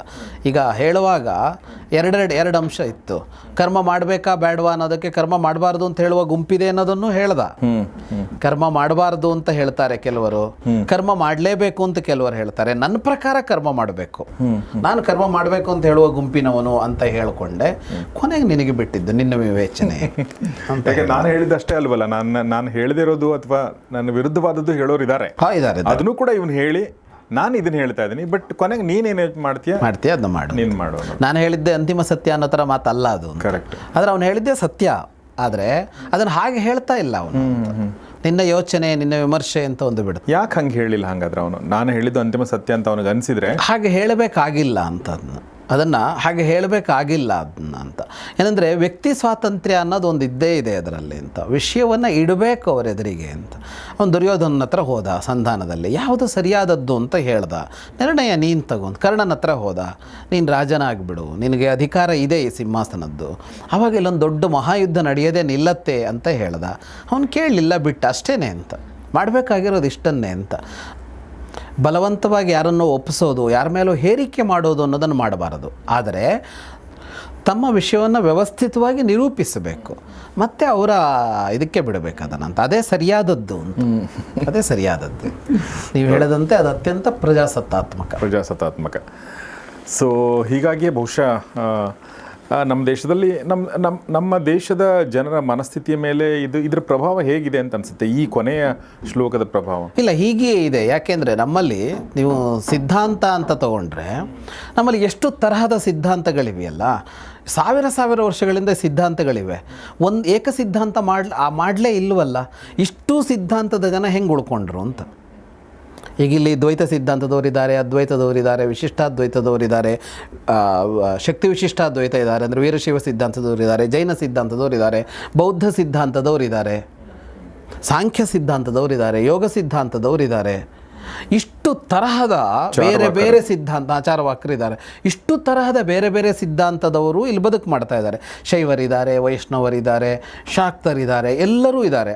ಅವರಿಗೆ ಎಷ್ಟು ಜನ ಯಾರು ಫಾಲೋವರ್ಸೋ ಆಯಾಯ ಗುಂಪುಗಳಿವೆ. ಒಟ್ಟು ಬದುಕಿನಲ್ಲಿ ವ್ಯತ್ಯಾಸ ಬಹಳ ಏನೂ ಇವರಲ್ಲೇನು ಕಾಣಿಸೋಲ್ಲ. ಒಂದೇ ತರಹದ ಬದುಕು ಮಾಡ್ತಾರೆ, ಆದರೆ ತಮ್ಮ ವಿಶಿಷ್ಟತೆಯನ್ನು ಪ್ರತ್ಯೇಕ ಇಟ್ಕೊಂಡಿದ್ದಾರೆ. ಇನ್ನೊಬ್ಬರ ನಾಶ ಮಾಡಿಬಿಡಬೇಕು ಅಂತ ಹೊರಟಿಲ್ಲ ಅಂತ, ಯಾರು ಜನ ಹೊರಟಿಲ್ಲ ಅಂತಲ್ಲ. ಪ್ರಯತ್ನಗಳನ್ನು ಮಧ್ಯೆ ಮೂರ್ಖರು ಮಾಡಿರೋದಿದೆ. ಮಧ್ಯೆ ಈ ಸಿದ್ಧಾಂತವೇ ಇಲ್ಲದೇ ಇರೋ ಹಾಗೆ ಮಾಡ್ತೀನಿ ಅಂತ ಹೊರಟವರೆಲ್ಲ ಇಲ್ಲ ಅಂತೇನೋ ಅಲ್ಲ. ಆದರೆ ಈ ದೇಶ ಇದನ್ನು ಚೆನ್ನಾಗಿ ಹೆಂಗೆ ತೊಗೊಂಡಿದೆ ಅಂದರೆ ಸ್ವಯಂ ಯೋಚಿಸುತ್ತೆ ಅದು ಅಂತ. ಹೀಗೆ ಸ್ವತಂತ್ರವಾಗಿ ಯೋಚನೆ ಮಾಡೋದಕ್ಕೆ ಅವಕಾಶ ಇಲ್ಲದಿದ್ರೆ ಇಲ್ಲಿ ಒಂದೇ ಸಿದ್ಧಾಂತ ಇರಬೇಕಾಗಿತ್ತು. ಎಷ್ಟೋ ಸಲ ಪ್ರಶ್ನೆ ಬರೋದು, ಸೈದ್ಧಾಂತಿಕವಾಗಿ ಏಕರೂಪ ಇಲ್ಲದೆ ಇರೋದು ಇದೊಂದು ಹೆಂಗೆ ಸಂಸ್ಕೃತಿ, ಇದೊಂದು ಹೇಗೆ ಧರ್ಮ ಅಂತೆಲ್ಲ ಪ್ರಶ್ನೆ ಬಂದರೆ ಅದೇ ಅದರ ಬ್ಯೂಟಿ ಅಂತ. ಅದಿರೋದೇ ಹಾಗೆ ಅಂತ. ಒಂದು ಚೌಕಟ್ಟಿನ ಒಳಗೆ ನೀವು ಎಷ್ಟು ಬೇಕಾದ್ರೂ ಸ್ವತಂತ್ರವಾದ ಚಿಂತನೆಗಳನ್ನು ಮಾಡಿಕೊಳ್ಬೋದು. ಅದರಿಂದ ಇದಿಲ್ಲ ಅಂತ, ಅದು ಇರಬಾರ್ದು ಅಂತ ಇಲ್ಲ ಅಂತ. ಹಾಗಾಗಿ ನಿಮ್ಮ ಯೋಚನೆಗಳು ನಿಮಗೆ ನಿಲುಕಿದ್ದು ಹಾಗೇನೆ ಅಂತ. ಇದಕ್ಕೆ ಅರ್ಜುನ ಉತ್ತರಿಸ್ತಾನೆ, ನಷ್ಟೋ ಮೋಹ ಸ್ಮೃತಿರ್ಲಬ್ಧ ತ್ವತ್ಪ್ರಸಾದಾನ್ ಮಯಾಚ್ಯುತ ಸ್ಥಿತೋಸ್ಮಿ ಗತ ಸಂದೇಹ ಕರಿಷ್ಯೆ ವಚನಂತವ. ನಷ್ಟೋ ಮೋಹ ಅಳೀತು ಅಂತ. ಮೋಹ ಅಂದರೆ ಅಜ್ಞಾನ ಹೊಳೀತು. ನೀ ಏನು ಬೇಕಾದ್ರೂ ಮಾಡೋನ್ನಲ್ಲ, ಅವನು ವಿಮರ್ಶೆಗೆ ಹೋಗಲಿಲ್ಲ. ಯಾಕೆಂದರೆ ನೀವು ಸಾಕಷ್ಟು ಸಲ ಹೇಳಿದ್ರಿ, ಮುಂದೆ ಹೋದಂತೆ ಪ್ರಶ್ನೆ ಕಡಿಮೆ ಆಗಿದೆ ಅರ್ಜುನನದ್ದು ಅಂತ. ಅದು ಕ್ಲಾರಿಟಿ ಬರ್ತಾ ಇದೆ ಅವನಿಗೆ. ಹಾಗಾಗಿ ಈಗ ಆ ಭ್ರಮೆ ಇಲ್ಲ ನನಗೆ, ಆ ಅಜ್ಞಾನ ಇಲ್ಲ. ಸ್ಮೃತಿರ್ಲಬ್ಧ ಅಂತ, ನೆನಪಾಯಿತು ಅಂತ ಹೇಳ್ತಾನೆ. ನೆನಪು ಹಿಂದಿರುಗಿತು ಅಂತ. ಅಂದರೆ ಈ ಅರಿವು ಎಲ್ಲ ಗೊತ್ತಿಲ್ಲದೆ ಇದ್ದಿದ್ದು ಅಂತಲ್ಲ ಅರ್ಜುನನಿಗೆ ಅಂತ. ಅದು ಅರ್ಜುನನ ಜನ್ಮಾಂತರದ್ದಿರ್ಬೋದು, ಇದೇ ಜನ್ಮದ್ದಿರ್ಬೋದು, ಅಥವಾ ಇದನ್ನೇ ಮೊದಲು ಕೇಳಿರುತ್ತಿದ್ದ ಅವನು. ಅದೀಗ ಮತ್ತೆ ನೆನಪು ಬಂತು ಅಂತ ಒಂದು ಅರ್ಥದಲ್ಲಿ. ಇನ್ನೊಂದು, ಜೀವಕ್ಕೆ ತಾನು ಪರಮಾತ್ಮನಿಂದ ಬಂದವನು ಅನ್ನೋ ನೆನಪಿರೋದಿಲ್ಲ ಅಂತ. ಆ ನೆನಪು ಹೋಗ್ಬಿಟ್ಟಿರತ್ತೆ. ನೆನಪಿಸಿದಾಗ ಹೌದು, ನಾನು ಅಲ್ಲಿಂದ ಬಂದವನು, ನನಗೂ ಅಲ್ಲಿಗೂ ನಂಟಿದೆ, ನನ್ನ ಇಡೀ ಬದುಕಿನಲ್ಲಿ ಅಲ್ಲಿಯ ನಂಟಿಗೂ ಇಲ್ಲಿಯ ಬದುಕಿಗೂ ಒಂದು ಇದು ಅನುಗುಣವಾಗಿ ನಾನೇನೋ ಮಾಡಬೇಕಾಗತ್ತೆ ಅನ್ನೋದಿದೆಯಲ್ಲ, ನೆನಪಿಸಿದಾಗ ಗೊತ್ತಾಗತ್ತೆ ಅದು ಅಂತ ಆ ಅರ್ಥದಲ್ಲೂ ತಗೊಳ್ಬೋದು. ತ್ವತ್ ಪ್ರಸಾದಾನ್ಮಯ ಅಚ್ಯುತ, ನಿನ್ನ ಪ್ರಸಾದದಿಂದ, ನಿನ್ನ ಅನುಗ್ರಹದಿಂದ ಇದಾಯಿತು. ಸ್ಥಿತೋಸ್ಮಿ ಗತ ಸಂದೇಹ, ಯಾವ ಸಂದೇಹವೂ ಇಲ್ಲ ನನಗೀಗ, ಯಾವ ಸಂಶಯವೂ ಉಳ್ಕೊಂಡಿಲ್ಲ. ಕರಿಷ್ಯೆ ವಚನಂತವ, ನೀನು ಏನು ಹೇಳ್ತೀಯೋ ಅದನ್ನು ನಾನು ಮಾಡ್ತೀನಿ ಅಂತ. ಏನು ಹೇಳಿದೆಯೋ ಅದನ್ನು ಮಾಡ್ತೀನಿ ಅಂತ. ಏನು ಹೇಳಿದ್ದಾನೆ ಅವನು ಅಂದರೆ, ಇಲ್ಲಿಗ ಯುದ್ಧ ಮಾಡು ಅಂತ ಹೇಳಲೇ ಇಲ್ಲ ಕೊನೆಗೆ ಅವನು. ಶುರುವಲ್ಲಿ ಹೇಳ್ತಿದ್ದ ತಸ್ಮಾತ್ ಯುದ್ಧ ಸ್ವಭಾರತ, ಯುದ್ಧ ಮಾಡು ಅಂತ. ಕೊನೆಗೆ ಬರುವಾಗ ಏನೂ ಹೇಳಲಿಲ್ಲ, ನಿನಗೆ ಬಿಟ್ಟಿದ್ದು ಅಂತಲೇ ಬಿಟ್ಟ ಅವನು ಅಂತ. ಹಾಗಾಗಿ ಕರಿಷ್ಯೆ ವಚನಂತವ ಅಂತ ಹೇಳಿ ಅರ್ಜುನ ಉತ್ತರಿಸ್ತಾನೆ. ಭಗವದ್ಗೀತೆ ಮುಕ್ತಾಯ ಆಗೋದು ಮತ್ತು ಸಂಜಯನ ಮಾತಿನಿಂದ. ಭಗವದ್ಗೀತೆ ಆರಂಭ ಆಗಿದ್ದು ಧೃತರಾಷ್ಟ್ರ ಮತ್ತು ಸಂಜಯರ ಸಂಭಾಷಣೆಯಿಂದ. ಯಾಕೆಂದರೆ ಧೃತರಾಷ್ಟ್ರನಿಗೆ ಸಂಜಯ ಹೇಳ್ತಾ ಇದ್ನಲ್ಲ ಅದನ್ನ. ಆಗ ಮೊದಲು ಪ್ರಶ್ನೆ ಕೇಳಿದ ಧೃತರಾಷ್ಟ್ರ, ಧರ್ಮಕ್ಷೇತ್ರೇ ಕುರುಕ್ಷೇತ್ರೇ ಸಮವೇತ ಯುತ್ಸವ ಮಾಮಕಃ ಪಾಂಡವಾಶ್ಚೈವ ಕಿಮಕುರ್ವತ ಸಂಜಯ ಅಂತ. ಕುರುಕ್ಷೇತ್ರದಲ್ಲಿ ಸೇರಿದ ನನ್ನವರು ಮತ್ತು ಪಾಂಡವರು ಏನು ಮಾಡಿದ್ರು ಅಂತ ಪ್ರಶ್ನೆ ಕೇಳಿದಾಗ ಅವನು ಹೇಳ್ತಾ ಬಂದಾಗ ಭಗವದ್ಗೀತೆ ಬಂದಿದ್ದು. ಈಗ ಮುಕ್ತಾಯ ಮಾಡ್ತಾನೆ ಸಂಜಯ. ಇತ್ಯಹಂ ವಾಸುದೇವಸ್ಯ ಪಾರ್ಥಸ್ಯ ಚ ಮಹಾತ್ಮನಃ ಸಂವಾದ ಮಿಮಶ್ರೋಷಂ ಅದ್ಭುತಂ ರೋಮಹರ್ಷಣಂ. ಕೃಷ್ಣ ಮತ್ತು ಅರ್ಜುನರ ಈ ಸಂವಾದ ಕೇಳಿದ್ನಲ್ಲ ನಾನು, ಇದು ಅದ್ಭುತ, ಇದು ರೋಮಾಂಚಕವಾದದ್ದು ಅಂತ. ರೋಮಹರ್ಷಣಂ, ರೋಮಾಂಚಕರವಾದದ್ದಿದು. ವ್ಯಾಸಪ್ರಸಾದಾಚ್ಛೃತವಾನ್ ಏತದ್ ಗುಹ್ಯಂ ಅಹಂ ಪರಂ ಯೋಗಂ ಯೋಗೇಶ್ವರಾತ್ ಕೃಷ್ಣಾತ್ ಸಾಕ್ಷಾತ್ ಕಥಯತ ಸ್ವಯಂ. ಇದನ್ನು ನನಗೆ ಕೇಳೋದಕ್ಕೆ ಸಾಧ್ಯ ಆಗಿದ್ದು ವ್ಯಾಸರ ಅನುಗ್ರಹದಿಂದ ಅಂತ ನೆನಪಿಸಿಕೊಳ್ತಾನೆ ಸಂಜಯ.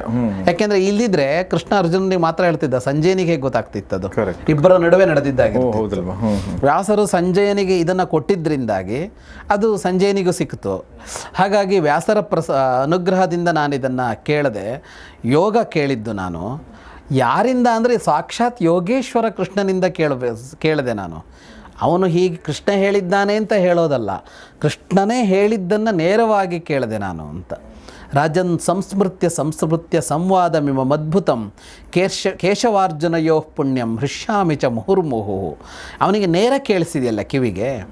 ಈಗ ಅವನು ಹೇಳ್ದ ಅಂತ ಒಂದು ಧೃತರಾಷ್ಟ್ರನಿಗೆ ಹೇಳ್ತಾ ಇದ್ದಾನೆ, ಆದರೆ ಅವನಿಗೆ ನೇರವಾಗಿ ಕೇಳಿದೆಯಲ್ಲ, ಅದನ್ನು ಹೇಳ್ತಾನೆ ಧೃತರಾಷ್ಟ್ರನಿಗೆ. ನನಗೆ ಅದನ್ನು ನೆನಪಿಸಿಕೊಂಡು ಆ ಸಂವಾದ ನೆನಪಿಸಿಕೊಂಡು ನಾನು ಖುಷಿ ಪಡ್ತಾ ಇದ್ದೀನಿ ಅಂತ. ಸಂಸ್ಮೃತ್ಯ ಅಂತ ಒಂದೊಂದನ್ನು ಹಾಗೆ ಚಪ್ಪರಿಸ್ತಾ ಇದ್ದೀನಿ ನಾನು ಅಂತ. ತಚ್ಚ ಸಂಸ್ಮೃತ್ಯ ರೂಪಮತ್ಯದ್ಭುತಂ ಹರೇಹೇ ವಿಸ್ಮಯೋ ಮೇ ಮಹಾನ್ ರಾಜನ್ ಹೃಷ್ಯಾಮಿ ಚ ಪುನಃ. ಬರೀ ಅವರ ಮಾತುಕತೆ ಒಂದೇ ಅಲ್ಲ, ಆ ವಿಶ್ವರೂಪ ನೋಡಿದ್ನಲ್ಲ ಅವನದ್ದು, ಅದನ್ನು ಮತ್ತೆ ನೆನಪಾಗುತ್ತೆ, ಅದು ಮತ್ತೆ ಕಾಣಿಸುತ್ತೆ. ಅದು ಕೂಡ ನನಗೆ ಅತ್ಯಂತ ಆನಂದವನ್ನು ಕೊಡುತ್ತೆ ಅಂತ ಹೇಳುತ್ತಾನೆ. ಅಂದರೆ ಇವರ ಮಾತುಕತೆ ಮತ್ತು ನೋಡಿದ್ದು ಕೇಳಿದ್ದು ಎರಡೂ ತನಗೆಷ್ಟು ಸಂತೋಷ ಕೊಟ್ಟಿದೆ ಅನ್ನೋದನ್ನು ವ್ಯಕ್ತಪಡಿಸ್ತಾನೆ. ಇಷ್ಟು ಹೇಳಿ ಕೊನೆಗೊಂದು ಮಾತು ಹೇಳ್ತಾನೆ, ಭಗವದ್ಗೀತೆ ಮುಗಿಯೋದು ಅದರಲ್ಲಿ. ಯತ್ರ ಯೋಗೇಶ್ವರ ಕೃಷ್ಣೋ ಯತ್ರ ಪಾರ್ಥೋ ಧನುರ್ಧರ ತತ್ರ ಶ್ರೀರ್ವಿಜಯೋ ಭೂತಿರ್ಧ್ರುವ ನೀತಿರ್ಮತಿರ್ಮಮ. ಎಲ್ಲಿ ಯೋಗೇಶ್ವರನಾದ ಕೃಷ್ಣ ಇದ್ದಾನೋ, ಎಲ್ಲಿ ಧನುರ್ಧರನಾದ ಅರ್ಜುನ ಇದ್ದಾನೋ, ಅಲ್ಲಿಯೇ ಸಂಪತ್ತು, ಅಲ್ಲಿಯೇ ವಿಜಯ ಮತ್ತು ಅಲ್ಲಿಯೇ ನಿಜವಾದ ನೀತಿ ಇರೋದು ಅಂತ ಹೇಳ್ತಾನೆ ಸಂಜಯ. ಯತ್ರ ಯೋಗೇಶ್ವರ ಕೃಷ್ಣ ಯತ್ರ ಪಾರ್ಥೋ ಧನುರ್ಧರ. ಕೃಷ್ಣಾರ್ಜುನರು, ಯೋಗೇಶ್ವರನಾದ ಕೃಷ್ಣ, ಧನುರ್ಧಾರಿಯಾದ ಅರ್ಜುನ ಎಲ್ಲಿದ್ದಾರೋ ಅಲ್ಲಿಯೇ ಯಾವುದೇ ವಿಧದ ಸಂಪತ್ತಿರೋದಿದ್ರೂ ಅಲ್ಲೇ, ಗೆಲುವಿರೋದು ಅಲ್ಲೇ, ಧ್ರುವ ನೀತಿ ಅಂತ ಅಳಿಯದ ಒಂದು ನೀತಿ ಅಂತ ಇದ್ದರೆ ಅದಿರೋದು ಅಲ್ಲೇನೆ ಅಂತ. ಧ್ರುವ ಅಂತ ಹೇಳ್ತಾನೆ ನೀತಿಗೆ, ಅಂದರೆ ಅದು ಇವತ್ತಿನ ನೀತಿ ಅಂತಲ್ಲ ಅಂತ. ಅದು ನೆನ್ನೆಗೂ ಅದೇನೆ, ಇವತ್ತಿಗೂ ಅದೇನೆ, ನಾಳೆಗೂ ಅದೇನೆ ಅಂತ. ಈಗ ಕೃಷ್ಣ ಹೇಳಿದ ಗೀತೆಯ ಇಷ್ಟು ಅಂಶಗಳಿವೆಯಲ್ಲ, ಇದು ಯಾವತ್ತಿಗೂ ಸಮ್ಮತವಾದದ್ದು ಅಂತ. ಹಾಗಾಗಿ ಕೃಷ್ಣಾರ್ಜುನ ಇದ್ದಲ್ಲಿಯೇ ಅದು ಇರುತ್ತೆ ಅನ್ನೋದು ಮತಿರ್ಮಮ, ನನ್ನ ನಿಲುವು ಅಂತ ಹೇಳಿ ನಿಲ್ಲಿಸ್ತಾನೆ. ಭಾಳ ಚೆನ್ನಾಗಿ ಹೇಳಿದ್ನಲ್ಲ ಅವನು. ಅದು ಧೃತರಾಷ್ಟ್ರನಿಗೆ ಈ ಥರ ಹೇಳೋದಿದೆಯಲ್ಲ, ಅದು ಅಂದರೆ ಧೃತರಾಷ್ಟ್ರನಿಗೆ ಇದಕ್ಕಿಂತ ಮುಂಚೆ ಏನು ಯುದ್ಧದ ಕುರಿತಾಗಿ ಅಥವಾ ಬೇಡ ಅನ್ನೋದ್ರ ಕುರಿತಾಗಿ ಏನು ಹೇಳಿದಾನೆ ಅದನ್ನು ಇನ್ನೊಂದ್ಸಲ ಹೇಳ್ದ. ಮತ್ತು ಭಾಳ ಸ್ಪಷ್ಟವಾಗಿ ನೀತಿ ಇರೋದಲ್ಲಿ, ಧರ್ಮ ಇರೋದಲ್ಲಿ, ನ್ಯಾಯ ಇರೋದು ಕೃಷ್ಣಾರ್ಜುನರಿದ್ದಲ್ಲೇ ಅನ್ನೋದನ್ನು ಹೇಳ್ದ ಅವನು ಅಂತ. ಯಾಕೆಂದರೆ ಇಷ್ಟು ಚಿಂತಿಸಿ, ಇಷ್ಟು ಯೋಚಿಸಿ, ಇಷ್ಟು ಆಳಕ್ಕಿಳಿದು ಇಬ್ಬರು ಕೆಲಸ ಮಾಡ್ತಾ ಇದ್ದಾರೆ ಅಂತ ಅಲ್ಲಿ. ಈ ಕಡೆಯಲ್ಲಿ ಇದನ್ನೆಲ್ಲ ಯಾರು ಯೋಚನೆ ಮಾಡೋರಿದ್ದಾರೆ? ಇಡೀ ಬದುಕಿನ ಕುರಿತು, ಜಗತ್ತಿನ ಕುರಿತು, ಸೃಷ್ಟಿಯ ಕುರಿತು, ಒಬ್ಬ ಮನುಷ್ಯ ಹೇಗೆ ಬದುಕಬೇಕು ಅನ್ನೋದ್ರ ಕುರಿತು ಯೋಚನೆ ಮಾಡ್ಕೊಂಡು ಕೆಲಸ ಮಾಡ್ತಾರೆ ಅಲ್ಲಿರೋರ ಮುಂಚೂಣಿಯಲ್ಲಿರುವ ಕೃಷ್ಣಾರ್ಜುನರು ಅಂತ ಅಂದಾಗ, ಇಲ್ಲಿ ಇಲ್ವಲ್ಲ, ಆ ಚಿಂತನೆಯೇ ಇಲ್ವಲ್ಲ ಅಂತ ಬಂದಾಗ ಅಲ್ಲಿಯೇ ಇರೋದು ಧರ್ಮ, ಅಲ್ಲೇ ಇರೋದು ನ್ಯಾಯ, ಅಲ್ಲೇ ಇರೋದು ನೀತಿ ಅಂತ. ಸೊ ಅಲ್ಲಿಗೆ ಭಗವದ್ಗೀತೆ ಮುಕ್ತಾಯ ಆಗುತ್ತೆ. ಸಂಜಯನ ಮಾತಿನ ಮೂಲಕನೇ ಶುರುವಾಗಿ ಧೃತರಾಷ್ಟ್ರನ ಮಾತಿನ ಮೂಲಕ ಶುರುವಾಗುತ್ತೆ, ಸಂಜಯನ ಮಾತಿನ ಮೂಲಕ ಮುಗಿಯುತ್ತೆ. ಸೊ ಅಲ್ಲಿಗೆ ಭಗವದ್ಗೀತೆಯ ಕೊನೆಯ ಪರ್ವ ಮೋಕ್ಷ ಸನ್ಯಾಸ ಯೋಗ ಮುಗಿಯೋದ್ರೊಂದಿಗೆ ಭಗವದ್ಗೀತೆ ಮುಕ್ತಾಯಗೊಳ್ಳುತ್ತೆ. 18 ಅಧ್ಯಾಯಗಳನ್ನ ಅತ್ಯದ್ಭುತವಾಗಿ ಅತ್ಯಂತ ಸುಂದರವಾಗಿ ಮತ್ತು ವಿಸ್ತಾರವಾಗಿ ಅದಕ್ಕೇನು ಕೊಡಬೇಕಾಗಿದೆ ಅದನ್ನೆಲ್ಲವನ್ನು ಕೊಟ್ಟು ಸರ್ ಹೇಳಿದ್ದಾರೆ ಮತ್ತು ನೀವು ಕೇಳಿದಿರಿ. ನಿಮ್ಮೆಲ್ರಿಗೂ ಧನ್ಯವಾದಗಳು. ಮತ್ತು ನಮಗೆ ಇದು ಮಧ್ಯದಲ್ಲಿ ಸಾಕಷ್ಟು ಗ್ಯಾಪ್ಗಳು ಬಂದರೂ ಕೂಡ ನಿಲ್ಲಿಸದೆ ನಾವು ಮುಂದೆ ಬಂದ್ವಿ. ಸೊ ಮುಗೀತು ಅನ್ನೋ ಒಂದು ಸಮಾಧಾನ ಇದೆ, ಜೊತೆಗೆ ಮುಗೀತಲ್ಲ ಅನ್ನೋ ಒಂದು ಸಣ್ಣ ಒಂದು ಇದು ಕೂಡ ಇದೆ. ಯಾಕೆಂದರೆ ಎಷ್ಟೊಂದು ಅದ್ಭುತವಾದ ವಿಚಾರಗಳು ಬಂದು, ಬಟ್ ನನಗನ್ಸೋದೇನಂತಂದರೆ ಸರ್, ಪರ್ಸ್ನಲಿ ನನಗನ್ಸೋದು ಇದು ಒಂದಕ್ಕೆಲ್ಲ ನಿಮ್ಮ ಮನಸ್ಸು ಒಳಗಡೆ ಹೋಗಲ್ಲ. ಇಲ್ಲ ಹೋಗಲ್ಲ. ಈಗ ಯಾಕೆಂದರೆ ನಾನು ಹೊಸದಾಗಿ ಮತ್ತೊಂದು ಸಲ ಕೇಳಬೇಕಾದ್ರೆ ಕಾರಲ್ಲಿ ಹೋಗ್ಬೇಕಾದ್ರೆ ಕೇಳ್ತಿರ್ತೀನಿ, ಇದು ನಾನು ಫಸ್ಟ್ ಟೈಮ್ ಕೇಳ್ತಾ ಇದ್ದೇನೆ ಅಂತ ಅನ್ಸುತ್ತೆ ನನಗೆ ಅವಾಗಲೂ ಕೂಡ. ಸೊ ಹೀಗಾಗಿ ನೀವು ಮುಂಚೆ ಅಂದರೆ ಇದನ್ನು ಕೇಳಿದ ಮೇಲೂ ಕೂಡ ನೀವು ದಯವಿಟ್ಟು ಇನ್ನೊಂದು ಸಲ ಮೊದಲಿಂದನೂ ಕೇಳಿ. ಯಾಕೆಂದರೆ ಈಗ 18 ಅಧ್ಯಾಯಗಳು ನಿಮ್ಮ ಕಣ್ಣೆದುರುಗಡೆ ಇವೆ. 18 ಅಧ್ಯಾಯಗಳ ಪ್ಲೇಲಿಸ್ಟ್ ಕೂಡ ನಾವು ಮಾಡಿರ್ತೀವಿ. ಆ ಪ್ಲೇಲಿಸ್ಟನ್ನು ಒಂದು ಸಲ ಹಾಕ್ಕೊಂಡ್ರೆ 18 ಅಧ್ಯಾಯಗಳ 16 ಟಾಪಿಕ್ಗಳು, ಅಂದರೆ 18 × 4 ಅಂದರೆ ಎಷ್ಟಾಗುತ್ತೆ ಸರ್? ಸುಮಾರು ಒಂದು 80 ಎಪಿಸೋಡ್ ಆಲ್ಮೋಸ್ಟ್ ಆಗುತ್ತೆ. ಅಷ್ಟಾಗುತ್ತೆ. ಒಂದು 70ರಿಂದ 80 ಎಪಿಸೋಡ್ಗಳನ್ನ ನಾವು ಪ್ಲೇಲಿಸ್ಟ್ ಕೂಡ ಮಾಡಿದ್ದೀವಿ. ಇದನ್ನು ಕೂಡ ನೀವು ದಯವಿಟ್ಟು ನೋಡಿ ಮತ್ತು ನಿಮ್ಮೆಲ್ಲ ಸ್ನೇಹಿತರೊಂದಿಗೆ ಇದನ್ನು ಶೇರ್ ಮಾಡಿ. ಬಹುಶಃ ಕನ್ನಡದಲ್ಲಿ ಭಗವದ್ಗೀತೆ ಇಷ್ಟು ಸುದೀರ್ಘವಾಗಿ ಒಂದೇ ಕಡೆ ಎಟ್ ಅ ಸ್ಟ್ರೆಚ್ ಬಹುಶಃ ಇದೇ ಮೊದಲನೇ ಬಾರಿಗೆ ಯೂಟ್ಯೂಬಲ್ಲಿ ಅಂತ ಹೇಳ್ತಿರೋದು. ಬೇರೆ ಕಡೆ ಬೇರೆ ವಾಹಿನಿಗಳಲ್ಲಿ ಬಂದಿರಬಹುದು. ಸೊ ಅದನ್ನು ಸಾಧ್ಯ ಮಾಡಿಕೊಟ್ಟಂಥ ವಿದ್ವಾನ್ ಜಗದೀಶ್ ಶರ್ಮಾ ಸಂಪತ್ ಸರ್ಗೆ ತುಂಬ ಧನ್ಯವಾದಗಳು sir. Thank you very much. ನಮಸ್ತೆ. ಸೊ ಯುದ್ಧದಲ್ಲಿ ಭೇಟಿಯಾಗೋಣ. ಹೌದೌದು. ಸೊ ಯುದ್ಧ ಕಣದಲ್ಲಿ ಮತ್ತೆ ರಣರಂಗದಲ್ಲಿ ಭೇಟಿಯಾಗೋಣ. ಯೋಗೇಶ್ವರನಾದ ಕೃಷ್ಣ ಮತ್ತು ಧನುರ್ಧಾರಿಯಾದ ಅರ್ಜುನ ಒಂದು ಕಡೆ, ಇನ್ನೊಂದು ಕಡೆ ಕೌರವ ಪಾಳೆಯ, ದುರ್ಯೋಧನ ಪಾಳೆಯ ಏನು ಆಗುತ್ತೆ, ಕೃಷ್ಣ ಏನು ಪಾತ್ರ ವಹಿಸ್ತಾನೆ, ಅದನ್ನು ಸವಿಸ್ತಾರವಾಗಿ ಮುಂದಿನ ದಿನಗಳಲ್ಲಿ ನೋಡೋಣ ಅಂತ ಹೇಳ್ತಾ ನಾನು ಇದನ್ನು ಮುಗಿಸ್ತಾ ಇದ್ದೀನಿ. ಅಗೇನ್ ಯಥಾ ಪ್ರಕಾರ ಶೇರ್ ಮಾಡಿ ಮತ್ತು ಕಮೆಂಟ್ಗಳನ್ನ ಮಾಡಿ. ಮತ್ತು ಈ ಭಗವದ್ಗೀತೆಯ ಕುರಿತಾಗಿ ಏನೇ ಪ್ರಶ್ನೆಗಳಿದ್ದರೂ ಕೂಡ ಅದನ್ನು ನೀವು ಯಾವುದೇ ಪ್ರಶ್ನೆಗಳು, ಅಂದರೆ ಮೊದಲನೇ ಎಪಿಸೋಡಿಂದ ಭಗವದ್ಗೀತೆಯ ಕುರಿತ ಯಾವುದೇ ಪ್ರಶ್ನೆಗಳಿದ್ದರೂ ಕೂಡ, ಯಾವುದೇ ಪರ್ವದ ಪ್ರಶ್ನೆಗಳಿದ್ದರೂ ಕೂಡ ಅದನ್ನು ಕೇಳಿ ಅದನ್ನು ಉತ್ತರ ಕೊಡ್ತೀವಿ ಅಂತ ಹೇಳ್ತಾ ಇವತ್ತಿನ ಎಪಿಸೋಡ್ ಮುಗಿಸ್ತಾ ಇದ್ದೀನಿ. ನೋಡ್ತಾರೆ ಗೌರಿಶಕ್ತಿ ಸ್ಟುಡಿಯೋ, ನೋಡ್ತಾರೆ ಮಹಾಭಾರತ ರಹಸ್ಯಗಳು, ದ ಸೀಕ್ರೆಟ್ಸ್ ಆಫ್ ಮಹಾಭಾರತ. ನಮಸ್ಕಾರ, ಥ್ಯಾಂಕ್ ಯು. ಮಹಾಭಾರತದ ರಹಸ್ಯಗಳು ಈ ಕಾರ್ಯಕ್ರಮದ ಪ್ರಾಯೋಜಕರು ಸಪ್ತಮ್ ತೈಲ, ಶುದ್ಧತೆಗೆ ಆದ್ಯತೆ.